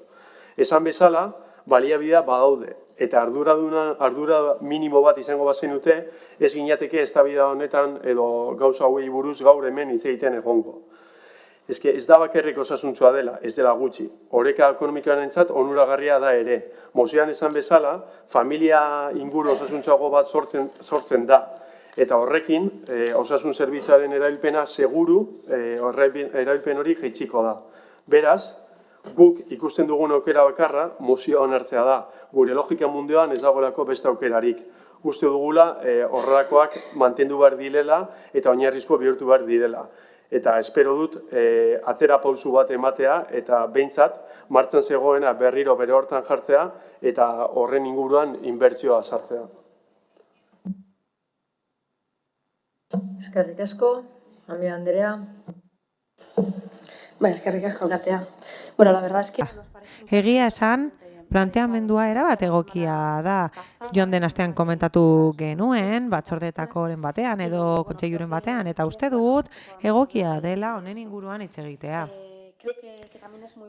Oso ona da hau planteatzea eta lankidetza planteatzea osasun zentroekin eta emaginekin. Horrela, haiek informazioa eman diezaiekete ordun dauden emakumeei. Bertan egiten dituztelako azterketak eta horrelako udal zerbitzu publikoen berri eman diezaieketelako. Egia esan, emakume gehienok ez dakigu horrelako ikastaroak existitzen direnik haurdunaldirako. Eta azkenean pribatura goaz. Gomendatuta dagoelako ariketa egitea, batez ere uretan. Eta azkenean esan bezala ikastaro pribatuetara jotzen dugu eta asko ordaintzen dugu astero egun batean edo bitan joateko igerilekura. Esango dute ez dagoela eskaririk, bai ez dago eskaririk, ez dagoelako informaziorik. Ni ordun geratu nintzenean jakin izan banu zerbitzua publikoa zela, osasun zentroak etxon dagoelako, ziurazki hobea izango zatekeen eta aukera izango nukeen ariketa horiek egiteko espazio publiko batean eta ez pribatu batean oso onuragarria da. Eta ez hori fizikoki, baizik eta mentalki ere bai, esan den bezala. Psikologikoki oso ona da eta oso ona da beste emakume batzuekin elkartzea eta horrela lagunak aurkitzea edo bide lagunak edukitzea. Hala, haurdunaldirako eta haurdunaldiaren osteko eremurako beste aukera bat da eta haurdunaldia oso privatizatuta dago. Publikoak dituen hitzorduak gora behera.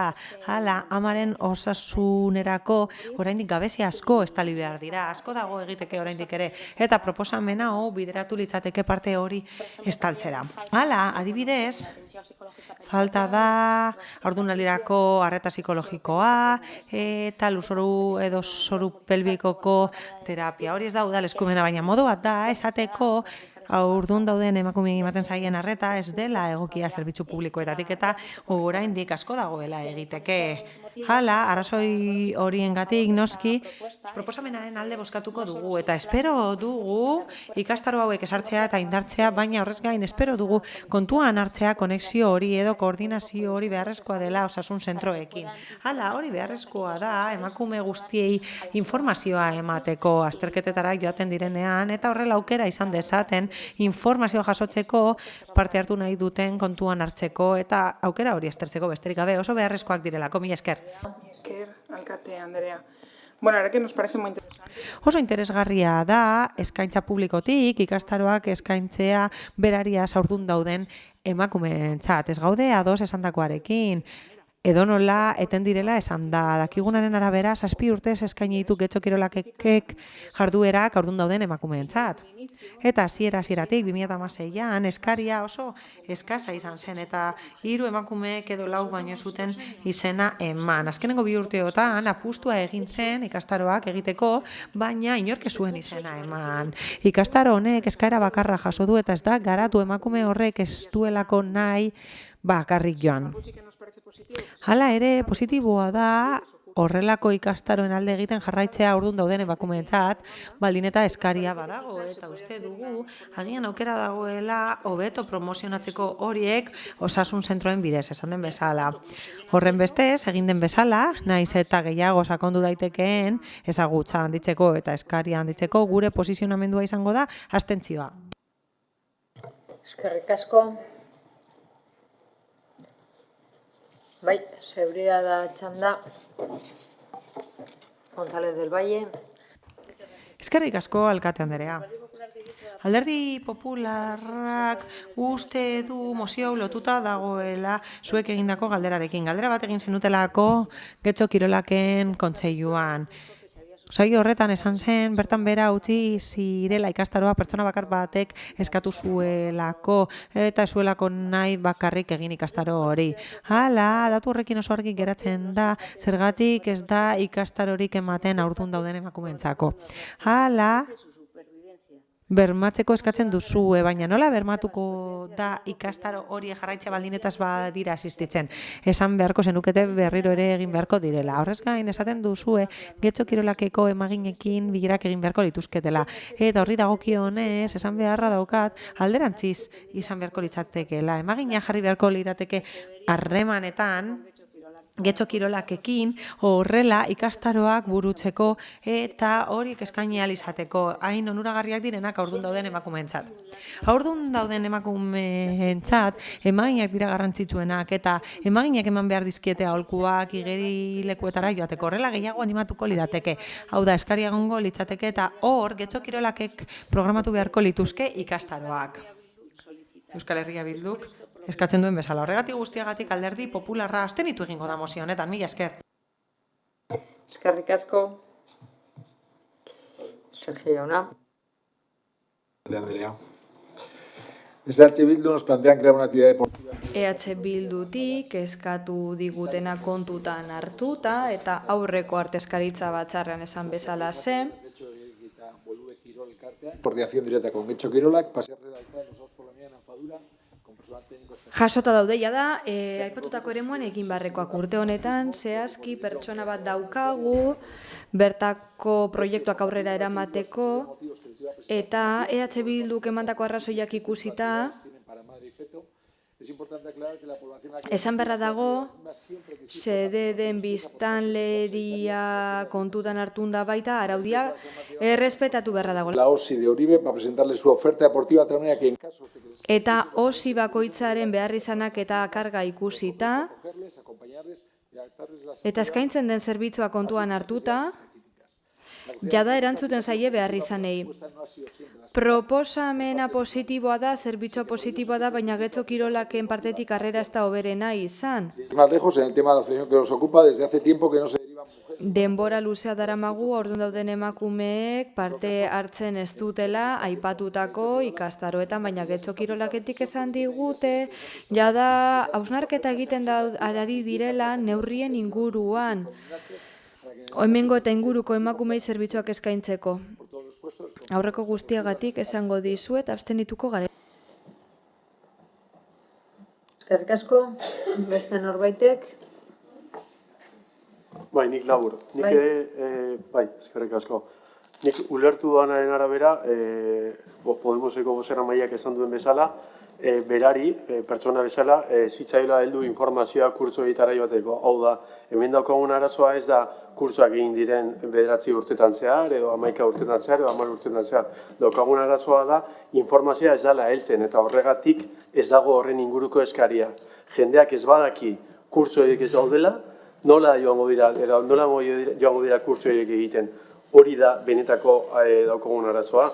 Gero esatea, hitzein izan dela, amaginak ez direla hortan sartu behar, eta horreko, hemen arazoa garbi dago. Kurtso hori gabe geratu gara. Zer egingo dugu? Kurtsoak aurrera emango ditugu, berriro ezarriko ditugu, edo geratuko gara ikusten nola kurtsoa desagertzen diren eta jendeak kanpora doan.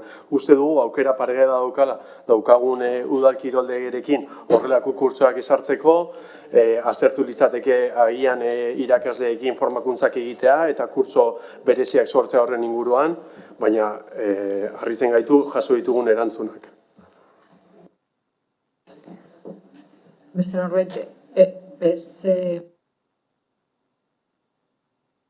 parkatu. Bai.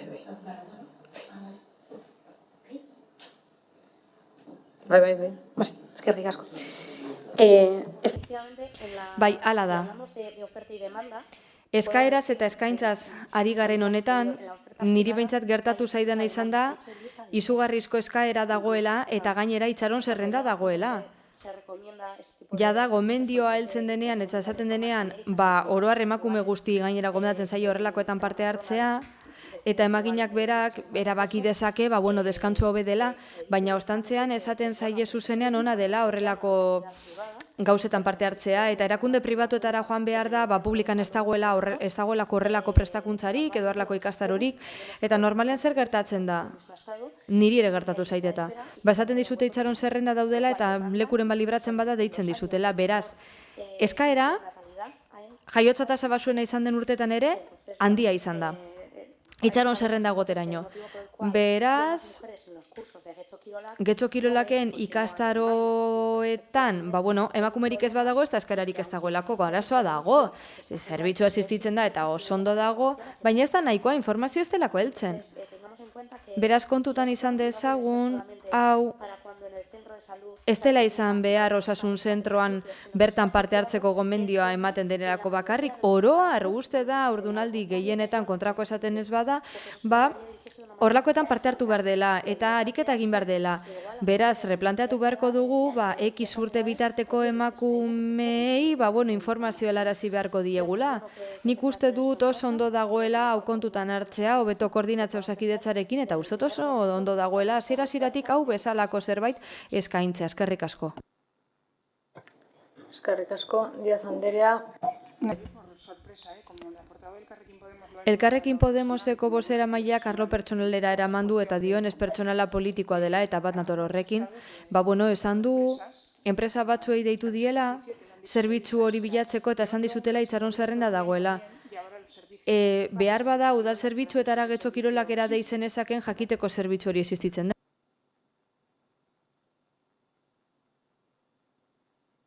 Eskerrik asko. Sergio Jauna. Siempre anotar... Besterik gabe. Getxo Kirolaketik lan egingo dugu osirekin harremanetan egoteko baita eta osin zer esan digute batzuetan. Bertako pertsona ez du nahi horrelakoetan aurdun dauden pertsonen parte hartzea. Eta bigarrenik Euskadiko Ezkerratik esan bezala, informazioa bilatzen ari bagara, pertsonaren araberakoa da. Kurtso pribatuetara jentea badoan, zergaitik ez da deitzen Getxo Kirolakera baita. Nik uste dut erabiltzaile bakoitzaren araberakoa dela, beraz, esaten dugunean informazio nahikorik ez dagoela, behar bada, zer nahi duen pertsonaren lekuan jarri beharko gara, ez da?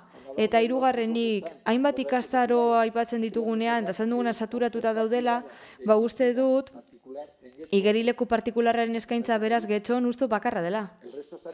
Gainerakoa Leioan daude. Baina badago Leioa jendean Getxora datorrena. Beraz, non bilatu? Getxon eskaintza egiten ari gara, existitzen da eta egongo da. Hor egongo gara, eta saiatuko gara areagotzen. Baina erabiltzaia nahi duenaren araberakoa da azken finean. Ez dudana, onartuko da, zalantzan jartzea gure apustua, egiten ari garelako. Saiatuko gara hobetzen, saiatuko gara harremana hobea izaten, baina berriro esango dizuet, kontrako zentzuan ere egon daiteke esfortzu. Eskerrik asko, bozketara pasatuko gara. Mozioaren aldeko bozkak, EH Bildu eta Elkarrekin Podemos, kontrakoak, ez daude, abstentzioak, Partido Popularra, PS Euskadiko Ezkerra eta Eusko Alderdi Jeltzalea. Eta honekin batera 53. puntura pasatuko ginateke, Getxo EH Bildu Alderdiko Udaltaldeak aurkeztutako mozioa, Getxoko funts publikoa sortzea. Bai, Getxoko ekonomia merkataritzan oinarritzen da.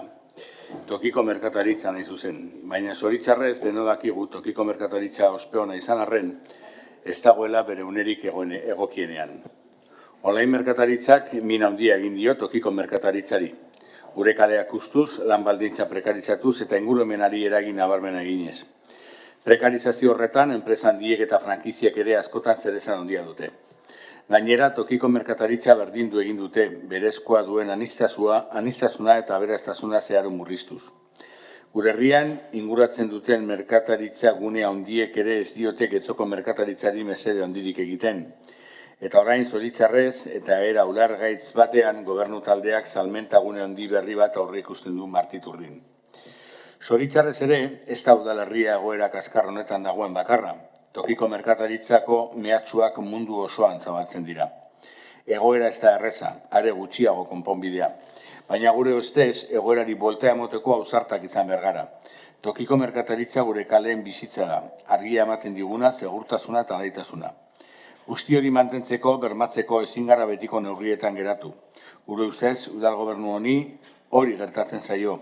Erosotasunean instalatuta dagoela eta epemotzeko partzeak jartzearekin konten geratzen dela. Baina etorkizuna bermatu nahi badugu etorkizunera begira jarri behar ditugu gure helburuak eta neurriak. Hainbat neurri proposatu izan diogu hildo honetan pleno honi. Batzuk berritzaileak, beste batzuk ezain berritzaileak, baina ikuspegi berri batekin. Orain honetan dugun proposamena inbertsio funts publiko bat sortzea da. Tokiko inbertsio funtsaren finantziazio eta eraketa ez da erabat publikoa izango, eta izaera publiko-pribatu komunitarioa izango du. Tokiko inbertsio funtsa honen helburua izango da tokiko merkataritza eta ekonomiaren etorkizunean laguntzea. Negozio berrien ezarketan lagunduz, enpresan hazkundean lagunduz, eta usuen oinarrizko merkataritza lagunduz, gure herriari izaera ematen dioten den iraupena lagunduz. Tokiko inbertsio funtsak ez dut diru laguntzik emango, inbertsioak egingo ditu, adibidez maileguak emanez edo bideratuz, edo tazit kapital txiki baten antzera enpresaren hasierako fasean bere kapitalearen partean hartuz. Tokiko inbertsio funtsak izaera komunitario izango du, bere zorrenan zein kudeaketan merkataritza munduko eragileek parte hartuko dute. Bestalde tokiko inbertsio funtsak Getxoztarrei bertan laguntzeko aukera emango die. Beraz, honelako akordio proposamena egiten diogo udal osoko bilkura honi. Udaleko osoko bilkurak tokiko inbertsio funtsaren zorrera onartuko du eta ondorioz udal gobernuak osoko bilkuraren erabakia gauzatze aldera, hilabete bateko epean zeharkako izaera izango duen talde bultzatzailea eratuko du udal langileekin. Talde horren lehenengo bileran talde politiko guztiek hartuko dugu parte, soilik gure iritziak eta proposamenak emateko, ez eztabaidatzeko. Eta ondoren talde bultzatzailea lanean abiatuko da eta 6 hilabeteko epean lehen proposamen zirriborroa aurkeztuko dio udal osoko bilkura honi. Bueno, mozio honeko garbi geratzen da zer da jartzen duguna.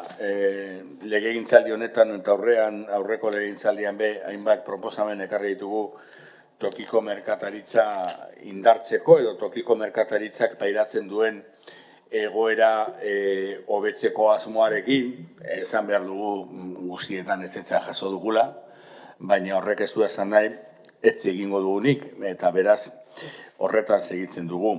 Esan dugu, egia zateko tokiko merkataritzaren egoera oso larria da, eta egoera larri horretan benetan sinesten dugu inork ez daukala errurik, bueno, hemen gaudenok ez daukagulako errurik, eta ziurrazki inork ez daukala konponbide magikorik. Hemen gaudenok ere ez gu, ez zuek, ez inork ez dauka konponbide magikorik. Baina konponbide magikorik ez daukagun bide horretatik agian neurri berriak saiatu behar ditugu. Y la verdad es que Eta egia esan hainbat aldiz ezesko eman digute. Orain proposatzen duguna ez da horren berria, ez da? Askotan proposatu izan dugu. Foru mailan proposatzen dugunak funtzionatzen du. Eta orain dioguna da ona ekartea zit kapital. Argi dago beste kudeaketa eredu batekin izan beharko litzatekeela, egokitu beharko gai ginatekeela bertoko beharri izanetara, eta argi dagoen bezalase gure helburuetara egokitu beharko genuke, baina diru laguntzak eman behar, baina uste dugu are hobeto dela inbertitzea laguntza ematea, eta inbertutako diru horrek azken finean itzulkina izan beharko luke tokiko ekonomian islatu. Hainbat eta hainbat gauza planteatu ditugu. Ez dakit hemen zer esango diguzuen, baina tira. Badakigu posible dela, egin daitekela, ez dela arraroa. Eta uste dugu udalak diru bat jarri ahal izatea posible dela. Gero, herritarrek ere diru ekarpena egin dezakete esate baterako. Horrela, inbertsioa sortuko litzateke, eta horrez gain, pertenentzia komunitarioaren zantzua indartuko genuke, eta tokiko kontsumo areagotuko luke horrek. Izan ere, gurea bihurtuko litzateke. Uste dugu, udalerri honetan ekonomi sustapena getxobonoarekin bukatu dela, turismoarekin bukatu dela, eta askotan esan dugu, berriro diogu, getxobonoa neurri bat da, beharrezkoa da, baina hori ezin da epe luzera neurri bakarra izan tokiko merkataritza salbatzeko. Izan ere neurri horrek iraungitze data dauka eta ez du lehiakortasuna sustatzen saltokien artean. Ez da merkataritza planifikatu bat ere. Merkataritza planak egin dira eta zer ikusi dugu? Ikusi dugu hainbat saltoki desagertu direla gure kaleetatik askotariko saltokiak eta beste saltoki mota batzuk ezagunago egin dira. Tartean, ilapaindegiak, manikura egiteko tokiak, edo higiezinen salmentarako tokiak. Uste dugun merkataritzak auzoak berbizteko direla, eta uste dugu bezalako funts bat sortzea tresna garrantzitsua izan daitekeela, eraginkorra gainera. Egia da, funts hau sortzeko denbora behar dela. Azterlanak behar direla. Eta ikusi beharko dugula legeria zein egoeratan dagoen, nola eragiten dion banku egoerari, baita. Baina ez da zinezkoa eta horregatik proposatzen dugu lanean hastea. Guztion behar izana da, baina batez ere zer izan behar dugu ardatz. Teknikarien lana. Alderdiotatik gure ideia botako ditugu, eta batzorde tekniko bat joan beharko da gero proposamen bat itxuratzen. Gero guk landu ahal izateko. Badakigu hauteskunde datozela, baina horrek ez du mundua geldituko. Ez ditzateke horrela izan beharko, gu lanean jarraitu beharko genuke. Eta hauze da gure proposamena. Gustatuko litzaidake ez apostatuko ez banuke ere, adostasuna edo desadostasuna adierazteko orduan argumentu modura enpresa foro esagertzea. Eta argumentu hori erabiltzen bada erantzungo du hurrengo txandan. Eskerrik asko. Urudela Espide Andrea. Eskerrik asko.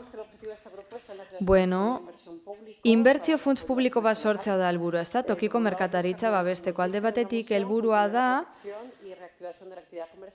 merkataritza jarduna babestea eta berraktibatzea, eta bestetik saltokiek behar duten finantzaketa lortzea esate baterako jarduerak indartzeko. Uste dugu neurri interesgarri izan daitekela eta gainera ekarpen handia egingo lioke sektoreari.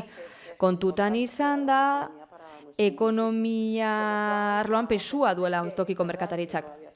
Egia da oraindik ere berrikusi beharko genukela hau nola itxuratu, eta gu geuk ere lan egin beharko genuke, enpresen foroan egiten den lana da, baina uste dugu gehiago egin behar dela, eta gainera prozesu konsultibo bat ere abian jar daiteke, ez da? Badakit inkestaldia bukatua dugula, baina egin daiteke. Galdetu jendeari merkataritza sektorea nola ikusten duten, esate baterako. Baina bai, aldeko bota emango dugu. Argi dagoen bezala bat gatozelako, EH Bildutik adirazitakoarekin. Eta zergatia azalduko dizuet. Alde batetik prozesua garrantzitsua da. Esan duzuenez, adostasunez erabaki behar da funts baten sorrera. Eta uste dut hor, aukera badaukagula guztiok elkarlanean aritzeko, talde politiko guztien artean, eta teknikariekin eta aholkulariekin batera. Baita, beste diru laguntza batzuekin bateragarri egiteko, ez da? Aipatu den bezala. Beste alde batetik, uste dugu garrantzitsua dela funtsa sortuz gero, bateragarria izatea foru aldundiaren lagunekin eta beste laguntza batzuekin. Izan ere uste dugu diru laguntzak ez aipatzera pasatzen garenean eta interesgarria da, ez da, sektore komertziala diru laguntzak bai, baina finantzaketara sarbidea izan nahi du benetan. Baina, honekin ate bat irekitzen dugu, ez da, finantzaketa eredu berri baterantz, duina den berri baterantz.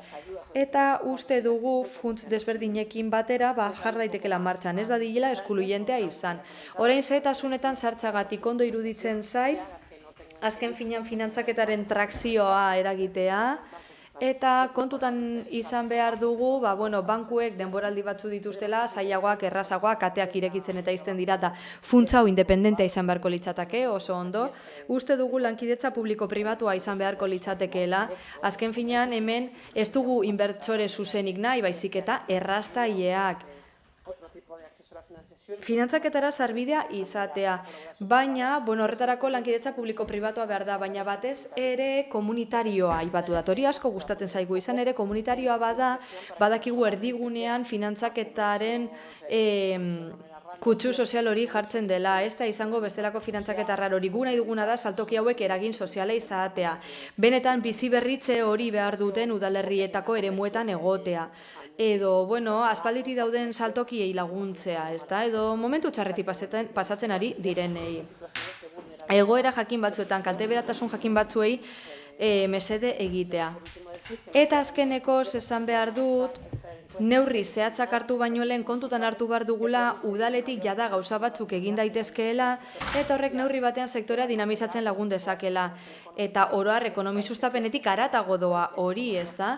Kontutan hartu behar dugu hori guztia. Bestalde, badaude beste neurri batzuk, ekonomia sustatzen lagun dezaketenak, herritarren partetik etor daitezkenak, espazio publikoak berreskuratzetik pasa daitezkenak, eta merkataritza mapa berria egin dezakegu. Uste dugu neurri horiek ere azter daitezkela, martxan jar daitezkela, funtsarekin batera.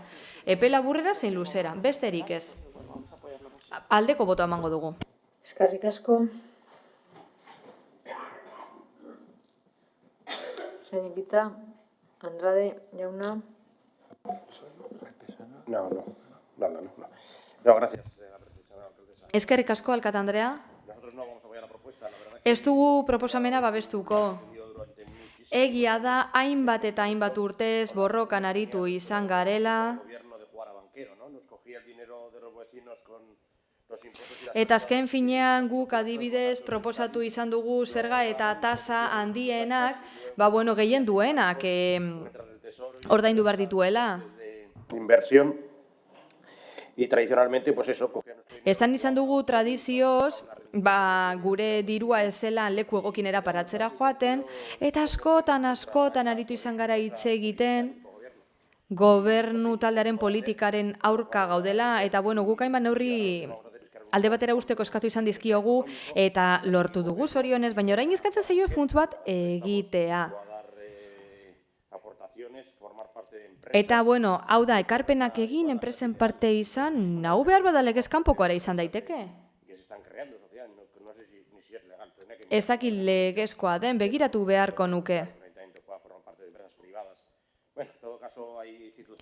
Nola nahi ere, badaude instituzio batzuk, Eusko Jaurlaritza eta beste hainbat, eta nik esango nuke udalean dinamika hori ez dela jarraitzen. Guk uste dut merkatari elkarteak indartu behar direla, eta nik uste dut hori direla zuzen ere ulertzen dutenak zein arazo ditugun hemen. Eta haiek zaindu beharko genituzke egia esan, haiek aukeratu beharko lukete, zer behar den, lankidetzan aritu, errenta ordaintzen lagundu lehenengo hilabeteetan tartean. Piztu longen proposamena izan genuen hori, ez da guk ekarri genuen proposamena eta gero gobernu taldeak egikaritu zuen. Beste hainbat neurri aipatu dira lehen urteetarako eta oroar badaude dinamika batzuk, ez direla bankulana egitea ayuntamentutik edo udaletik. Eskerrik. Beste norbaitek hitza?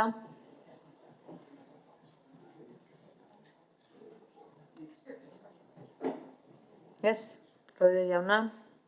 Solo una sorpresa y una matización. Ñabardura bat, nik ez nekien piztu longen kontu alderdi popularrak proposatu zuela, nik buruan dut, negoziatzen aritu izan ginela 2016ko aurrekontuetarako EAJ-rekin eta PSE-rekin. Baina nabardura bat egitearren. Ez da inbertsio kontu soila. Inbertsioarekin zerikusia du, baina hau planifikatuta dago, helburu batzuk ezarrita daude, eta komunitateari mesede egitea tartean, hazkunde komunitarioa da helburu nagusia. Horixe da gure proposamena. Eta zer eskatu dugu, lan egiten hasteko edo behintzat buelta bat emateko. Alderdi Popularraren proposamenak ere baliodunak dira oso, eta eskuinetik uste badute administrazioak funts galduetara diru eman behar duela, aurrera. Guk uste dugu hori ez dela bidea, eta horregatik diogu lan egiten hasi beharra dagoela, esan dugu badagoela eredu bat, erabilgarria izan daitekena eta egokitu daitekena, gure udalerriaren kasurako, seed capital da eredu hori, eta beste hainbat egongo dira seguru. Eta gainera, ziurrenik eredu horietan herritarrek parte hartu halko dute, eta komunitate zantzua ere areagotu halko da, esan bezala. Elementu hau ez da finantzak eta tresna hutsa, hau ez da maileguak ematea eta enpresetan esku hartzea. Eredu honen bitartez, finantzak eta baliatzen da, merkataritza eredu berria sortzeko eta udalerri baten behar izanei erantzuteko hori delako helburua eta ez mailegu hutsa ematea. Eskerrik asko. Beste norbaitek? Ez? Beraz, bozketara pasatuko gara. Mozioaren aldeko bozkak. Bildu eta Elkarrekin Podemos. Kontrakoak, Partido Popularra, PS Euskadiko Ezkerra eta Eusko Alderdi Jeltzalea. Aurkitza jauna, zeure hitza. Bai, da gure botoaren azalpena, gaur egun eta biztanlea askoko udalek izan ezik. Parkatu, bai, Díaz Andrea lehendabizi. Díaz Andrea. Mila esker, nuestro voto ha sido en sentido negativo. Guk ezezko boto emango dugu, uste dugulako jada badaudela administrazio batzuk udalaz gaindikoak direnak, eta jada finantzaketa publikodun kredituak ematen dituztenak hainbat arlotarako. Eskerrik asko. Eskerrik asko, Urkitza jauna, orain bai. Eta gure botoaren azalpena, gaur egun eta biztanle askoko udalek izan ezik, ezin dute funts publikorik eratu maileguak emateko, indarrean dagoen foru araudiari jarraiki. Eskerrik asko. Beraz, hurrengo puntura pasatuko gara. Getxo Bildu Alderdiko taldeak aurkeztutako mozioa, Algortako etorbidea, kale errepidea konpontzea. Bai, Gijarrubi Andrea.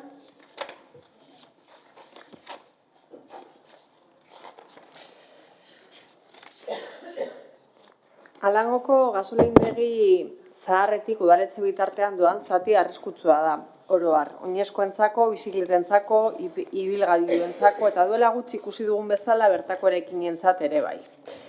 Gure kaleetan oinezkoi lehentasuna emateren garrantzia zareitu ohi gara eta kale errepide honek oinezkoak erabat baztertzen ditu.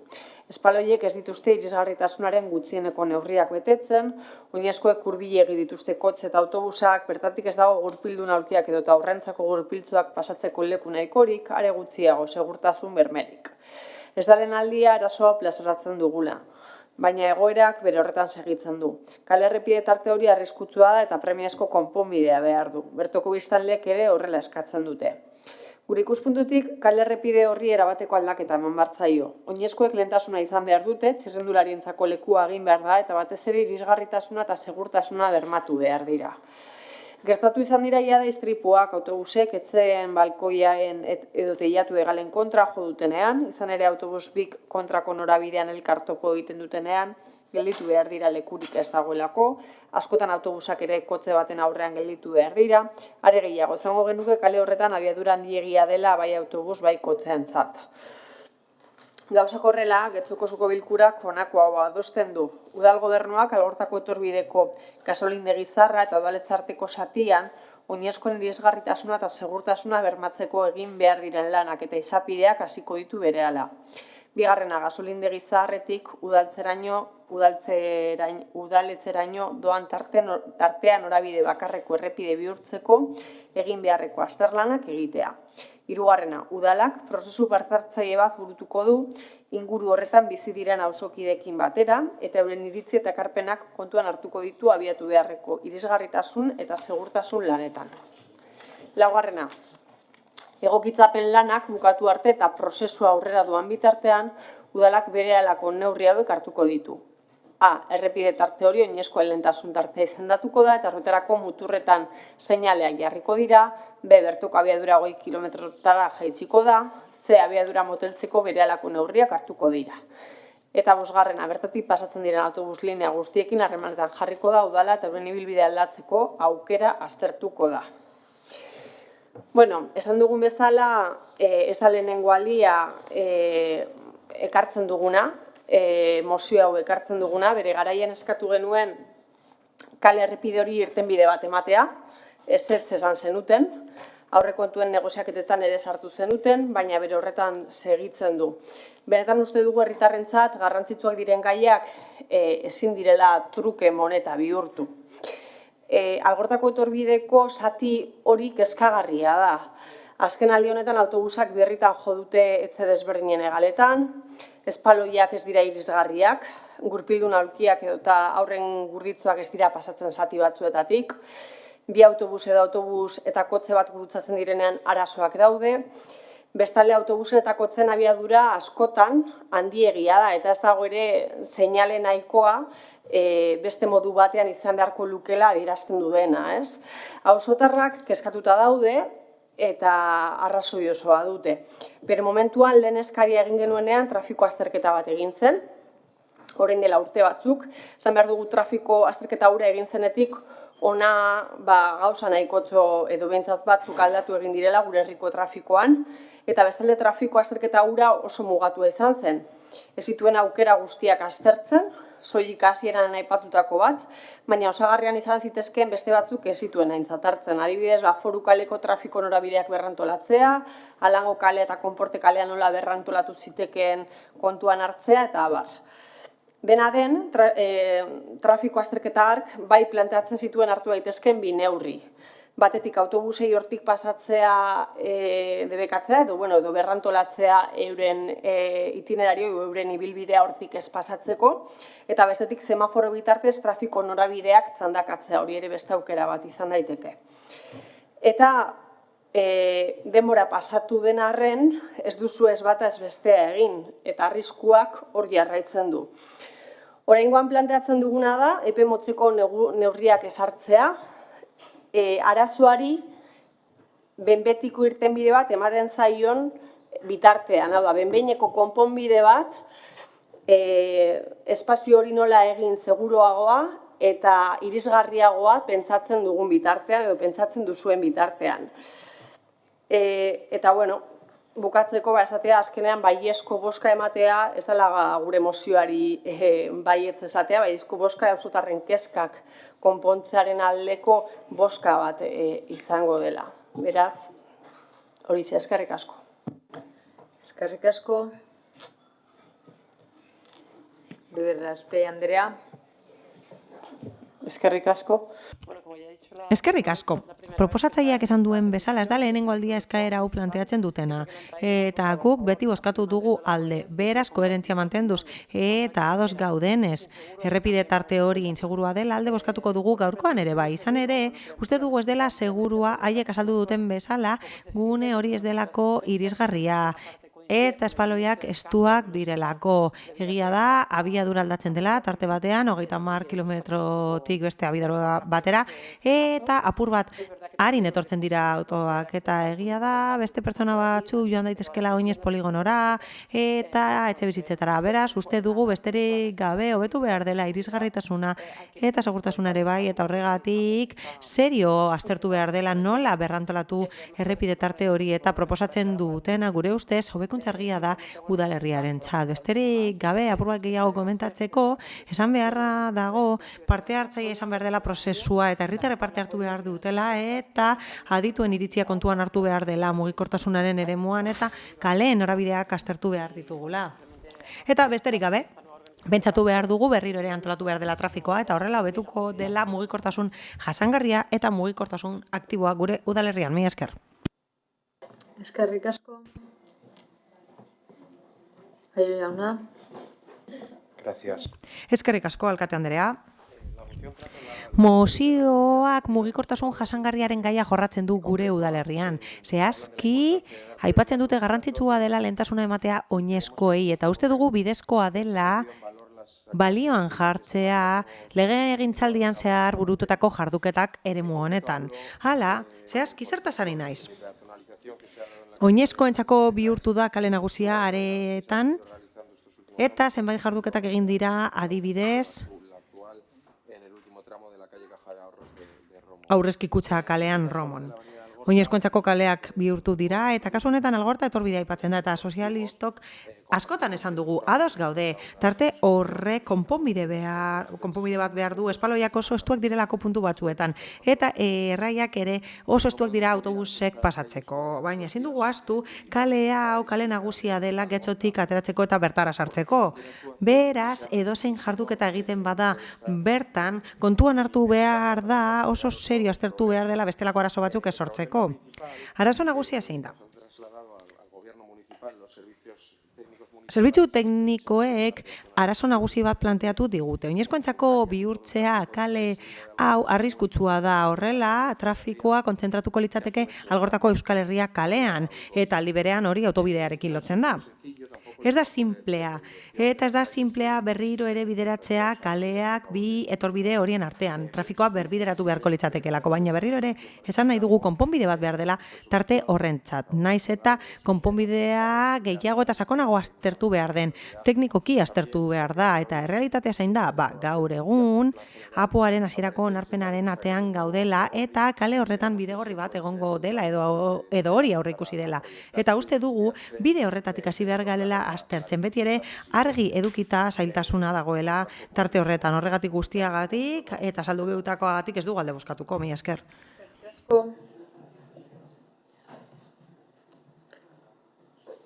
Bai, zeure txanda, bai.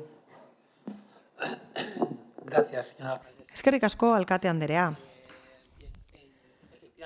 Bai. Hau, 2019ko urtarrilean eta azaroan jorratu zen, eta bi kasuetan udal gobernuak azterlan tekniko batzuk aipatu zituen egingo zirenak, eta azkenean 2020ko ekainean azterlan teknikoa eman ziguten. Eta konponbide bat planteatu zen azterlan horretan Algortako etorbidearen egoera konpontzeko. Egia da, tarte batzuk oso estuak direla eta horrek arazoak eragiten dituela autobusak bertatik pasatzeko, autoak, patineteak eta bestelako ibilgailu batzuk bertatik pasatzeko. Azterlan bat aurkeztu ziguten, baina azterlan horretan ez da uste neurri hori egokia denik. Ez ditut arrazoi guztiak errepikatuko, baina 35. orrialdean argi eta garbi azaltzen da zeintzuk diren azterlanaren puntuak eta zeintzuk esaten zuten zergatik ez den egokia neurri hori aplikatzea. Hori 35. orrialdean agertzen da. Hala, txostena irakurri dut, eta gobernu taldeak agindutakoa irakurri dut, eta bertan esaten da trafikoa handituko litzatekela beste inguru batzuetan eta Euskal Herria kalean adibidez trafikoa handituko litzateke eta beste leku batzuetan ere bai, eta gainera aparkaleku batzuk kendu beharko lirateke gune horretan. Orain ere gainezka dagoena. Laburbilduz, arazo hori beste leku batera eramango genuke. Trafikoa densoagoa izango litzateke beste gune batzuetan, eta trafikoa pilatuko litzateke hautazko bide horietan, gaur egun mugan daudenak.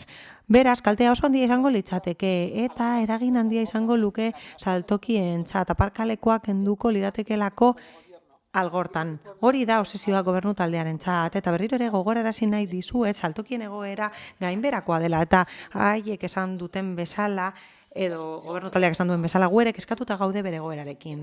Azterlan teknikoak proposatzen zuen bitarteko konponbide bat, eta horrek gonbidatzen du zirkulazioa mugatzera ibilgailu astunentzat norabide bakarrean, eta guk uste dugu konponbide hori ezarri baino lehen berriro ere aztertu beharko litzatekela egoera, eta aztertu beharko genuke orokorrean autobus lineek izango luketen eragina, baina noski abia puntu bat da.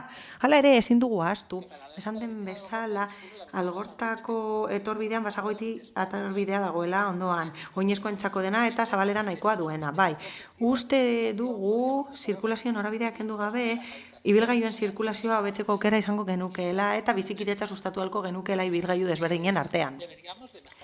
Hobetu beharko genituzke sarbideak Algortako etorbidetik basagoiti etorbiderantz. asko betu daitezkelako, eta gainera, neurri batzuk esarri beharko genituzke zirkulazioa atseginagoa izan dadin bizikidetza sustatzeko erabiltzaile guztien artean, baina onartezina da gobernu taldeak egin duena. Gobernu taldeak 2020ko ekainetik du azterlana eta onartezina da ezer egin ez izana, ez du proposamenik egin. Begibistakoa den bezala, agian ezin dugu arazoa erabat konpondu Algortako etorbidean, baina zalantzarik gabe zerbait egin zatekeen apur bat konpontzeko edo gutxienez arazoa murrizteko. Horregatik guztiagatik eta aitortuta arazoa hor dagoela eta askotan gobernu taldeak beste alde batera begiratzen duela, ezin gara ados egon. Arazoa beste leku batzuetara eramaten duzuelako eta kalteak onurak baino gehiago direlako. Mila esker. Eskerrik asko. Gozio Anderea. Bai, eskerrik asko alkate Anderea. Hainbatetan osoko bilkuretan eta batzordetan eztabaidatu eginda Algortako etorbideko zirkulazioaren berrantolaketa. Bide horretako zati batzuk oso estuak dira, eta ondorioz, arreta handiagoz aztertu behar da errepide horretan egon ohi den trafikoaren volumena. Debido a esa situación y al... Egoera horregatik, eta konpromisoa hartu genuelako 2019ko azaroko plenoan azterlan bat egin genuen trafikoaren inguruan. Hori 2020an egin zen. Azterlan horretan, aztertzen da aukera esartzeko norabide bakarra zirkulazioan hegoalderantz Algortako etorbidean. Zehazki, Maria Andresena eta Los Fueros kalen arteko tarte horretan. Hala, otsaileko informazio batzordean 2021an analisiaren berri eta ondorioen berri eman zen, eta gerora, dokumentua bidali genien udalbatzako kide guztiei meiez batzordeko idazkaritzatik hain zuzen ere. Analizia konkluyentea da. Hau da, Maria Andresena eta Fueros arteko tartea norabide bakarreko tarte bihurtzea ez da egokiena trafiko handituko litzatekelako beste egune batzuetan, eta horrela ordu batzuetan udaltzaingoko biribilgunea eta Manuel Gainza aparkalekuko biribilgunea kolapsatuta egongo lirateke une batzuetan. Hau da, puntu bat konponduko genuke, baina gatazka eta arazo berriak sortuko genituzke, orain ez ditugunak.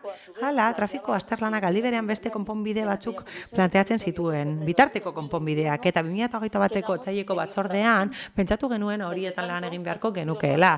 Bien bitartean araudi edo lege berriak agertu dira, adibidez, maiatzaren 20ko klima aldaketari buruzko legea ezarri eginda, eta berriki argitaratu eginda arautegi bat garatzen duena legea esartzeko metodologia eta emisio basuak esartzeko metodologia esartzen duena. Beraz, esan dezakegu agertoki zehatz batean gaudela, neurriak hartu behar ditugu airearen kalitatea neurtzeko, eta horregatik ezin dugu esku hartu tarte zehatz batean aurretik ebaluatu gabe zeintzuk diren ondorio orokorrak. Zuen mozioaren aurka bozkatuko dugu. Eskerrik asko. Eskerrik asko. Beste norbaitek hitza. Bai, berriz. Ijarroi Anderea. Bai, bueno, argi dago mugikortasun ikuspegitik gure herriko eremu asko erabat hobegarriak direla, eta horietako bat da Algortako etorbidekoa. Horregatik menta berriz ekarri izan dugu gaia, bai udalbatza honetara, bai batzordetara. Uste dugu arazoa identifikatzeaz gain horiei irtenbide ematea edo eman bartzaiela, eta urteak aurrera egin duten arren, benetan ez zaio arazoni benetako irtenbidea eman, ezta? Azterketa teknikoa egin zenetik, 2020tik urte batzuk pasatu dira, igaro dira, eta agian ez, gauzak aldatu dira. Azterketa teknikoa egin zenean, hainbat elementu ez zeuden gure herrian, bai? Besteak beste, Manuel Gaintza parkina oraindik martxan jarri gabe zegoen, eta Kursuloko rotonda ere ez zegoen. Bueno, hainbat elementu aldatu egin dira, eta uste dugu agian, azterketa tekniko hori berrartu behar dela, berregin behar dela, eta helburua izanik beti ere arazoari benetako irtenbide bat ematea. Edo behintzat saiatzea momentu honetan dauden edo auzokideek edo herritarrek pairatzen dituzten kalte nabarienak ez pairatza, eta horretarako badaude bitarteko neurri batzuk. Legeak aldatu daitezke, eta egon gaitezke zain dena berrikusi arte, edo az gaitezke poliki-poliki lanean, eremuka lanean. Arazo hori identifikatuta dagoia, dagoeneko identifikatuta dago, gehienek identifikatzen dugu, zergatik ez diogu konponbide bat ematen, noski kontuan hartuta indarrean une honetan dauden legeak, baina horrek ez du esan nahi dena berrikus daitekeenik edo dana berrikusi arte eta dana berrantolatu arte itxaroten egon gaitezkenik. Izan ere, errepikatzen dut bitarteko neurri batzuk badaude. Agian hori ere, esan dezagun hori ere bada borondatearen erakusle. Eta ez badugu ezer egiten borondateak edo borondaterik eza dagoela baino ez dugu adierazten edo ez diegu adierazten herritarrei. Eta hemen arazo baten aurrean ari gara, bitartean arazoak jarraitzen duen bitartean, eremu hori, pasabide hori ez da segurua, ez oinezkoentzako, ez irisgarria ere ez da, beraz, uste dugu, konponbide tekniko bat behar dela ahalik eta lasterren, eta hori da eskatzen ari garena. Gainerako guztia iruditzen zaigu aitzakia. Aitzakia ez onartzeko mozioa, aitzakia ezer ez egiteko, eta arazoak bere horretan jarrai dezan. Eskerrik asko. Beste norbaitek? Ez, beraz bozketara pasatuko gara. Mozioaren aldeko bozkak, EH Bildu eta Elkarrekin Podemosekoak kontrakoak,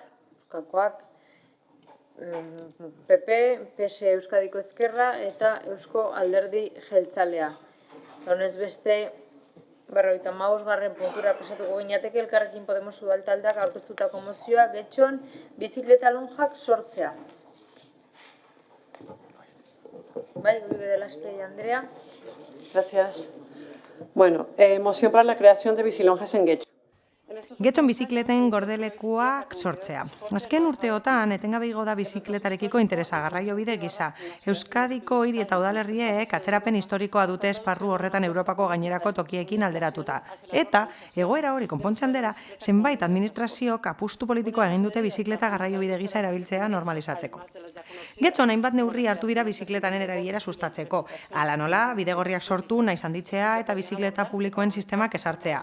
Zeinak baliagarriak baitira mugikortasun aktiboaren eta jasangarriaren esparruan aurrera egiteko. Halaber, horren harira aipatzekoa da bizikleten aparkaleku eta edo gordeleku egokiak sortu eta sustatzea bizikletak toki seguruan eskuratu eta gordetzeko. Bide publikoan bizikletetarako aipatutako aparkalekuak jartzeaz gain, Euskadi eta Europako hiri batzuetan hasi dira bizikleten gordelekuak egiten auzoetan, bizikleta pribatuen erabiltzaileek kalean modu seguruan gorde ditzaten. Etxean gordetzeko espazio nahikorik ez izateak dakartzan oztopoak eta etxeetatik hori jaisteko zailtasunak murrizte aldera. Bizikleten gordeleku kolektibo gisa erabiltzeko beren beregi diseinatu diren lokalak dira, erabilera publiko zein pribaturako. Txartel elektronikoaren bidez sartu ohi da lokal horietara, bideo zaintza egon ohi da, eta beheko solairuan edo lurpekoan arrapala izaten dute. Bizikletak gordetzeko erabili daitezke soilik, eta askotan aprobetxatu barik dagoen espazio bat bizikleten gordeleku bihurtu daiteke. Ildo beretik, neurri horretan gehiago sakontze aldera, etxe bizitzetan tokirik ez izateagatik edo eraikinetako goiko solairuetatik bizikleta jaistea desoerosoa izateagatik garraiobide hau erabiltzeko barrerak eta oztopoak kentzearen alde dauden jabeen Lankide bat irakurtzen ari da.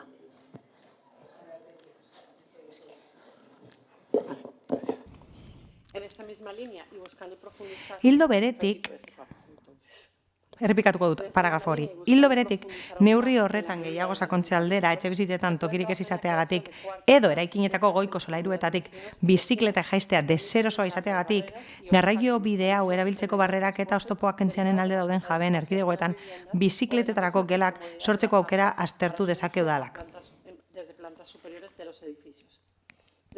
Gasteizen, duela zenbait urtetik eskaintzen dira aipatutako bizikleten gordeleku publikoak, bizikletak alokatzeko sistemaren barruan. Era berean, ordenantza baten bidez, bizikleten gordeleku pribatuak irekitzea sustatu da. Hala, hileko kuota bat ordainduz, hala egin nahi dutenek, beren bizikletak kalean gorde ditzakete eta horrela, bizikleta aparkatzeko alternatiba bat eskaintzen da. Elkarrekin Getxo taldeko kideok uste dugu, sistema mota hori ezarri eta sustatu behar dela Getxon. Bereziki hiri inguruetako auzoetan, mugikortasun aktiboa eta jasangarria albidetu eta sustatzeko.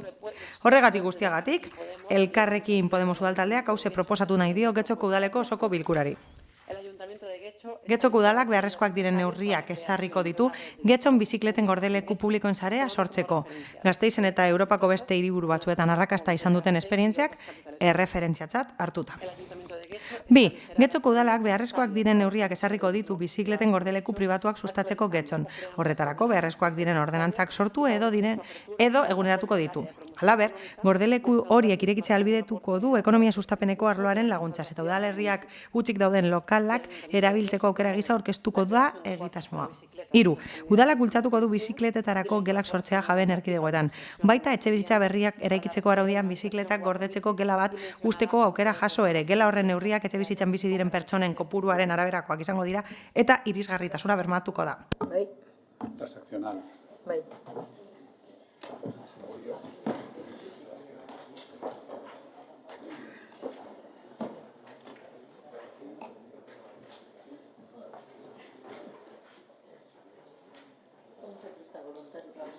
Tenía que moverse.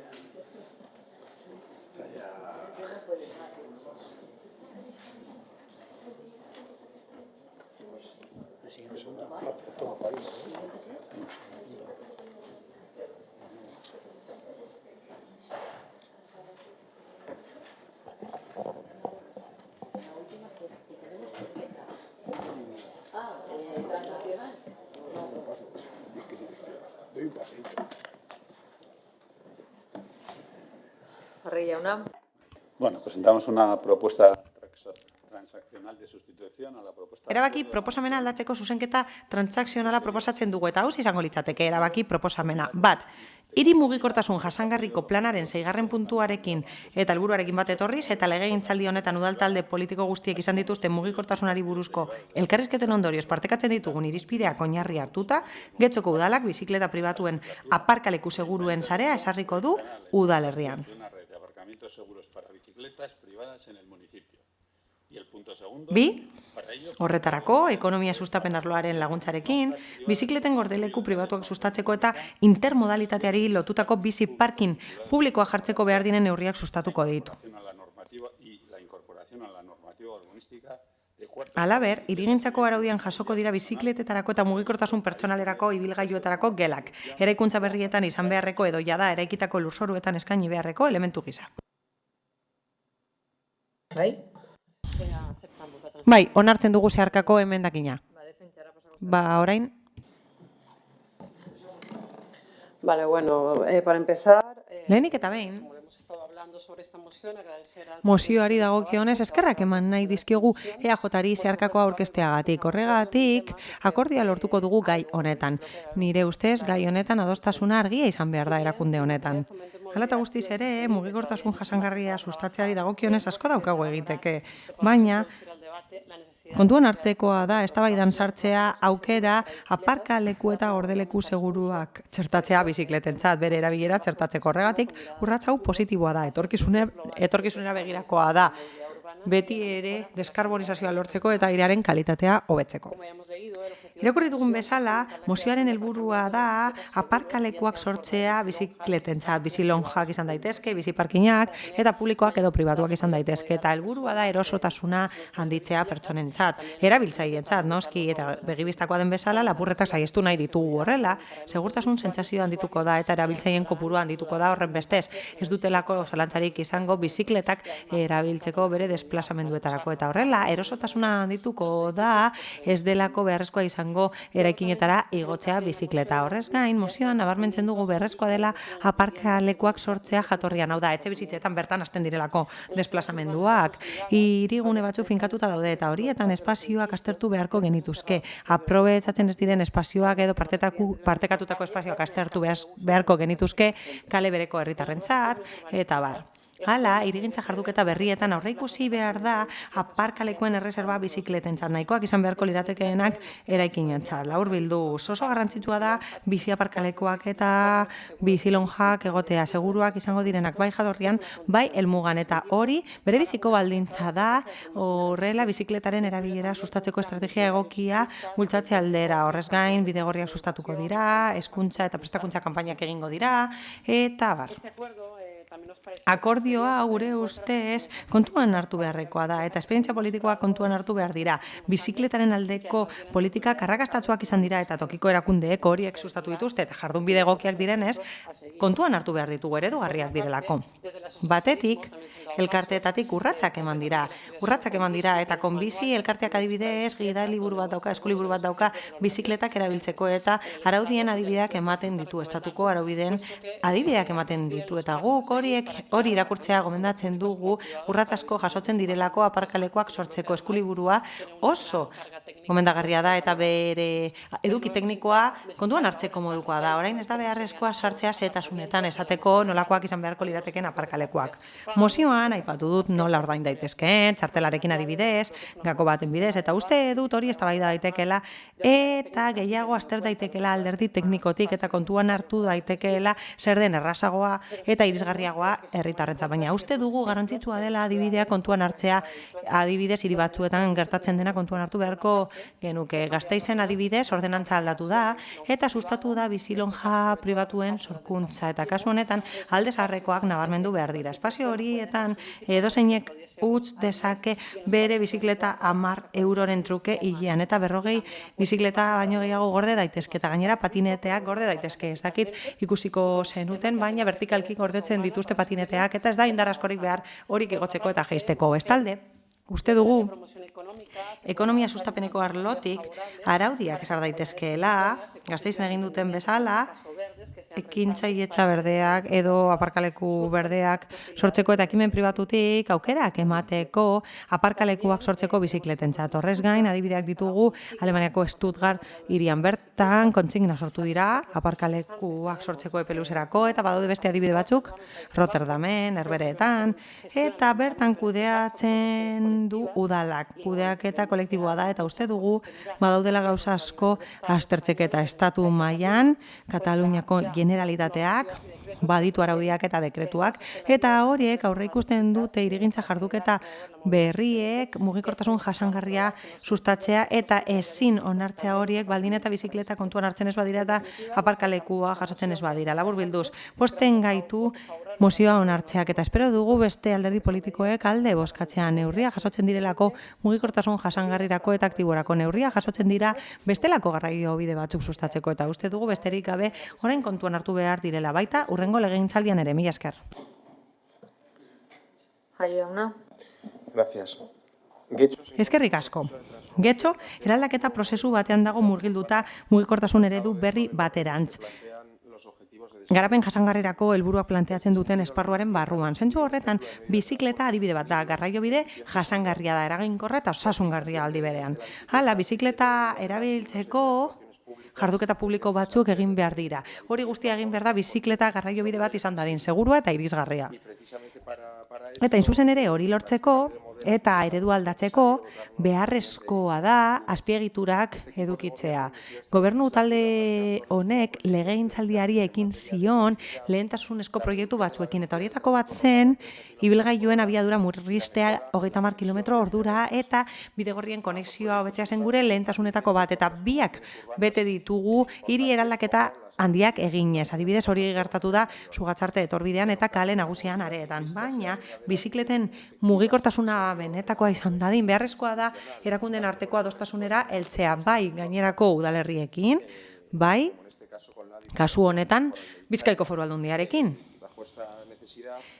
Hori beharrezkoa da eta Aldundiaren bultzadarekin proiektu bat abiarazi da legegintzaldi honetan. Eragin handia izango duena bizikleta erabiltzeko aukeretan Getxoko herritarrentzat. Eta proiektu hori hiri eraldaketako proiektua da. Izan ere, bizikletentzako bulebar batek lotuko ditu Getxo eta Bilbao eta Ibaizabal ibaiaren biertzeak lotuko ditu. Hala, erakunde arteko lankidetza honekin eta bizikleta irisgarriagoa izan dadin herritarrentzat, Bizkaiko Foru Aldundiko garraiobideen sailak Miguel Ángel Gómez sozialistak zuzentzen duena, martxan jartzen ari da proiektu bat. Bizkai bizi deitzen da, proiektua bizikleta elektrikoen mailegu sistema bat da, eta Barakaldon, Berangon, Erandion, Getxon, Leioan, Portugaleten, Santurtzin eta Sestaon esarriko da, besteak beste eta bere kontratua esleitu da, eta hurrengo 4 urteetarako esleitu da zehazki. Beraz, bizikleten mailegua aukera bat izango da, erreala izango da aukera hori, jabetzako bizikletak edukitzearen beste aukera bat izango da, eta Ibaizabal ardatzaren inguruan eskainiko da. Elkarrekin Podemosek planteatzen du beharrezkoa dela espazioak sortzea Getxon bizikleta pribatuak gordetzeko, bai ekimen publikoaren bidez, bai ekimen pribatuaren bidez. Horrez gain, aukera planteatzen dute jaben erkidegoetan aparkalekuak sortzeko.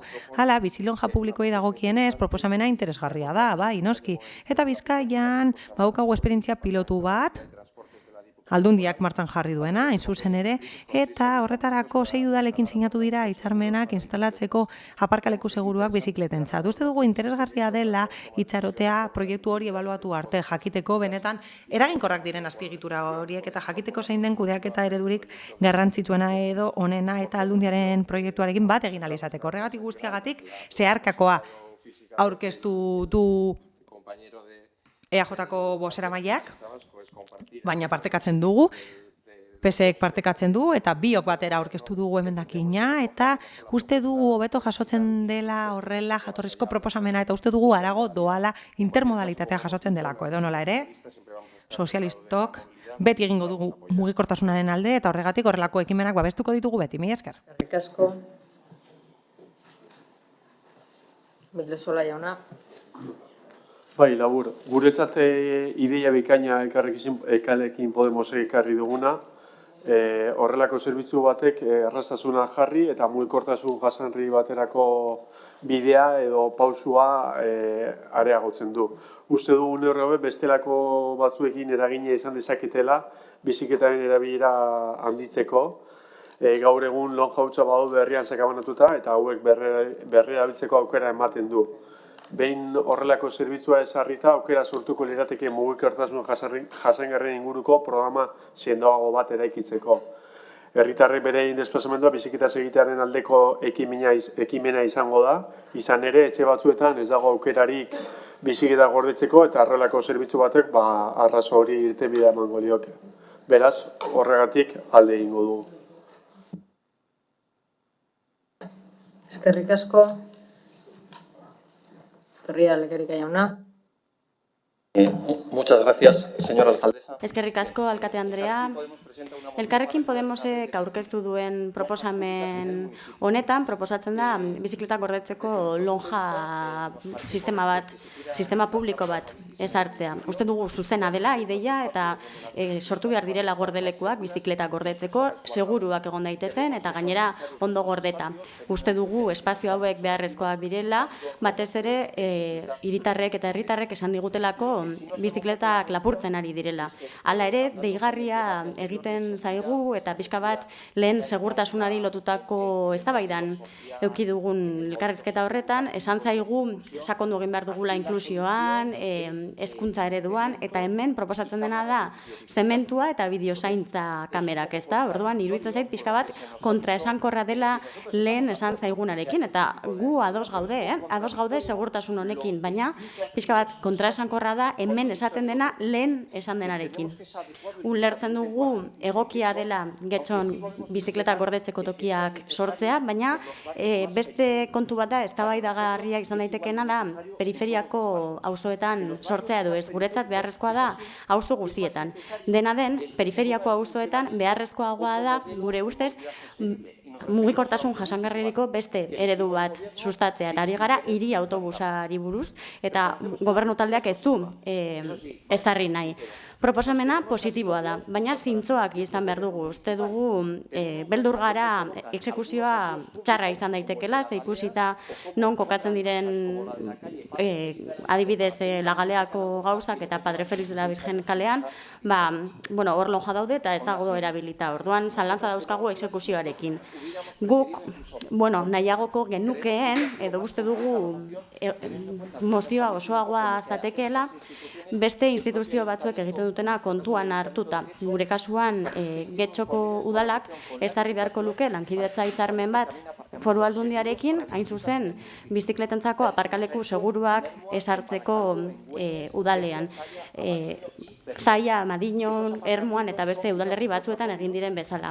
Aparkaleku horiek txandakakoak dira, eta horrek esan nahi du, behintzat 14 egunero behin erabili behar dela, eta horrela ez dira bizikletak gordetzeko toki bihurtzen. Eta horrela, aukera biak daude irekita bizikletak dituzten erabiltzaileentzat.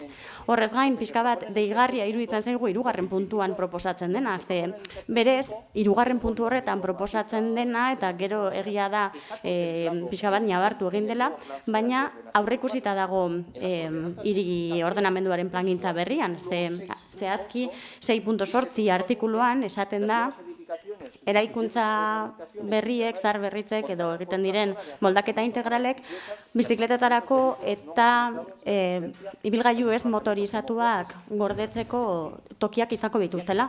Beraz, hori jasota dago edo behintzat etorkizuneko plan horretan jasota dago, aurreikusita dago teorian edo behintzat gobernu taldeak horrela dauka jasota.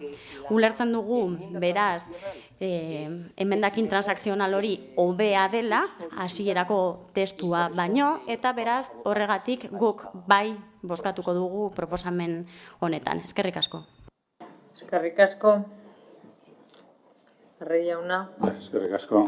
El uso de la bicicleta como medio de transporte personal. Bizikletaren erabilera norberaren mugikortasun propiorako helburu bat da udal honentzat, eta bidegorrien planak sortu dira, Getxo Bizi zerbitzua jarri da martxan, gaur egun gainera eguneratuta dago, eta Bizkai Bizi martxan jartzeko puntuan dago. Horretaz gain, Ibarbengoako geltokian badago aparkaleku bat, eta badago bidegorria martxan Bilbokorako lotura hori egiteko, Bilborekin eta ezkerraldearekin. Eta beraz, partekatzen dugu beharra dagoela aurrera pausoak ematea gai honetan, 2020 amaieran aipatu genuen bezala, hortik atera ziren akordioaren hasiera batzuk eta neurrietako batzuk ezarrita daude eta beste batzuk ezartzear. Beraz, horregatik,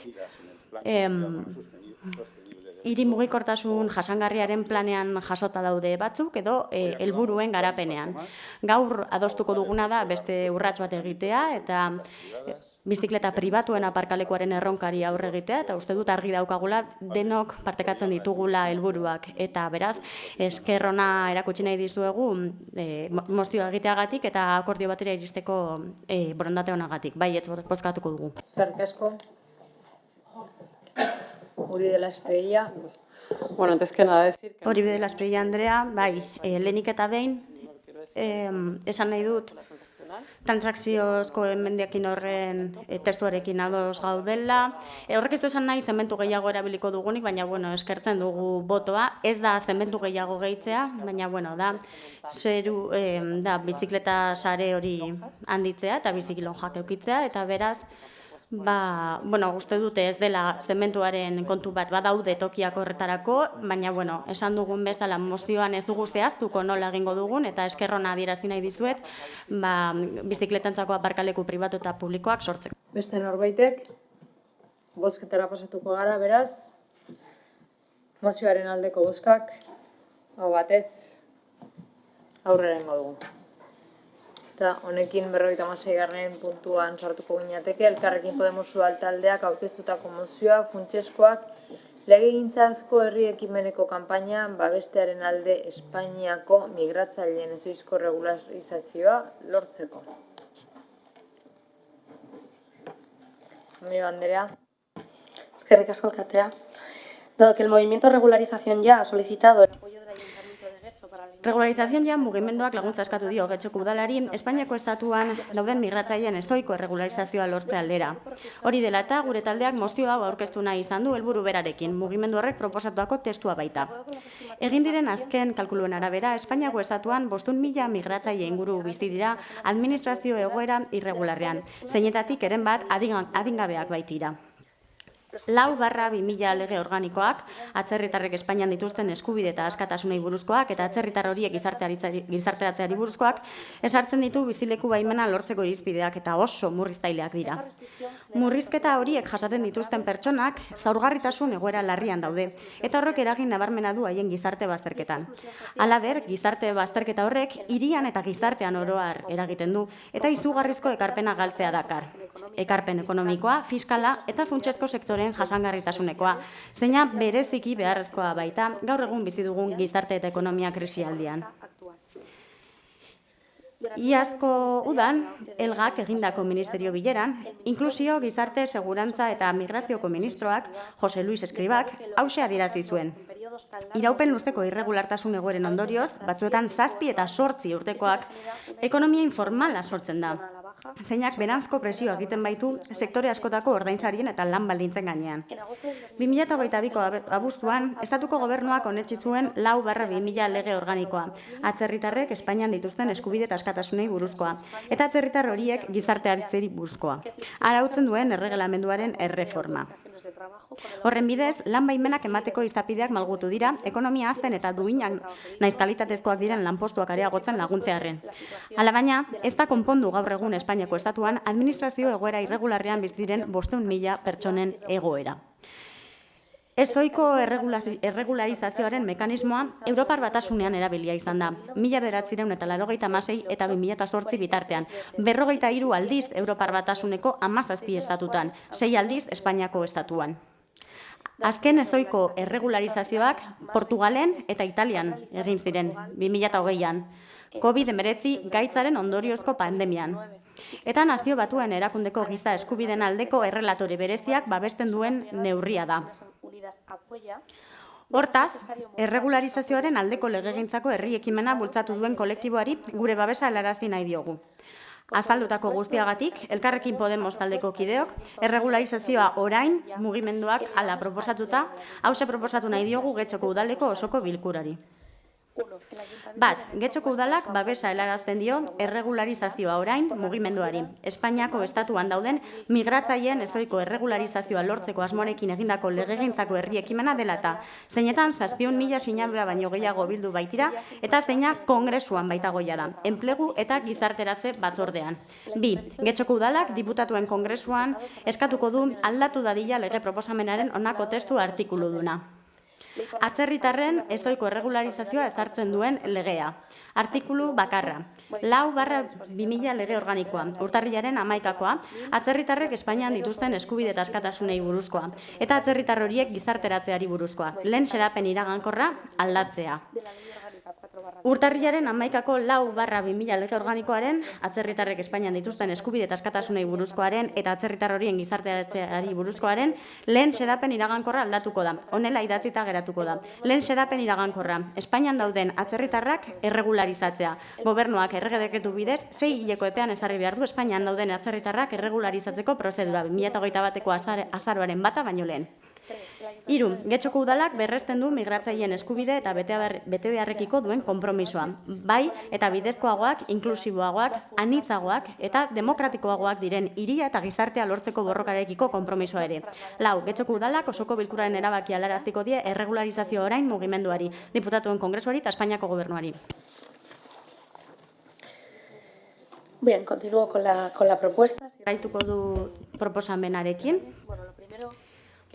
Lehenik eta behin, eskerrak eman nahi diegu erregularizazioa kolektiboari gurekin harremanetan jartzeagatik eta ekimen honen berri emateagatik eta proposamena egiteagatik Euskadiko udaletatik ere gai honi heldi ez daiogun eta gainera horri garrantzia eman diezaiogun gainerako instituzioetan daukagun garrantzi berbera gainera. Ze izan ere, migrazio politikak egon behar dira pertsonentzat eginda eta aspaldi esan dugu garrantzitsua dela bizitza erdigunean jartzea.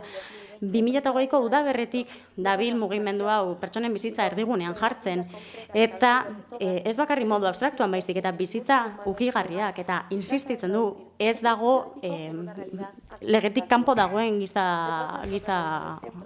gizakirik, pertsonarik, eta bai, bizitza erdigunean jarri behar da eta materiala da. Kolektibo asko daude honetan parte hartzen eta migratzaileek gidatzen dute kanpaina hau, eta subjektu politiko horrek erakusten du zer dagoen. Subjektu politiko horretan aurki ditzakegu oso toki ezberdinetan jasotako pertsonak, ikasleak eta obretako langileak, etxeko langileak, jornaleroak, abokatuak, denetarik. Ikusten dugu, zeharkakoa dela profil hori eta denek egiten dutela borroka komun baten alde eta ezin ikusezina da instituzioetan. Eta neurri batean hori da kaleetan, auzoetan, ikastetxeetan eta lantokietan ikusten ari garena. Gizarte hau ez da zuria eta badauzka gainera tradizio politiko ibilbide eta kultura jatorri ezberdinetako pertsonak. Migratzaileak 253.000 ziren 2022an gure lurraldean eta Eustatek 2018an emandako datuen arabera pertsona horien 9,9 daude egoera irregularretan. Beraz, kalkulatu dezakegu ia 12.500 pertsona daudela egoera horretan, kontuan hartu gabe hor ere adingabeak daudela eta txostenen arabera ia 10.000 lirateke Euskadin. Euskaldunak dira eta gaur egun merezi dute beraien eskubide, giza eskubideak aitortuta izatea. Kezkatuta gaude, mundu osoan daudela migrazioa kriminalizatzen duten diskurtsoak. Ikusten ari gara Europar Batasunean gertatzen ari dela, baina babestu eta sustatu egin behar dira migratzaileen eta errefuxiatuen eskubideak. Eta horretara baliabide ekonomiko eta materialak bideratu behar dira, baita itsas salbamendua ere. Eskatu da Europar Batasuneko instituzioetan sustatzeko politika hauek zabaldu ditzaten mugak gatazka violentotatik datozen pertsonei babesa eta asiloa emateko eta horrela bermatu dadila pertsona hoien bizitza eta biziraupena bide horretan. Baina gurekin bizi diren pertsona horiek, ja hemen daudenak eta gurekin daudenak, zer gertatzen da pertsona horiekin? Barrerako euskal eredua gure ustez izan behar da integrala eta oinarrituta egon behar da hiritartasun unibertsalean eta proposatu behar du Euskadi benetako tokia dela toki guztientzako harrera toki gisa. Inolako baldintzarik gabe, modu pertsonalizatuan eta migratzaile guztiei eta errefuxiatu guztiei toki egingo diena. Uste dugu garrantzitsua dela aztertzea zein diren benetako kausa pertsona arrazionalizatuak baztertzeko eta ikusi behar dugu zein diren tresnak horretarako ikusita oinarrizko eskubide batzuk ez direla onartzen, lanekoak, babes sozialekoak eta beste batzuk. Egiten dugu harrera politiken, errefuxiatuen harrera politiken eta nazioarteko politiken harreraren alde eta eskaintzen ari gara Euskadin bizi diren herritarroiei nola legislatu nahi dugun beraien bizitza eta beraien eskubideak.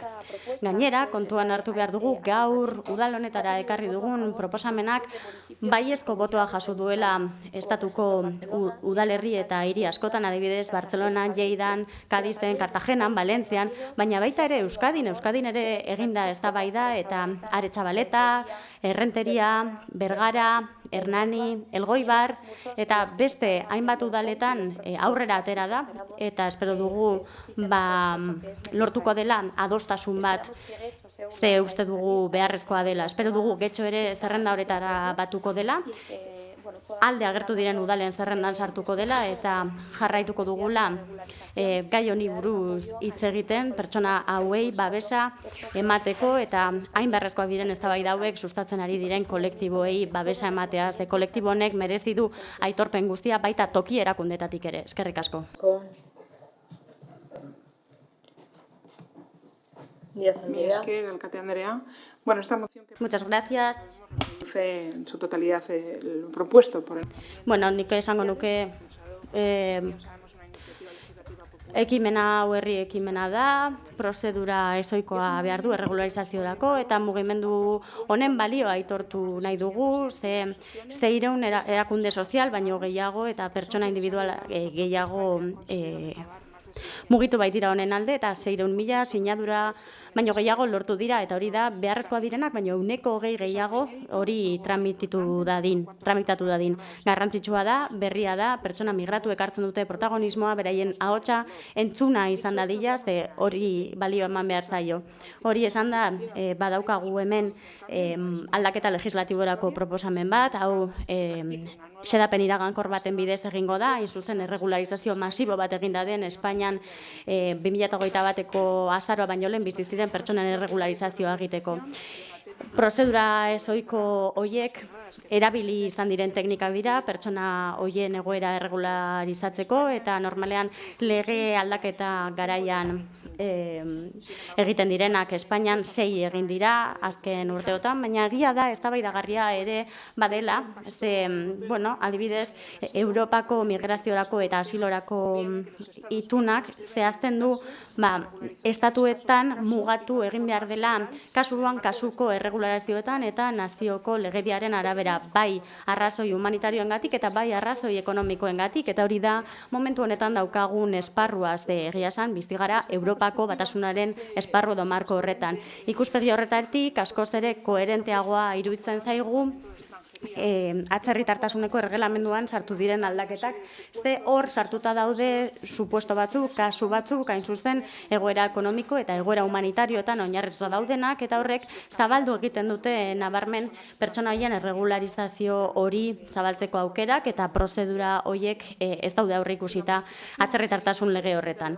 Beraz, erregelamenduaren aldaketa 2022ko uztailaren dekretuaren bidez eginda eta bertan ezoiko erregularizazio bat dago errotze familiarraren bidez, seme-alabak Espainiako nazionalitatea daukaten kasuan eta baita ere desgaitasuna duten pertsona nagusientzat, 65 urtetik gorakoentzat, eta baita ere Espainiako nazionaltasuna 5 urtez eduki dutenan kasuan Espainian lan egin eta bizitzeko aukera dutelako. Hau da, proposatzen da Espainiako nazionalitatea duten pertsonentzat proposatzen da erregimen flexibleago bat Europar Batasunean baino. Horrez gain badago lanagatiko errotzea eta horrela baimena ematen zaie berriro ere egoera irregular batean erori direlako, baina demostratu dezaketenak 6 hilabetez kotizatu dutela gizarte segurantzan. Eta azkenik badago beste interesgarria den erregularizazio sistema bat, prestakuntzaren bidez egiten dena, eta horrek aukera ematen du erresidentzia baimena lortzeko,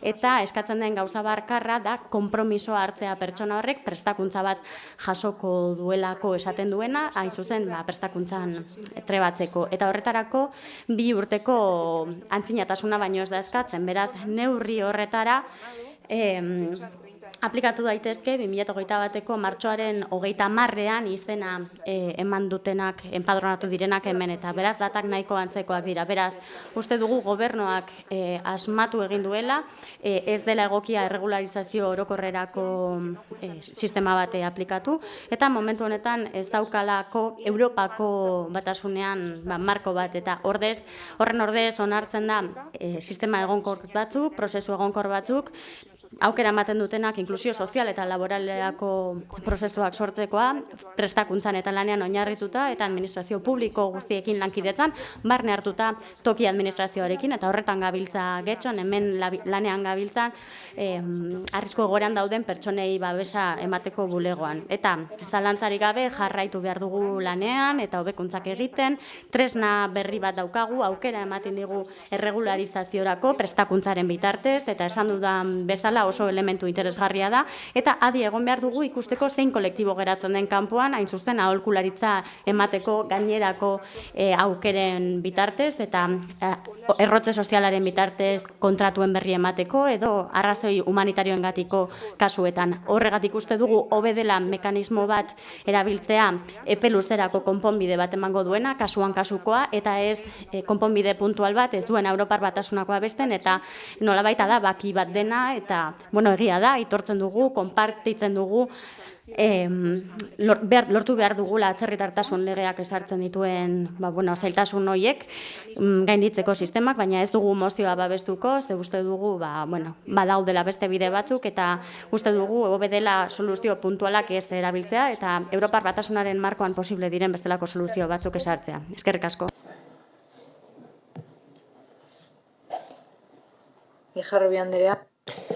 Bai, gaurkoan ikusezin horien inguruan hitz egitera gatoz, oso ondo azaltzen den moduan, gure artean dauden, baina eskubide gabedun sortu ditugun, eraiki ditugun eta mantendu izan ditugun pertsona horiei buruz hitz egingo dugu.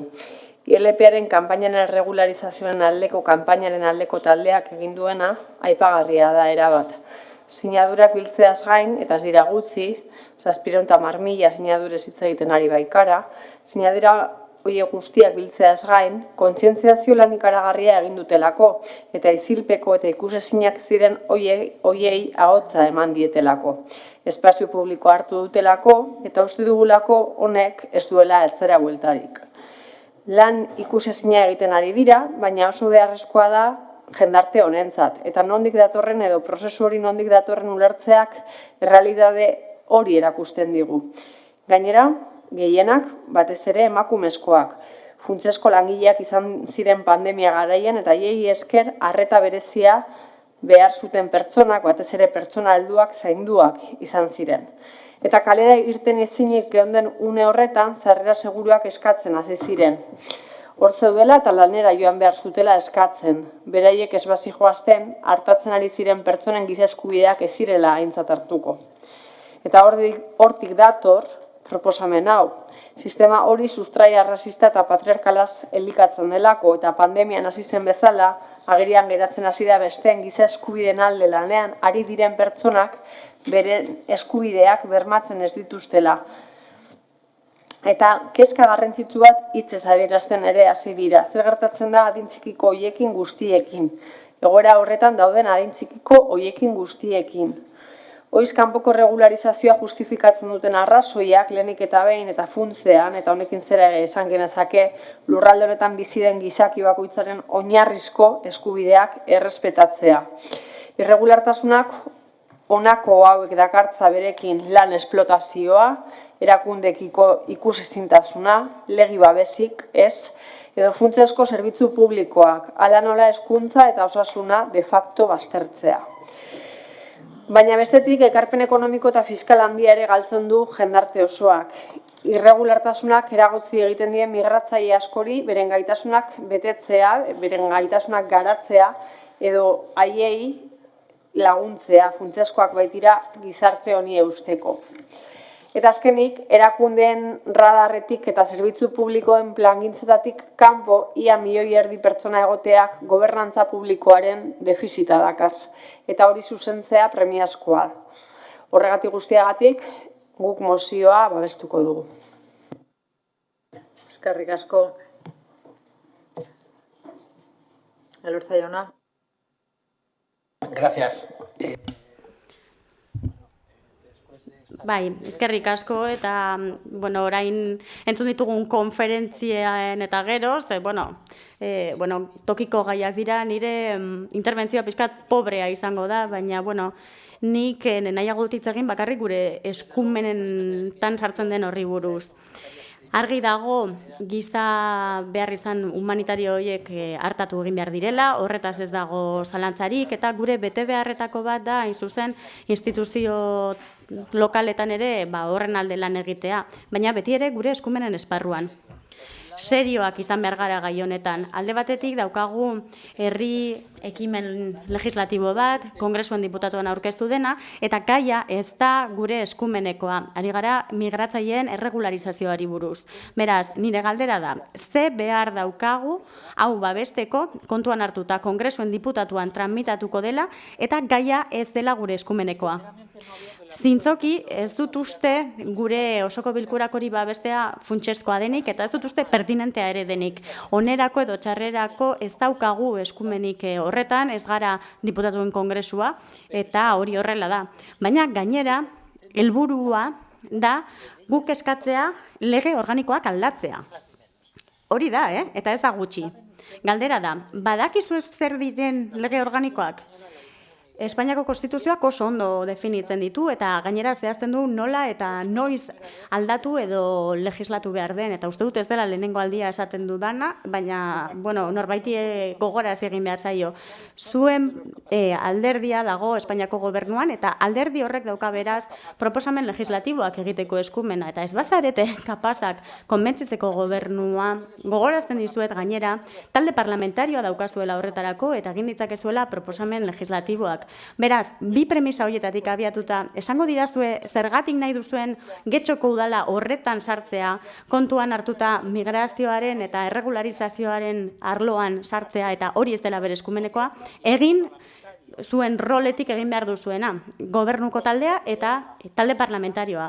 Hor esku hartu behar duzue, entzuten dizuen edonor pentsatuko du gobernuaren oposizioan zaudetela eta ez da horrela, eta esaten dizuen nire asmorik onenarekin guazen gure eskumenetan zentratzera. Ze guk baditugu gure bete beharrak eta utzitzagun beste instituzioak beraien lanak egiten. Eta ez nahi sartuko zuek daukazuen asmo on hori epaitzen, ze aztertuta, argi dago Europako legislatizioa aztertuko dela eta ikusiko da pertinentea den ala ez. Baina kontuan hartu behar duzue ez dela gure eskumeneko gaia eta beraz ez dagoela gure esku. Mila esker.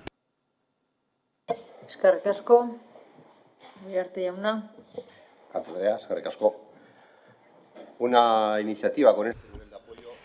Egia esan, horrelako babesa daukan ekimen batek merezi du aztertzea eta tramitatzea dagokion tokian, kongresoan hain zuzen batez ere giza eskubidei buruz ari bagara. Azpimarratu nahi dugu, benetan garrantzitsua dela erregularizazioa plataformak egindako lana eta benetan lortu dituzten emaitzak handiak dira. 2000 urtean honetz zen atzerritartasun legea eta orduan EAJ-PNV esan zuen, erregularizazioa gazteetan zentratu behar zela. Ordutik egin dira aldaketa batzuk eta partekatzen dugu oraindik ere gehiago hobetu daitekela. Uste dugu hobetu daitekela eta hori adostasunetik egin behar dela. Beste kontu bat da zer aldatu behar den eta nola. Eta hori ez da osoko bilkura honen lana, hori kongresuan egin beharko da eta gugandik oso urruti geratzen da. Hala ere, bat gatoz, uste dugu babestu egin behar dela pertsona migratzaileen egoera, uste dugu aurrera egin behar dutela eta dugula Espainiako eredu horretan, baina hori kongresuari eta Espainiako gobernuari dagokio batez ere. Kontuan hartu behar dugu, Europa eta mundu mailan egin behar direla migrazio bide horien inguruko gogoetak eta moldaketak. Eta gaude, etengabe eraikitzen ari den euskal eredua. Euskal eredu horrek ekarpen handia egiten dio gure herrialdean bizi diren migratzaileen gizarteratzeari. Eta Euskadira bizimodu hobea eraikitzera libreki etortzea, erabakitzen duten pertsonei, arreta onena ematea helburu duen euskal eredua, bizitza duin. Eskerrik asko. Eskerrik asko. Beste norbaitek hitza hartu nahi du? Ami Banderea. Eskerrik asko. La verdad es que creo que después de escuchar algunas intervenciones... Egia esan, talde batzuek esandako entzun ostean, eta nork proposatzen duen ikusita, azken finean haiek dira lege hauen ondorioa pairatzen dituztenak horren bestez, kontutan izan da baita adituekin, abokatuekin lan egiten dutela eta ondo dakitela zer proposatzen duten eta horrek zer ondorio izango dituen, azken finean aldaketa horretaz ari garenean, zalantzarik gabe egoerako oberantze egiteko izango da. Baina, mozio honetan eskatzen dena kontuan hartu beharko litzateke ekimena babestea. Bitxia iruditzen zaigu bai, kontutan hartuta mozio hau legebiltzarrean eztabaidatzeko aukera izan baino lehen aurkeztu zela, egia da bere garaian bertan legebiltzarkideen artean izan zutela hitz egiteko mapeta honen inguruan. Baina kontutan izan da gainera ez da haien eskumenekoa ez da. Beraz egin dezakegu beste aukera batzutan ere egin dena. Esan digute baita, hau ez dela Europar Batasunaren mailan ageri, baina hau beste udal batzuetan Euskadin eztabaidatzen ari dira, Eta esan diguzue udal horietan legebiltzarrean baita Europako araudiez lan egiten ari dira, ez dut uste horrela denik eta EH Bilduk esandakoarin, ados, guztiz ados. Egia da tokiko mailan aztertu barra dagoela, kontzientziazio eta bizibilizazio lana egin behar dela, arazo honen inguruan oraindik ere hortxe dagoelako. Horregatik eskatzen digute hain zuzen ere udaletatik babesteko. Simbolikoa da nolabait esatearren. Izan ere badakigu tokiko mailan ez garela eskudunak aulantzeko eta hori argi daukagu. Baina gutxieneko bat lortu beharko dugu, gutxieneko babes bat kontuan izan da beste udal batzuetan lortu dela, arazorik gabe, eta azken finean horregatik tristea iruditzen zaigu. Esan beharra dut baita, ez dudala oso ondo ulertzen esan den hori, zergaitik udal batetik laguntza, ez, hemendik esaten ari garena da udal guztietan eztabaidatu behar dela, tokiko mailan gai honi ikusgaitasuna emateko. Legebiltzarran egin den bezalaxe eztabaidatu da, adostasuna lortu dute, eta legebiltzarra bera ere ez da eskuduna zentzu horretan, baina akordioak lortu bai, eztabaidatu baita, eta ikusgarritasuna eman ere bai. Hori eskatu digutain zuzen mugimendu honetatik izugarrizko lan egin ondoren sinadura bilketarekin. Eta gainera espazio honetatik nolabait esatearren eskuar dezakegu, ezta? Beste instituzio batzuei eskatu aldiegu legeria aldatzeko. Eta zuek esan duzu denbora galtzea dela. Hoiek ez dira hitzik egokienak. Izan ere, eztabaidatzea eta kolektiboi babesa ematea ez da inoiz denbora galtzea izango. EAJ-ari zer esan, esan duzu kolektiboaren lana eskertzen duzuela, esanguratsua dela, baina gero jendearen bizitza hobetzaz ari garenean, udalerritik bertatik hasita kontuan har dezagun mesedez, hau bezalako legeak, hau bezalako arazoak, babestu behar ditugula baita, gure tokiko espazioetatik. Eskerrik asko. Bai, Díaz Anderea. Erantzutagatik, Elkarrekin Podemosi onamen nire erantzuna. Esan dizugun bezala, gu ere bat gatoz, mekanismo hauek martxan jartzeagatik, oztopo guztia gainditzeko, atzerritartasun arloan. Baina ez dugu, hau babestuko uste dugulako epeluzerako mekanismoak behar ditugula. Zer gertatuko da? Kontutan izan da zer egin daiteken, eta zer ez? Zer gertatuko da etorkizunean 2021-eko azaroa zaratago iritsitako pertsonekin. Arazoak planteatuko ditu honek guztiak, zuek Italiako eta Portugalgo neurriak aipatu dituzu, ez da erregularizazio hoiek. 85-etik 2005-era bitartekoak, Italian nekazaritza arlorako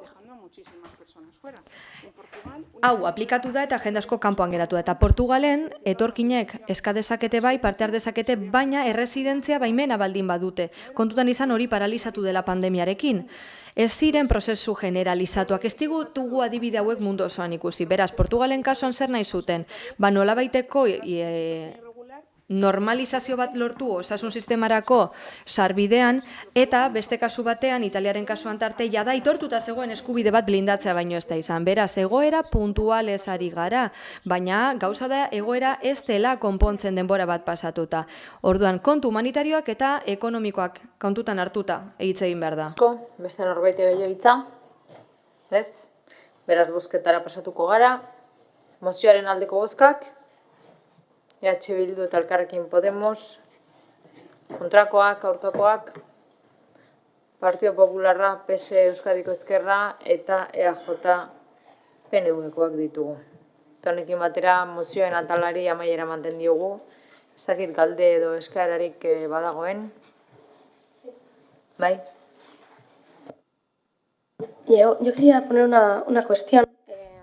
Nik zerbait aipatu nahi nuen, edo beto esan da galdera bat egin eta gero eskaera bat, alkate Andreari. Eserleku berriak hartzen ari dira, bukatzeke dagoen eremu horretan, Aretako kale nagusian eta Ajedrez plazan baita ere. Kexa asko helarazi dizkigute, eta bertaraino joan gara, eserleku horiek benetan deserosoak dira. Bertan esertzen diren pertsonak ez daude eroso. Respaldoa gainera oso deserosoa da, ezin duzu bizkarrosa bertan jarri, eta jendea gainera altueran dirik ez badu, ez da oso eroso esertzen. Beraz, zu zeu joan zara eserleku horiek probatzera bertan jarri aurretik, eta hobetu daitezke, alda daitezke? Proiektu honetan herritarrak entzun ditugu, jarraitu dugu entzuten, eta beraiek banku desberdinak eskatu dituzte, eta horrela egin dugu. Bankuak ipinitak daude, pasio bat ematen bali baduzu, parketik ikusiko duzu, banku desberdinak daudela, batzuk bizkarra daukate zuzen iseritzeko, beste batzuk zabalagoak dira, denetarik jarri dugu. Bai? Sí, en la plaza del ajedrez, sí. Ajedrez plazan bai, baina kale nagusian guztiak dira berdinak. Beraz, ni oiez ari nintzen. Deserosoak diren oiez, kesak helarazi dizkigutelako. Beraz, eskakizuna da hori berrikusteko eta ea erosagoak izan daitezken, funtzionalak izateko.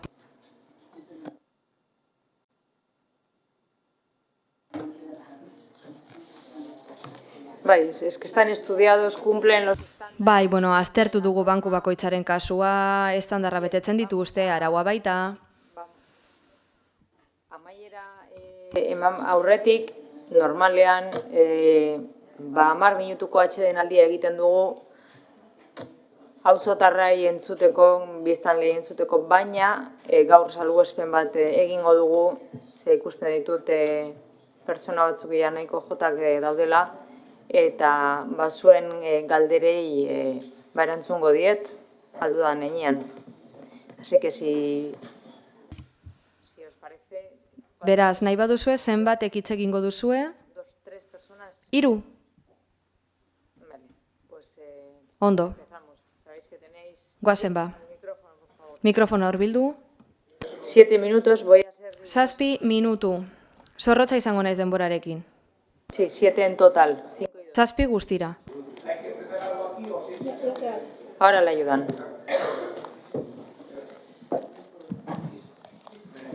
Vale. Saludos a todos. Arratsaldeon guztioi. Galdera badaukat, baina erantzuna jaso nahi dute orain, baina bai hurrengo batean. Izena bizenak mesedez? Bete hasten zait. Jose María Gil Pondal. Ondo? Romokoa naiz. Luis López Aseskaletin ator.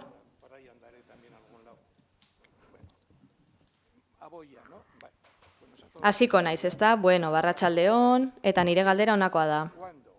Zergatik noiz eta nola aukeratu zen Ondasunen inventarioko 94 elementua nagusien etxea eta tutoretzapeko apartamentuak bertan jartzeko belaunaldi arteko zentroa.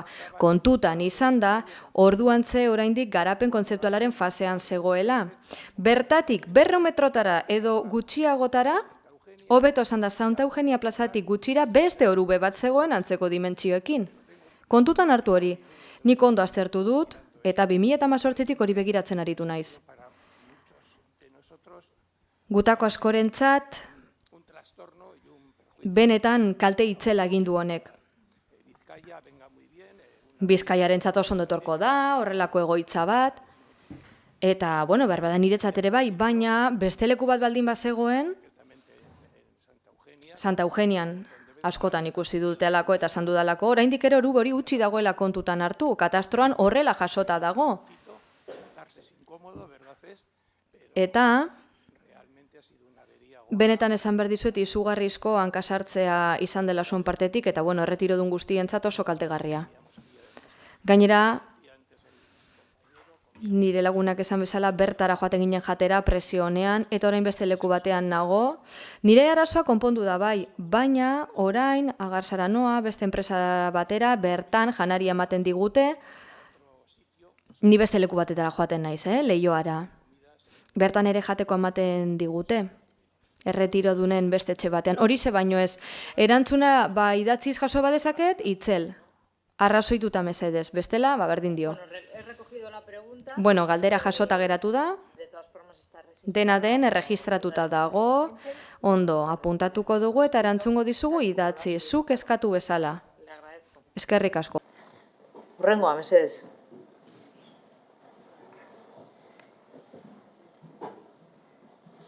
Mi nombre es John y soy un vecino de Getxo. Txaldeon, tioi. Jon naiz, Getxostarra naiz, bueno, nik egunon jarri dut, baina baikorregi izan naiz, arratsaldea da eta. Egungo gobernu taldeak, eta bueno, hurrengoan aterako denak, hauteskunde ostean, oraintxe oso kontu garrantzitsua den zerbait kudeatzen dut, ala egiten jarraitu beharko du. Zer da? Apoa. Zuk udalean egindako ibilbidea aintzat hartuta, zera ulertu dut. Zu gardentasunaren alde zaudela, herritarren parte hartzaren alde, eta horregatik nire galdera.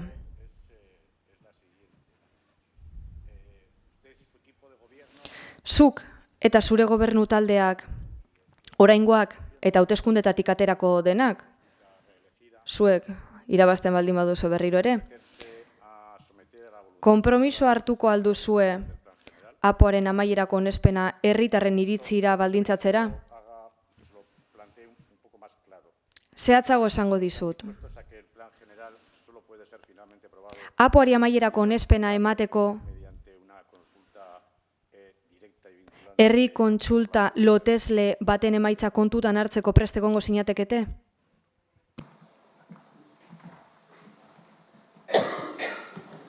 Bueno, eskerrik asko por la pregunta, sí. Eskerrik asko galderagatik, eta nik uste dut gobernu talde honek, eta aurrekoek baita, gardentasunaren alde egin dute, parte hartzaren alde. Nik uste dut hainbat legegintzaldi daramatzagula horretan lanean eta hobetzen. Horixe da gure asmoa, hori bai. APOaren kasuan, prozedura bat jarraitu beharra dago. Fase batzuk daude. Errespetatu beharrekoak. Izan ere, araudi bat dago. Eta bete behar da. Nik uste dut, APOa berresteko zuk esan bezala, hauteskundeak ditugula hor.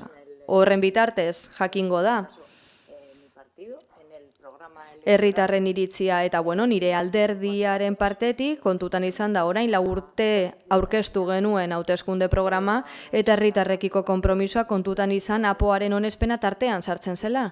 Eta horretan lanean ari gara. Eta orain gobernu taldeak legegintzaldi hasieran hartutako akordioaren bitartez, alderdi sozialistak gurekin batera, lan egiten jarraituko dugu, eta esan beharra dugu herritarrek erabakia edo beto esan da iritzia helarazteko badutela aukera. Baina kontutan izan da APOak beti bere faseak, bere prozedura duela, araudi bat dagoela, eta bete beharra dagoela. Baliozko izan dadin. Horixe baino ezin dizut esan. Yo creo que con todo el respeto le contestaré. Errespetu osoz erantzun zaitu dela uste dut. Orain hauteskundeak datoz eta hortxe ikusiko dugu zein den emaitza. Eskerrik asko.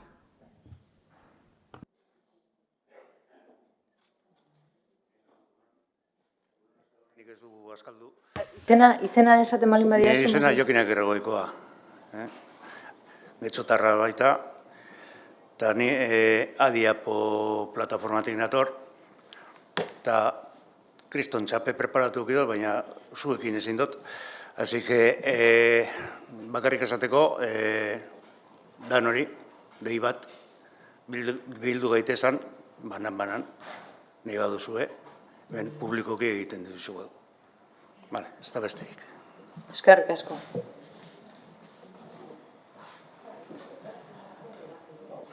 Bueno, eskaera bat egin du. Jaso, nik uste dute partido alderdi bakoitzak jaso dula eskaera, eta alderdi bakoitzak ikusiko du, nola jokatzen duen. Eskerrik asko. Eta honekin batera, amaiera ematen diogu martxoko udal batzarrari. Eskerrik asko.